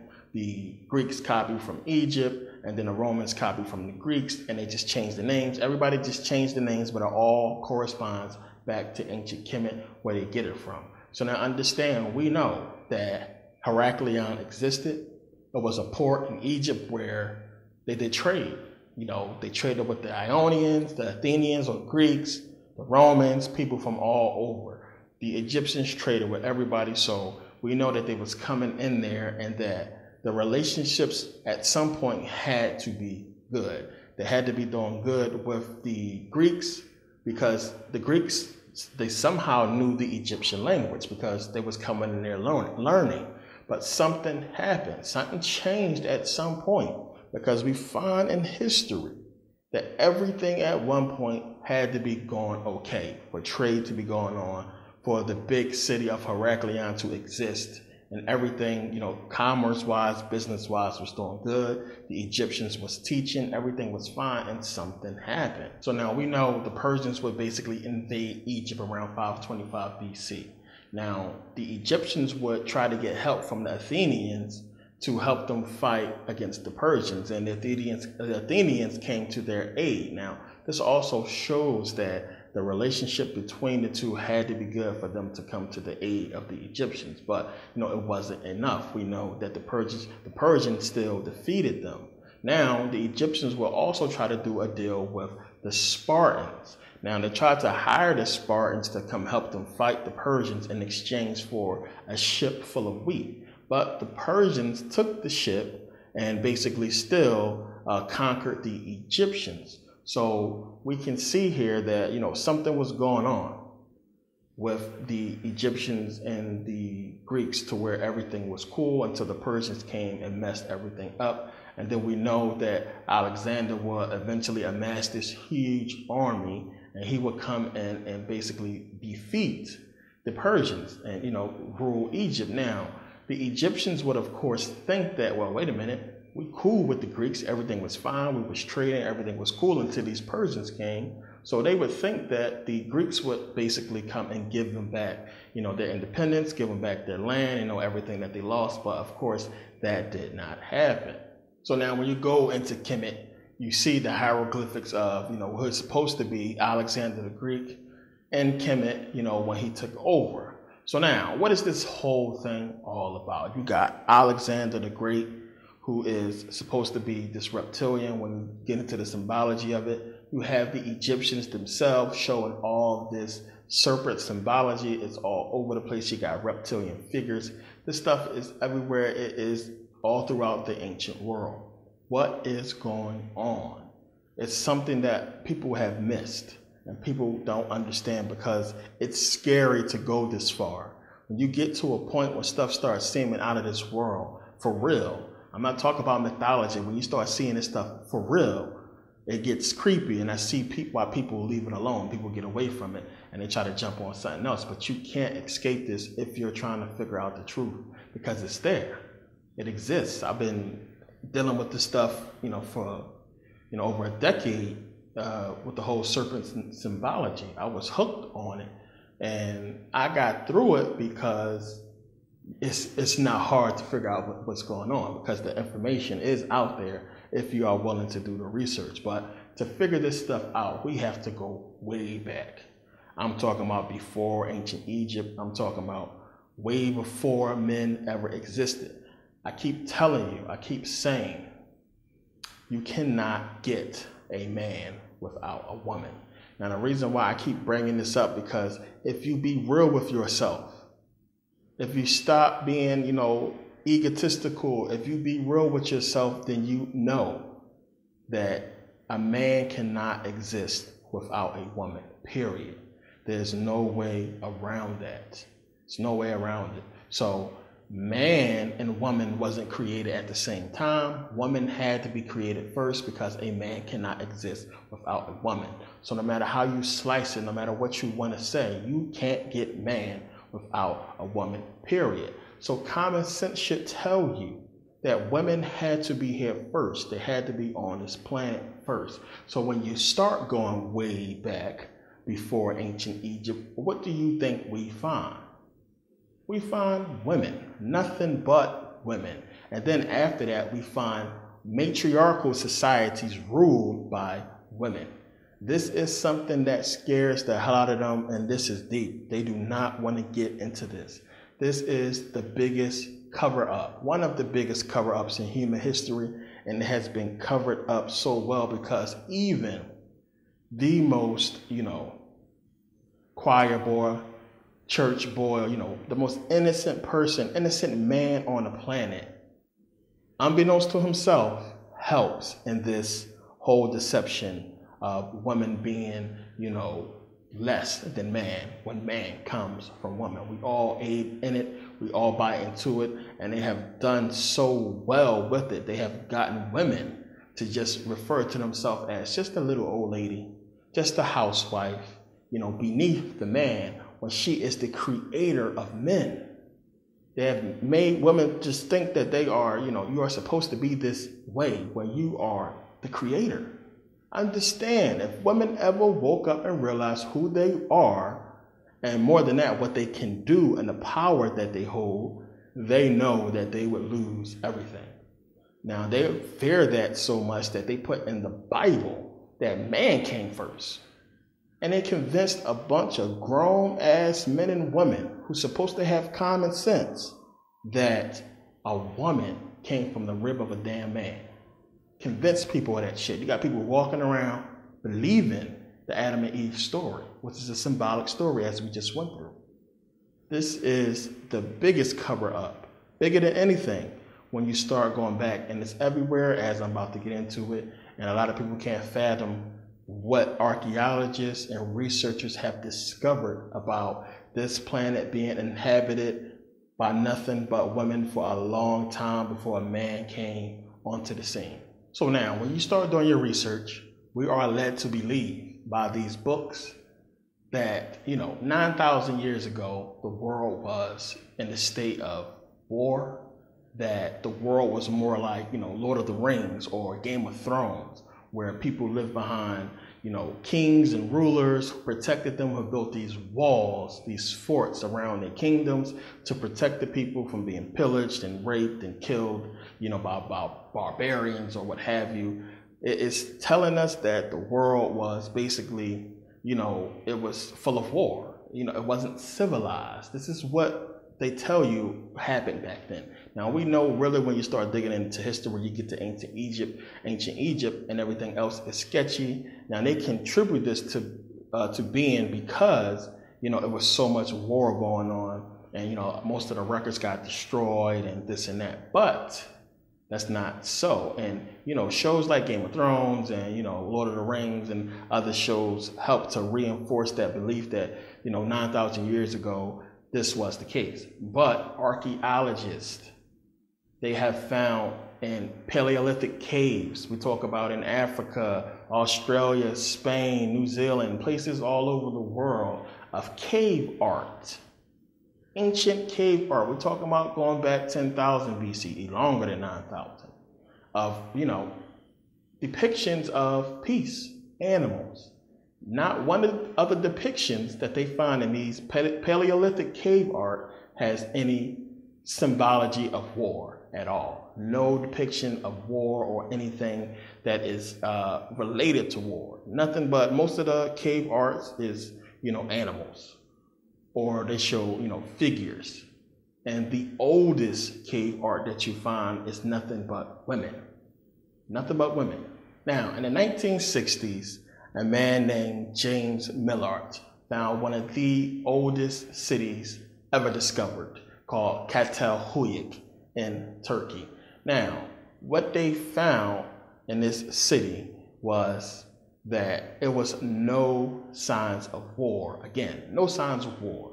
No signs that they had to build any kind of fortress, that they had any kind of walls protecting the city. In fact, the houses that they lived in, as you can see in the depiction, look more like apartments. They lived close together. These people had no kind of social structure. They wasn't ruled by any kings or queens or anything like that. The closest thing to religion or any kind of ruler that we find is this figurine or this statue that they call the Great Mother. This is what they find there. They find this, in a lot of places. But there's no signs that there was any kind of war or anything. Everybody lived peacefully. They grew peas, they grew barley, they grew wheat, they grew almonds, they grew pistachios, and they raised sheep. No signs of warfare. Now we're talking about, this goes back 9,000 BCE, when they said that the world was basically filled of war. It wasn't safe to go anywhere. Everybody was living in fear, and kingdoms was fighting against each other. But here we find one of the oldest civilizations, Çatalhöyük, where the people live in close quarters. It was they think it was a matriarchal society, but from the depictions that they find, everybody lived peacefully. Everything was fine. There's the bones when they dug up the bodies of the people, because they buried them like in the floor. None of the bodies had any signs of trauma or war. The people died peacefully. Some of the bodies they found had no skulls. That was symbolic of some kind of maybe some kind of ritual or something that they did with some of the skulls, but there was no trauma or no signs of any kind of war or any kind of violence in this civilization. Now understand, there has been a movement that has been going on for decades, for a very long time, that has been kept out of the public, kept out of the media, and a lot of people have no clue of this movement. It's a bunch of researchers, archaeologists, scientists, who have found civilizations all over the world of nothing but women.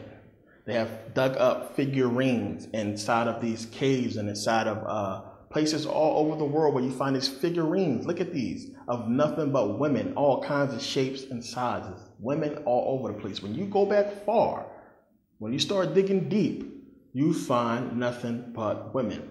Now, in the civilizations where men started to come on the scene, we find that it was matriarchal civilizations where the woman basically ruled. And the depictions show that the job of the men was they went out, they hunted, they actually watched the kids, everything was cool, but it shows that it was an equality there and that the man respected the woman. Now, we find this again in ancient Egypt. We know that the ancient Egyptians, the men worshiped the women as gods. But now, going back here, they have been found in these civilizations for a long time. A woman named Maria Gambutis, if any of you have seen her videos, she has been talking about this stuff for years. She's an archaeologist, and she has put out many books on all of the matriarchal societies that they are covering up. They called this woman crazy, said that she's some kind of feminist and this and that, but she has the proof.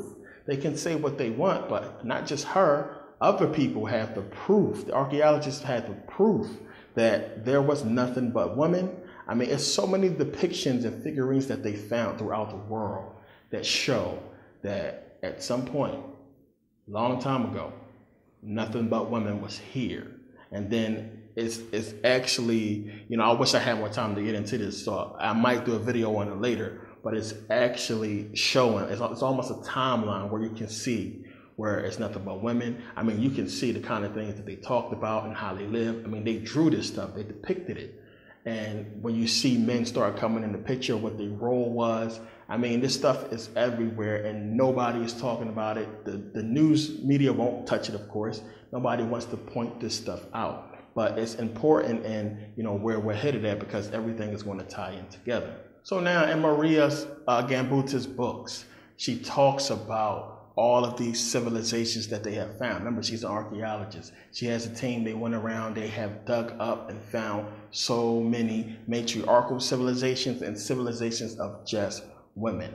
So many depictions of just, you know, women interacting with women, you know, lesbians. You get this whole big, anybody who's a lesbian, you get this whole put down of, you know, being a lesbian and this and that. That's all that went on in the ancient world. It was no men, so women got together with women, and they have depictions of them. We're talking about ancient depictions of women and women, because it was a natural thing. There was no men, so women got down with women. It's ancient, it's old. This is something that was taking place long before modern day society. It is a normal action, as Maria Gambutis points out in her book. Now, the thing is, why this is important, that they found all these matriarchal societies and all these civilizations of nothing but women. This is important because in all of the civilizations of just women, when they started to dig up the graves of the women, they find depictions, or they find that they worship snakes and serpents and birds. Serpents and birds. So here you go, the urea. You have a serpent, you have a bird on a double urea. Same thing, the double urea. You have a serpent, you have a bird. This is what they find in all of the graves of these ancient women. Not in the men's. When you dig up the men, it's nothing. And they find that it is replete throughout the ancient world in these civilizations of just women, that they was in some kind of communication, or that they worship these serpent gods. Researchers believe that these women was worshiping the serpent or the reptilian because of parthenogenesis. Now, we know with parthenogenesis that they could reproduce without the aid of a male, and we know reptiles can reproduce without males. Now, obviously, these women was reproducing without men because there was no men around. So as I keep saying, you cannot get a man without a woman, period. Everybody begins life as a female. Now, men are basically a mutation of a female. That's all we are. What happens between the 6th to 8th week of pregnancy, you have the secretion of testosterone. It is this secretion of testosterone that causes the female to change into a male. So what happens is the ovaries drop and become testicles. The clitoris elongates and becomes a penis. It is the female skin gland that actually produces exactly the same as the male fertile seed. The skin gland is the source of female ejaculation. So females already have eggs, just like reptilians or birds lay eggs. Females already have eggs. Now we have been told that she cannot reproduce without the aid of a male fertile seed, but she already has the seed. So everything a man is and will ever be comes from a woman. So what makes you think anything that a man can give a woman she doesn't already have? Now, we don't know exactly what happened for women to start secreting testosterone and start producing men. Some people say it has something to do with the moon or something to do with nature, but we really don't know what really took place for women to start producing men. And a lot of people think it was a need for something, that, you know, nature required her to produce something more masculine to either fight or to hunt or what have you.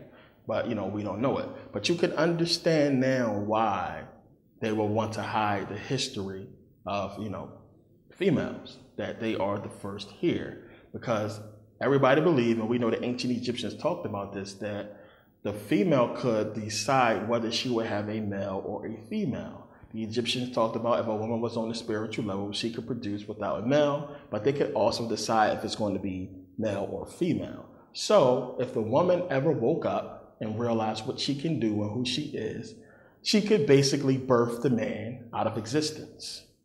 Birth the man out of existence. So this is obviously a problem if you're trying to take over, you know, the leadership role or take away the role of women being, you know, the leader, then this is something you would not ever want her to know. As I've said before, 666, the man is evil. Man, not just woman and man, men. We see when men start coming onto the scene that things start to go downhill. Testosterone, the same thing that was secreted to create us, is the reason why we are so violent. Everybody always say, too much testosterone in the room. That's a fact. Now, the Greek meaning or the Greek word for female birth is gen.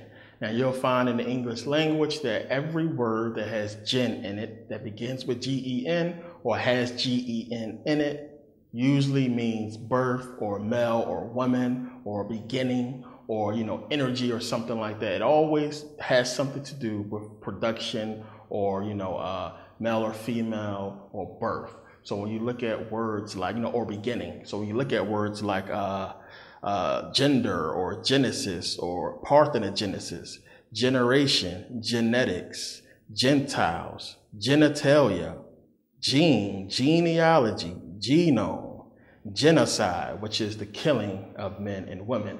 When you start looking at all these gen words, you'll find that it has something to do with the female. It all goes back to her because the female is the creator of all. She created man, she created woman, and that's what they do not want you to understand. So again, we know that this has all been covered up. And if it ever comes out and the women ever realize what they can do, as I said, they could birth man out of existence. Now, this makes you look more closely at the Egyptian culture because they worship the women as gods. They're the only culture that we can find where, well, except for when you go back a little bit further, but we can see how, you know, the women played major roles in Egyptian society. So now understand, what does this all lead us? It leads us all back to the Egyptian culture, the ancient Egyptian culture. You know, after all of this stuff happened, when it was nothing but females, the men start coming on the scene. You know, what you find is little skirmishes here and there when men start meeting with other men and, you know, they start fighting and, you know, little wars start to happen. But this is all when men come on the scene leading up to the ancient Egyptian culture. And the reason why I say this really goes back to them is because we find pyramids all over the world. I mean, they are everywhere, and nobody is really addressing that.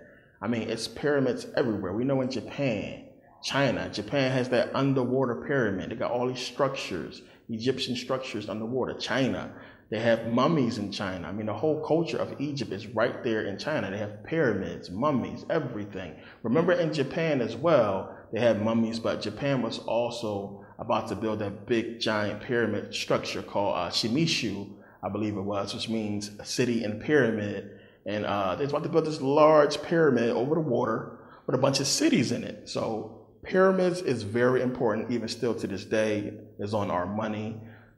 We know the so-called Illuminati or what have you use it in their logo, or everybody throws up the diamond. I mean, everything has to do with pyramids all over the place. The all-seeing eye in a pyramid, everything.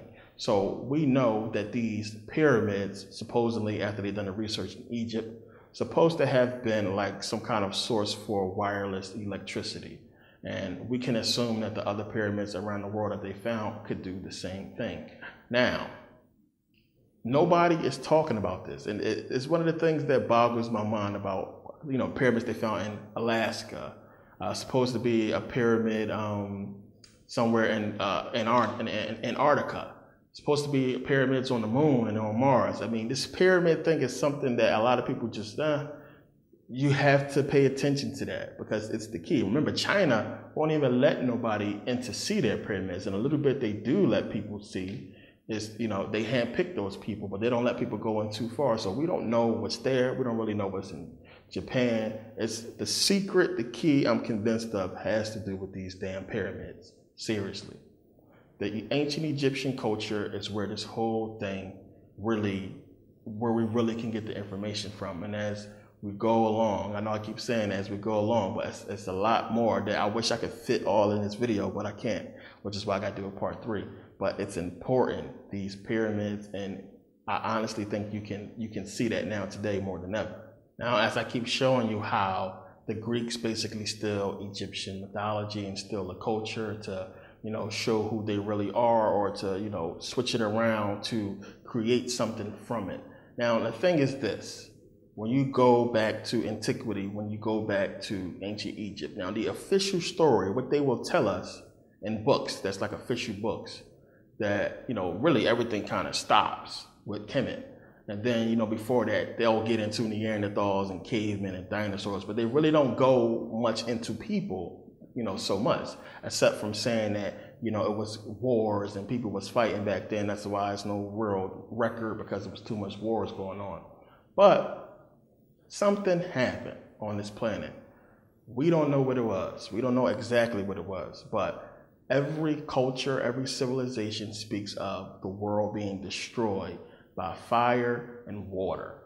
Everybody speaks of a flood. It was this massive flood, and the world was destroyed with fire, then it was a flood, and, you know, people had to retreat or live underground for a long period of time, and people lived in the mountains.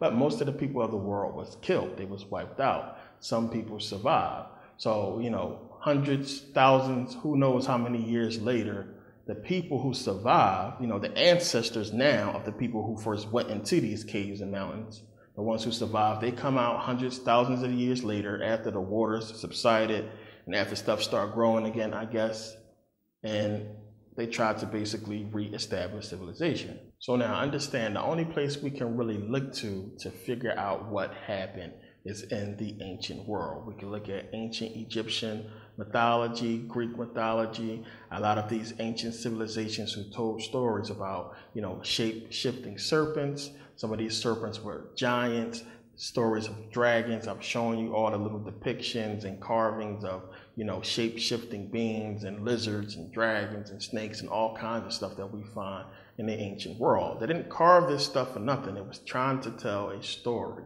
Now, you have stories about the old men of the sea or the men of old.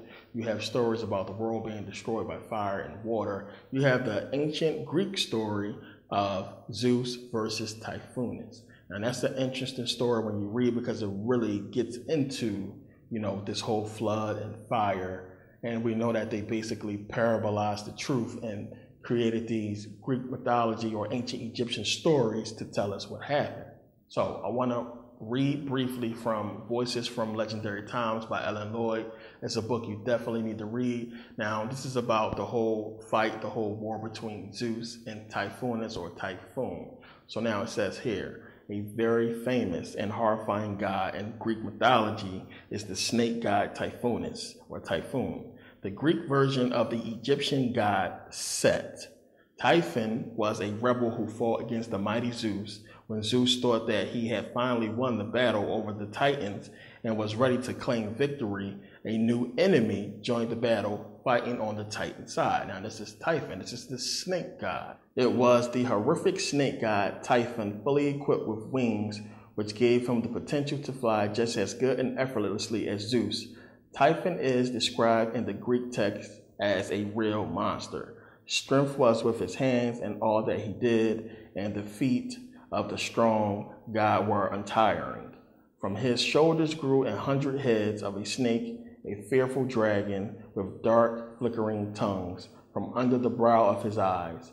And his marvelous heads, fire flashed and fire burned from his heads as he glared, and there were voices in all his dreadful heads which uttered incredible sounds. It was an intensive war. Both sides did their best to win. Still, Zeus was the one who first got a direct hit on the target by using his lurid thunderbolt. The weapon buried all the marvelous heads of the monster, all that were around him. The result was that Typhon's flying machine crashed down to Earth. So, flying machine, did he have wings or did he have a flying machine? This is why I'm saying it's parabolized. It's trying to tell you something. So, it goes on to say, when Zeus had vanquished him and lashed him with strokes, Typhonus was hurled down, a maimed wreck. The huge earth groaned. A flame shot forth from the stricken Lord in the dim, rugged, seleucid valley of the mount when he was smitten. A great part of huge earth was scorched by the terrible vapor, melting as tin melts when heated by man's art. In the glow of a blazing fire did the earth melt down. Though the aerial vehicle was destroyed, Typhon himself did survive the crash. The fight between the snake god and Zeus continued. Various weapons were deployed and different places was used as battlefields. It was a battle for life and death, which Zeus at the end managed to win, defeating his enemy Typhon. Another well-known Greek god was Triton, meaning 1/3, the son of Poseidon. He too was of the old men of the sea, having a tail of a fish and head of a man.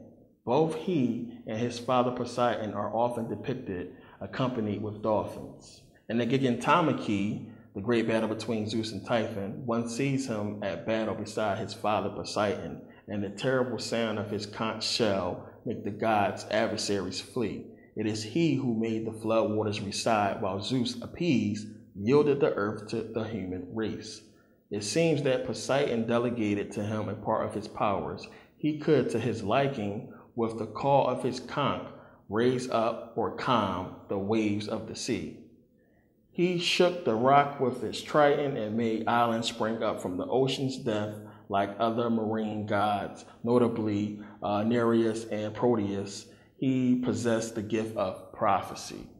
So now, when you look at this whole thing, and you start getting into the story, when you start really reading the story, because there's a lot of different versions, a lot of revised versions, and they changed it a lot, but this is ancient story. But what do we find in this story? You find Genesis.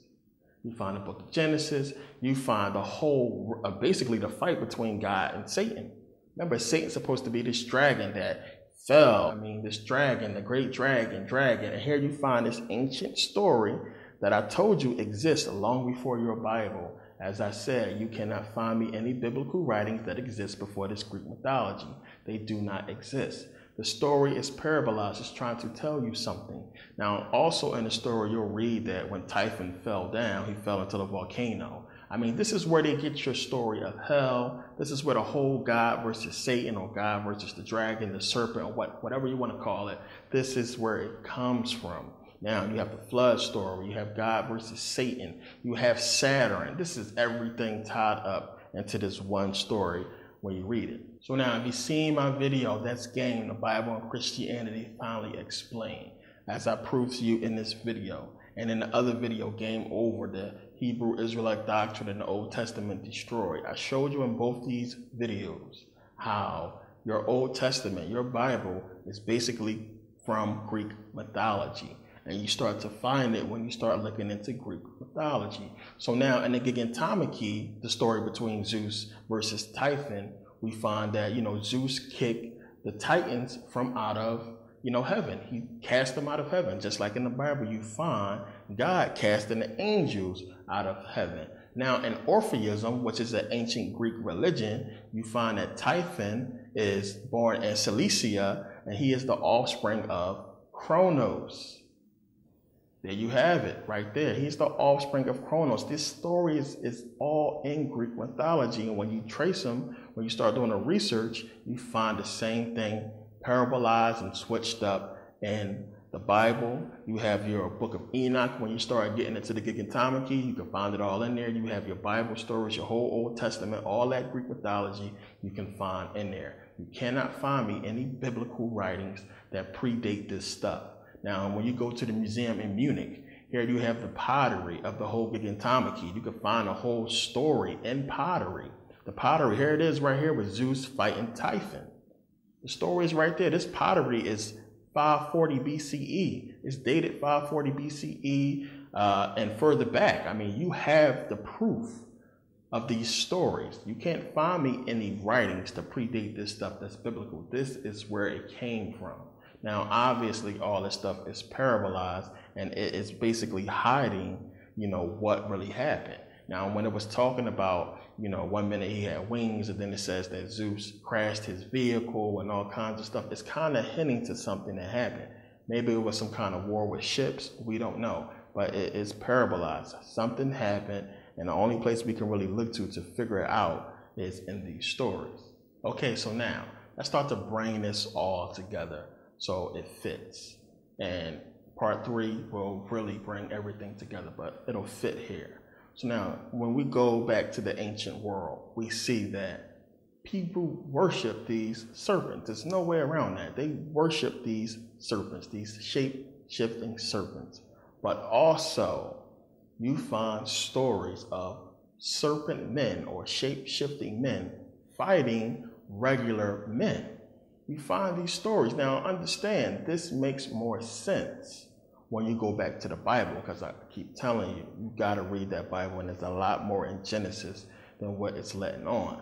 This stuff is put here, and it fits with other things that you, like I said a long time ago in the previous video, if you don't look at everything, if you don't look at real history as well as the Bible, you won't put this stuff together. It's no way, it would have been hard for me to put this together until I started doing this research. But when you go and you look at Genesis 3:14 through 15, when it's talking about, God said, hey, you deceived the woman and this and that, so I will put enmity between thee and the woman, between thy seed and her seed. Remember that. So that makes more sense now. You find these stories about shape-shifting serpents fighting men, and then you read here in the Bible where it says that, God says, I will put enmity between thee and the woman, between thy seed, meaning the seed of the serpent, and her seed. So enmity means, hostility, hatred. It means bad blood. And you find these sculptures, these depictions of men fighting with these shape-shifting serpents. They fight in and they battle, and you can see this. So remember, God curses the serpent on its belly. So now think about it. What serpent do you know of that doesn't already, move on its belly? It crawls on its belly. So that means the serpent in the garden had to look more like a dragon, had to look more like this with feet or something, because snakes or serpents are already on their belly. So now it's saying he put enmity between thee and a woman, between thy seed and her seed, meaning he put bad blood, meaning that they was going to clash and rumble, and that's what those stories are about. And remember, again, you find these stories before the Bible in real life, not in Bible life, but in real life. So you have this war between these shape-shifting serpents and these regular men over women, because you have these shape-shifting serpents basically raping and having sex and breeding with these women, and then you have the men fighting, the regular men fighting against these serpents, and it's a clash that's going on, and you find stories about this. So now we're going to go back to the book of Enoch and do something that I hate to do, and that's speculate. So you had this war between these reptilians and these humans fighting over women. This is what the parable is telling us. This is what these ancient stories tell us as well. It was this war, and sometime during this war or after this war It was some kind of catastrophe where the earth was destroyed. Most of the people was wiped out. A lot of people was killed, and it was forced to go live underground, you know, in the mountains. And something happened. But when you go to the book of Enoch, let's go to the story of Noah. Now, let's say Noah was this reptilian. He was one of them. Shape-shifting reptilian. Maybe he couldn't shape-shift yet because, you know, he was a baby. He didn't learn how to yet. But let's speculate here. Say he was a reptilian. So now, the whole parable of the Noah's Ark story is mimicking all these stories we find in the ancient world about this flood. But think about what's being said here. Let's just say, as I said, Noah is this reptilian. So you have the flood, and it wipes out everybody. Wipes out everybody, kills everybody in the Noah's Ark story. But let's just say in real life, we know some people survive. But let's just say all of the pure-blooded reptilians were killed. It was wiped out. The only people left is these shape-shifters. That's it. So, since they are not pure-blooded, the only way they can survive is within their bloodline. The only way they can survive is to procreate with each other, to stay within their bloodline. It's the only way. Now, if they were pure-blooded, then they could just go ahead and get women and, you know, keep doing what they was doing, you know, raping them or having sex with them and having these shapeshifters. But because they were the shapeshifters and not the pure-blooded reptilians, they can only intermarry to keep the bloodline alive. This is all going to make a lot of sense as we go on. So you start reading about the stories of how these reptilians used to live underground because it allowed them to live longer, hundreds, maybe thousands of years. So they started to live underground, and after this catastrophe happened, after whatever happened, the flood or the fire, you had people coming out and again reestablishing and rebuilding and starting to, you know, rebuild what was lost, you know, the now ancestors of the people who first went in. So then you have these reptilians sit and wait for something to happen, something that they maybe knew was going to happen or something that they were surprised took place. You had the Nubians come up from Nubia and started building pyramids in Egypt. They started building what was of old, what used to be. Now the question you have to ask yourself is this: is pyramids all over the world? Now we know the ancient Egyptians did not build all those pyramids everywhere. It's pyramids all over the place. So the thing is, how did they get the knowledge to build the pyramids in ancient Egypt? And the thing is, they remembered who they were.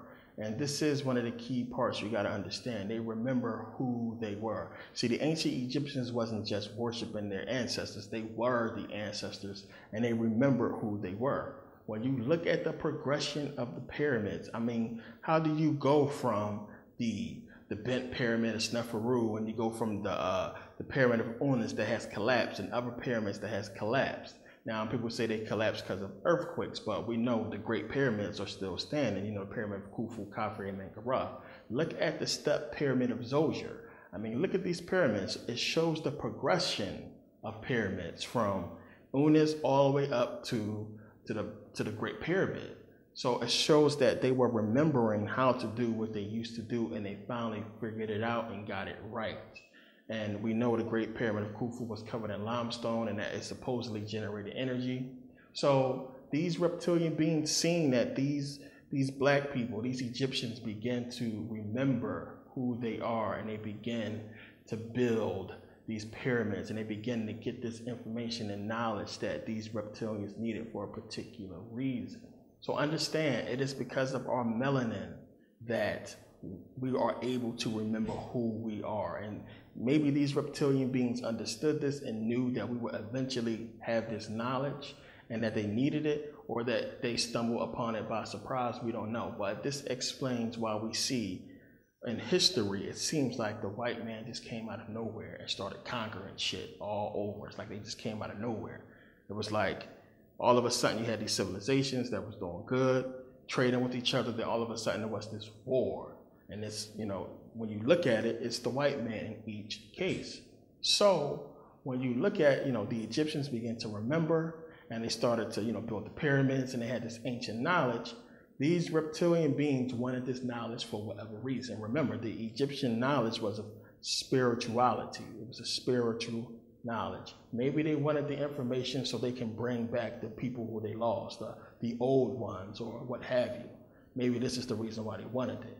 But now understand, you have all of these Greek people, you have these Romans coming into Egypt and getting this knowledge. Now, the Egyptians must have remembered that this information could be dangerous in the wrong hands.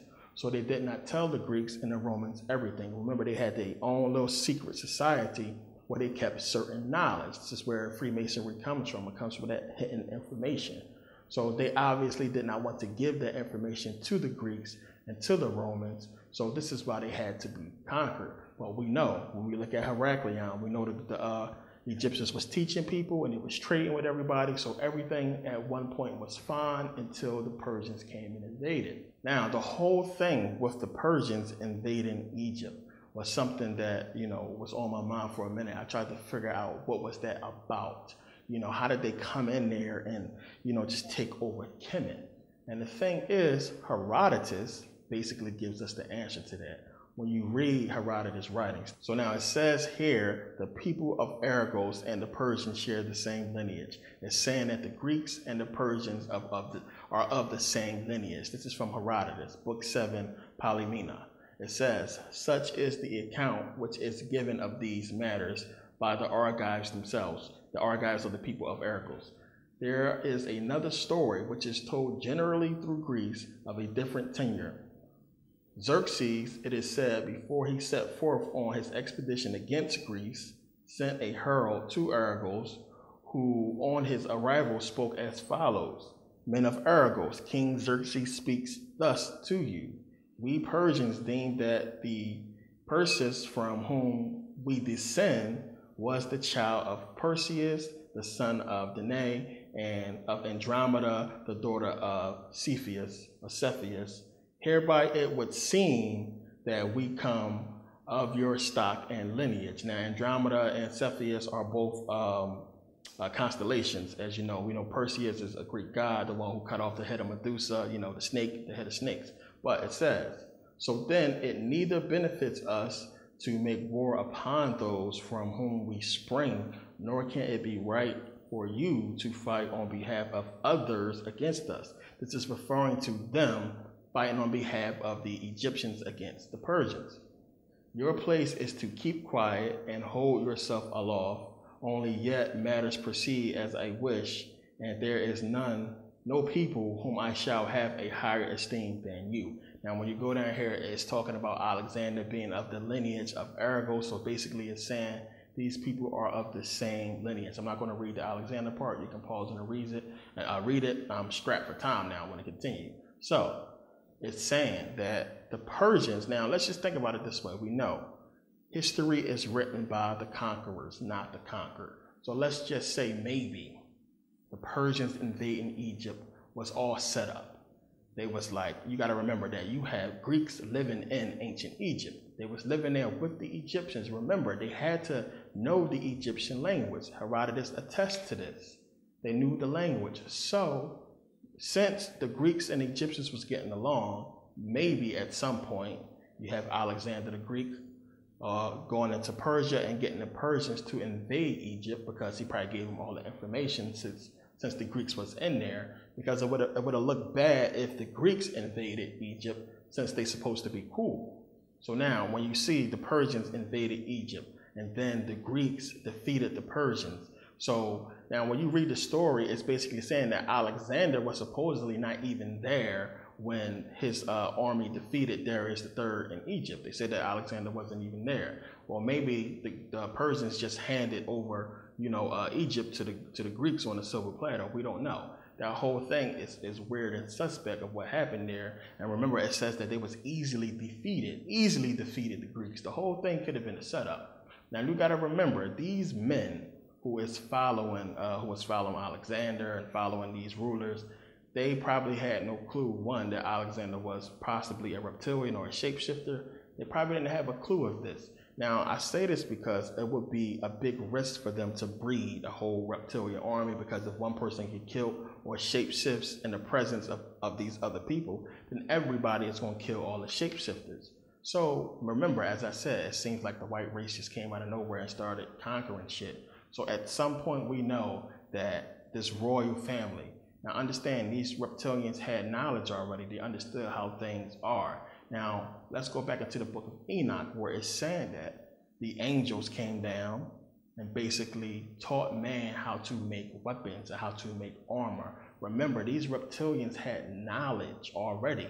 They already had the knowledge of war. They knew how to make swords. They knew how to make weapons. They came out and they taught man. This explains why Alexander the Great was able to conquer so much of the world, why people like Caesar was able to conquer so much, because they had this knowledge of weaponry. They had this knowledge of war already. They knew how to forge weapons and make armor. So they was able to conquer so much because other people had no clue. They had no chance against this knowledge that these people possess.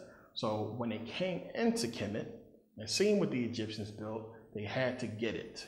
He had to get it, and they came in and they eventually conquered it, and they got the information. So now, when you see in history, we find this whole stories of the albino wars. You have wars with these white people versus, so many different civilizations. We know about the Huns supposedly kicking the albinos out of China, kicking them out, and they went to England, and basically this is when they took over Europe. Now, you find stories of them having to intermarry with a lot of these civilizations for peace. So when you look at the Asian race, we look at Chinese people, we can see that they are light. They are white skin, almost white skin like white people, because so many albinos and white people interbred in the Chinese culture. And you can see this. You can see why the San people in South Africa, remember I showed you that in the previous video, how they look like Chinese people, but with darker skin. This is where Chinese people come from. But when you had this mix of the albinos and them, or the white people in them, you can see why Chinese people became so light. They look real light to this day. And in Thailand and China and Japan, I mean, it's promoted to have white skin. They look down on dark skinned Asian people. So now, the whole thing is this, and I know this is a question that a lot of people probably have been asking, is, if these reptilians were so bad, if they are evil, why were the ancient Egyptians worshiping them? Why does it seem like we find it everywhere in Egyptian culture and throughout all these cultures? Now, the whole thing is this. Now, remember I was showing you Wadjet. Now, Wadjet, another name for Wadjet is the green one. They call her the green one. They also call her the eye of the moon. This is where you get the eye of Ra and the eye of Horus. It was first the eye of the moon. It was Wadjet. This is where it comes from. So now understand this. Whoever created us human beings, created us with reptilian DNA. A lot of you have heard of the reptilian brain. That is not just a saying. That is a real thing. Understand, when you can look at, just history. Look at some of these people who have been born with these scales and reptilian-like skin. Look at your own skin. This is my fist right here. You can see like the reptilian little freckles or reptilian little indentations on your hand. We have webbed hands. That is indicative of reptilians. We have been mixed with this reptilian DNA and the DNA of whoever the other creator is. I get into that a little bit in part 3 and maybe a little bit in this video. But understand, this whole third eye, where does that come from? It has to do with the reptilians. Now remember, I said that they worship the reptilians because of parthenogenesis. Now we know the copperhead snake can reproduce itself without a mate. We know the Komodo dragon can reproduce itself without a mate. We know that these ancient women was reproducing themselves without a mate. But also, you have the Toratura, which is a reptile that has a peritheal gland or a pineal gland that has a retina, a cornea, and a lens. It has an eye. It looks like an eye. This is what their pituitary gland looks like. Now look at the heads on top of a lot of these reptiles, these lizards. You can see it looks like an eye. Take a look. So now in this whole thing of opening your third eye and awakening your third eye, we can see it comes from this reptilian, that eye there. But also we have a pineal gland, we know this. And it is really important. So now understand, this thing is about dimethyltryptamine. Dimethyltryptamine. If you ever heard of a hippie saying you tripping, or when we say, man, you tripping, going on a trip, this is what it's talking about. Dimethyltryptamine. It is a very high potent drug that is naturally produced in the brain, produced by the pineal gland. It is actually a substance that you can buy. It is the most, it gets you more high, 10 times as high as any drug you can name. You name a drug, it'll get you 10 times higher than that drug. It is the most illegal drug on the planet. And the whole thing is our brain produces it naturally during the sleep state, and it produces a high dosage of dimethyltryptamine right before you die. Now the thing is this, you can also find dimethyltryptamine in plants and in reptiles. You can find it there, find it in them as well. The same in them is the same in us. This is the whole thing. This is the reason why the ancient Egyptians worshiped the cobra, the reptile, because they understood it is a part of our nature. We share that with them. The women shared it as far as parthenogenesis, and we share it as far as our DNA. Now understand, whoever created us with a sort of time clock that has to do with our melanin. At some point in time, our DNA is going to be activated, and this is how whoever created us wanted it to be, it seems like. But we have a chance in life to awaken this whole DNA and awaken this third eye before that time comes. And that's what I was talking about with the whole, meditation and everything like that. And this is what the ancient Egyptians actually did. This is why the reptilians wanted to get that information. They want to get it, one, to possibly bring back their loved ones, their lost ones, the old ones, the people who died, but also to escape here and escape from what's going to happen. So now understand, I'm try to bring this whole thing to a close because I'm running out of time. Part 3, I'll bring it all together. So understand, you had this reptilian race who came up through so many different lines. They went to war and they intermarried with so many different races. We're talking about African people who was on the throne, I should say. Not racist, but mainly African people, because we ruled all over. When they came into England, it was a war that was fought there. They won't tell you this. As I said, the conquerors write the history books, not the conquered. But they intermarried with these black kings, and they usurped the throne and eventually took over. The Germans and these people are all the same people. You got to understand. The whole thing is, it's a big trick that is being played on the white race. And this is what I was talking about earlier, that you got to get this information to understand what's going on. So now understand, your Bible tells you exactly who the enemy is.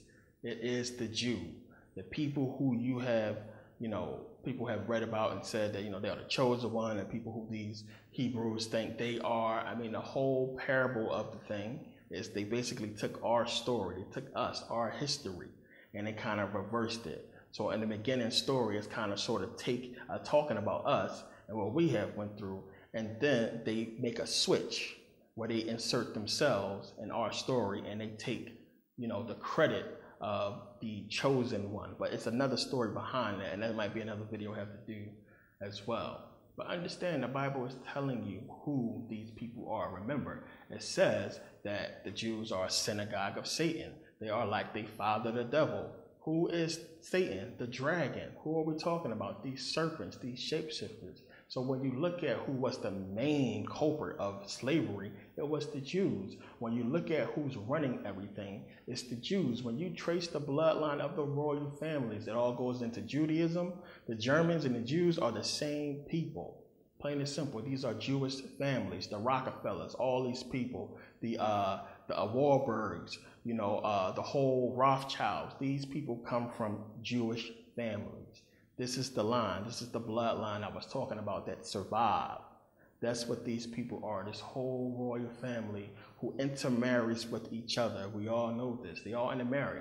I'm not the only one saying this, just look at the headlines. People all over are talking about it. They are reptilians, they come from the same bloodline. It's like, when you do the research, you can't hide it. One of the mottos of the occult is the truth must be revealed. So they have to, as part of their whole thing, is to reveal the truth. If they keep things secret, and to a certain time, but then they reveal the secret after the agenda has passed. They always done this, they always do it. This is why when we go back now, we look at old movies and we say, oh, that's what it was talking about. Remember, Back to the Future, all these other movies that predicted 9/11 that we now realizing after 9/11 was accomplished was talking about 9/11. The truth must be revealed is one of their mottos. The truth must come out, which is why it seems like they just telling us they hold secrets, but it's not. It's part of their motto. The trick would be for you to figure out what they're going to do later in the future. And they also allude to that, but you never know exactly what they're going to do. So understand what I was saying before. They have tricked the white race. So let me make it more clear for people to understand. You had African people at some point breed albinos, which albinos we know became white people. You had these serpent beings or reptilians in the breed with these white people for whatever reason. Maybe they couldn't breed with us because of melanin, I don't know. But they chose to breed with this white race. This is all before this flood or whatever destruction happened on the planet. So after that destruction happened, you had white people, you had black people, you had Asians or what have you in caves, living in caves, coming out with no knowledge of anything. You had these now descendants of the people who went into these caves and went underground coming out. We have found these tunnel systems and caves all around the earth. We know about this stuff. But you had them coming out with no clue of what happened in the past.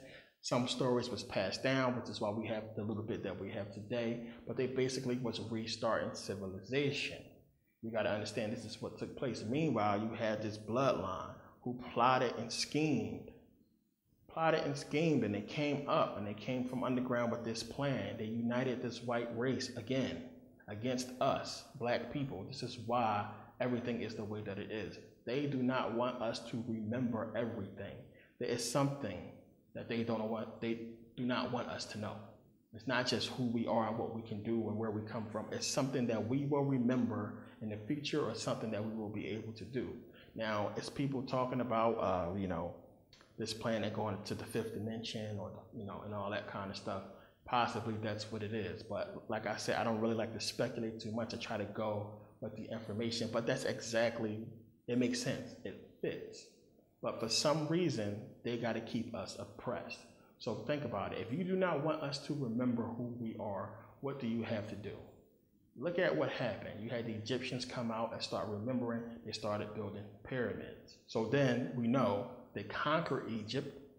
They enslaved the Egyptians and did whatever to them. They got the Persians or the Arabs to have the whole slave trade that happened and enslaved black people, thinking that it would keep us from, remembering who we was by taking us out of that Egyptian culture. But then as I made the video about the accomplishments of African people, I made that for a reason. So you can see that even though that happened, we still see that the Africans had kingdoms and civilizations.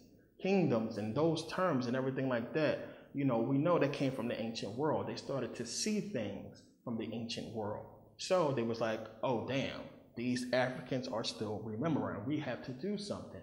They got in good with the Africans. And then the Chinese invented gunpowder and they created guns. If they never created guns, we would still be ruling. If we had a chance to create guns for ourselves, we would still be ruling. They would not be able to defeat us. It's because of the gun and the cannon that they was able to defeat us. So they said, you know what? We have to enslave these Africans. So we can instill in them and be in them a whole different ideology, and it has to stick. This is why the whole sickness, all the sick things that they done to us in slavery was so that we will not remember. They took the Songhai Empire. They created these religions. That was the first thing, to try to get us out of the Egyptian thought, to put this whole thought of religion that they created in us. And that's what happened. We got into Islam, we got into Christianity. It was all to keep us from remembering the Egyptian stories, the Egyptian religion, or the Egyptian culture, to keep us from remembering who we are. Slavery happened. They beat that information into us for hundreds of years. So it's almost embedded in our DNA. It's in us. It's in us. And you see how we are today. The white man is God. We for hundreds of years worship this white man as God. And the whole thing is they're tricking the white people today because they look like them. And they got these white people to think that, you know, they are on the side, on the winning team. But they are showing you what the future is that they want. They want most of these people dead, that includes white people. They want black people out of here, and they want a whole slave race or some kind of slave mentality where people are chipped, where they control everything. So I know I'm babbling on, I'm trying to get this information out fast as possible because I'm running out of battery. But this is where all the information is taking me, and as I said in part 3, it's going to all come together a lot more. You have to understand they have been throwing the whole reptilian shape-shifting symbolism in our face for years, and we didn't realize it. Remember the TV show Dinosaurs? Remember how in that TV show the humans was kind of like stupid? Remember the father in Dinosaurs, his name was St. Clair. Now when we know St. Clair has to do with the oil family. When you look at the logo of that family, it's the dinosaur. Remember St. Clair Oil, you see the dinosaur. Well, St. Clair is actually Sinclair. I mean, Sinclair is actually St. Clair. His name was Sinclair in Dinosaurs, the TV show, but it alludes to St. Clair, which is the family we know from the Knights Templar, the ones who supposed to have built the church in Roslyn. The whole thing, what the whole movie, Angels and Demons, not Angels and Demons, the whole Da Vinci Code movie was talking about, all that stuff is real history. Some of the stuff I was talking about St. Clair's and the church and the Knights Templar, we find all this stuff in antiquity. But it's weird how whoever created the TV show Dinosaurs was trying to tell you something. It was a spin-off. Now, when you go back and start watching that TV show, you can pull a lot of stuff from it and see how it fits. But it's called Dinosaurs.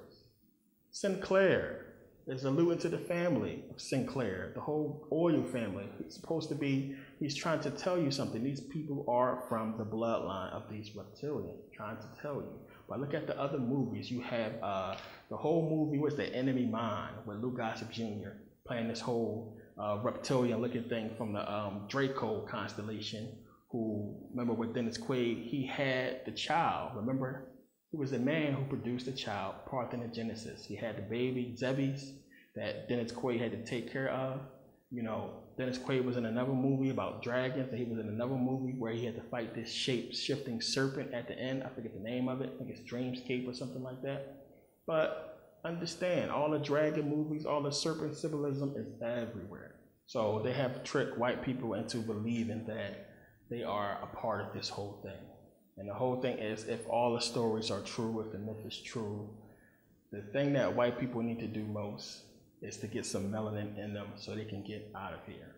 So the whole thing with this planet and all the energies on it, well, the energies who are right on it, going to the 5th dimension and everybody else staying here, I mean, this is hell. This is what your Bible is trying to tell you. This is why in the movie Constantine, hell was Earth. Remember when you go to hell, it was Earth, it was on Earth. It's trying to tell you something. This is what it's all talking about. As I said, the movies are the new scripts. They are the new Bibles. All these movies are trying to tell you something, just like the Bibles they wrote was trying to tell something. They are conveying their story everywhere. So you have to think at some time they had to wonder if they were the only reptilians on the planet. You hear stories about reptilians everywhere. There was a whole magazine column that came out about an underground civilization of reptilians in California or something like that. I remember I was reading something about that. So this stuff is all over the place. It's everywhere. It's hard for people to believe, but it's been in your face your whole life, but you just ain't recognize it. Go back and look at all the movies about reptilians or snakes or shape-shifting, and you will understand that they put this stuff out for a reason. Look at all of the women who have taken pictures with snakes around them. This is telling you something. You have Rihanna, you have Madonna, you have a bunch of celebrities showing you this symbolism, and we attribute it to the Garden of Eden, and Eve, which is what you should be, it symbolizes the snake having sex with a woman though, but it's talking about this whole story. A lot of people would never put this stuff together, but this is what I do. And part 3 is really going to bring everything together. Also understand, when you look at Hollywood, when you look at how they make these black actors wear dresses, and this whole sex ritual that everybody talk about when it comes to the boule and all of that, what is that indicative of? It is the reptilians making fun of who we really are. They know we are all really women. We are all born females. Remember, they are mocking the war that they had with the men for women. So we see these reptilians, or we see the white man taking the black woman, or we see the destruction, of the black woman. You see what they are trying to do. This is all about us, men being women, and they use that in these whole rituals, trying to show us who we really are. It's a way of them putting us down and saying, you are beneath us, you are just women. A lot of people couldn't put their finger on that whole thing. What is that all about? Why do men have to do these things to get into these secret societies? Why do men have to have sex with men? Why are they trying to feminize men? It's because they know who we really are. They know our nature, that we are all women, and that this planet was full of nothing but women. And when they came here, they probably had their way until the male was created and we dominated them. This is why they do what they do. In order for you to get fame and fortune in their society, under their rule, they're going to make you do some despicable things. Now, I have nothing against gays or lesbians or anything. As I said, we were all born female. So you got to understand that the whole gay thing is about when you don't secrete enough testosterone when you are created. This is how men become gay. It's because they lack testosterone, and it was not secreted. Enough wasn't secreted when they was being created, when they was in the womb. Also, another thing I want to get into, remember, you hear about these giant black beings from Saturn. That's something I'm gonna get into in part 3. So if you have these giant black beings from Saturn, and you have these reptilians. If you put them together, you probably get us. This is something that the movie Prometheus was trying to allude to. Remember, they had that giant being, except he was white. Of course they're gonna make him white. He should have been all black. So Saturn was the planet that they passed. We know Prometheus is the moon of Saturn. This is what all that was talking about. It's talking about these giant black beings from Saturn, but I'm gonna get into them in part 3. So now, understand, I know it's going to be hard for a lot of people to accept this because of the whole reptilian thing, but you got to remember, we had dinosaurs rule this planet for millions of years. Who created them? We don't know how far they evolved or what they became, but somebody created dinosaurs. For what purpose? What purpose? We don't think about the rest of the animals that was created on this planet. We share this planet with a bunch of different species. Who created them and for what purpose? You got to understand that. So now I'm going to get into this a lot more in the final video. There's a lot I left out because of time, but part 3 is going to bring everything all together. And I want to thank everybody for watching, and I'll see you guys next videos. There's a lot more deeper, a lot more to come. Thanks for watching.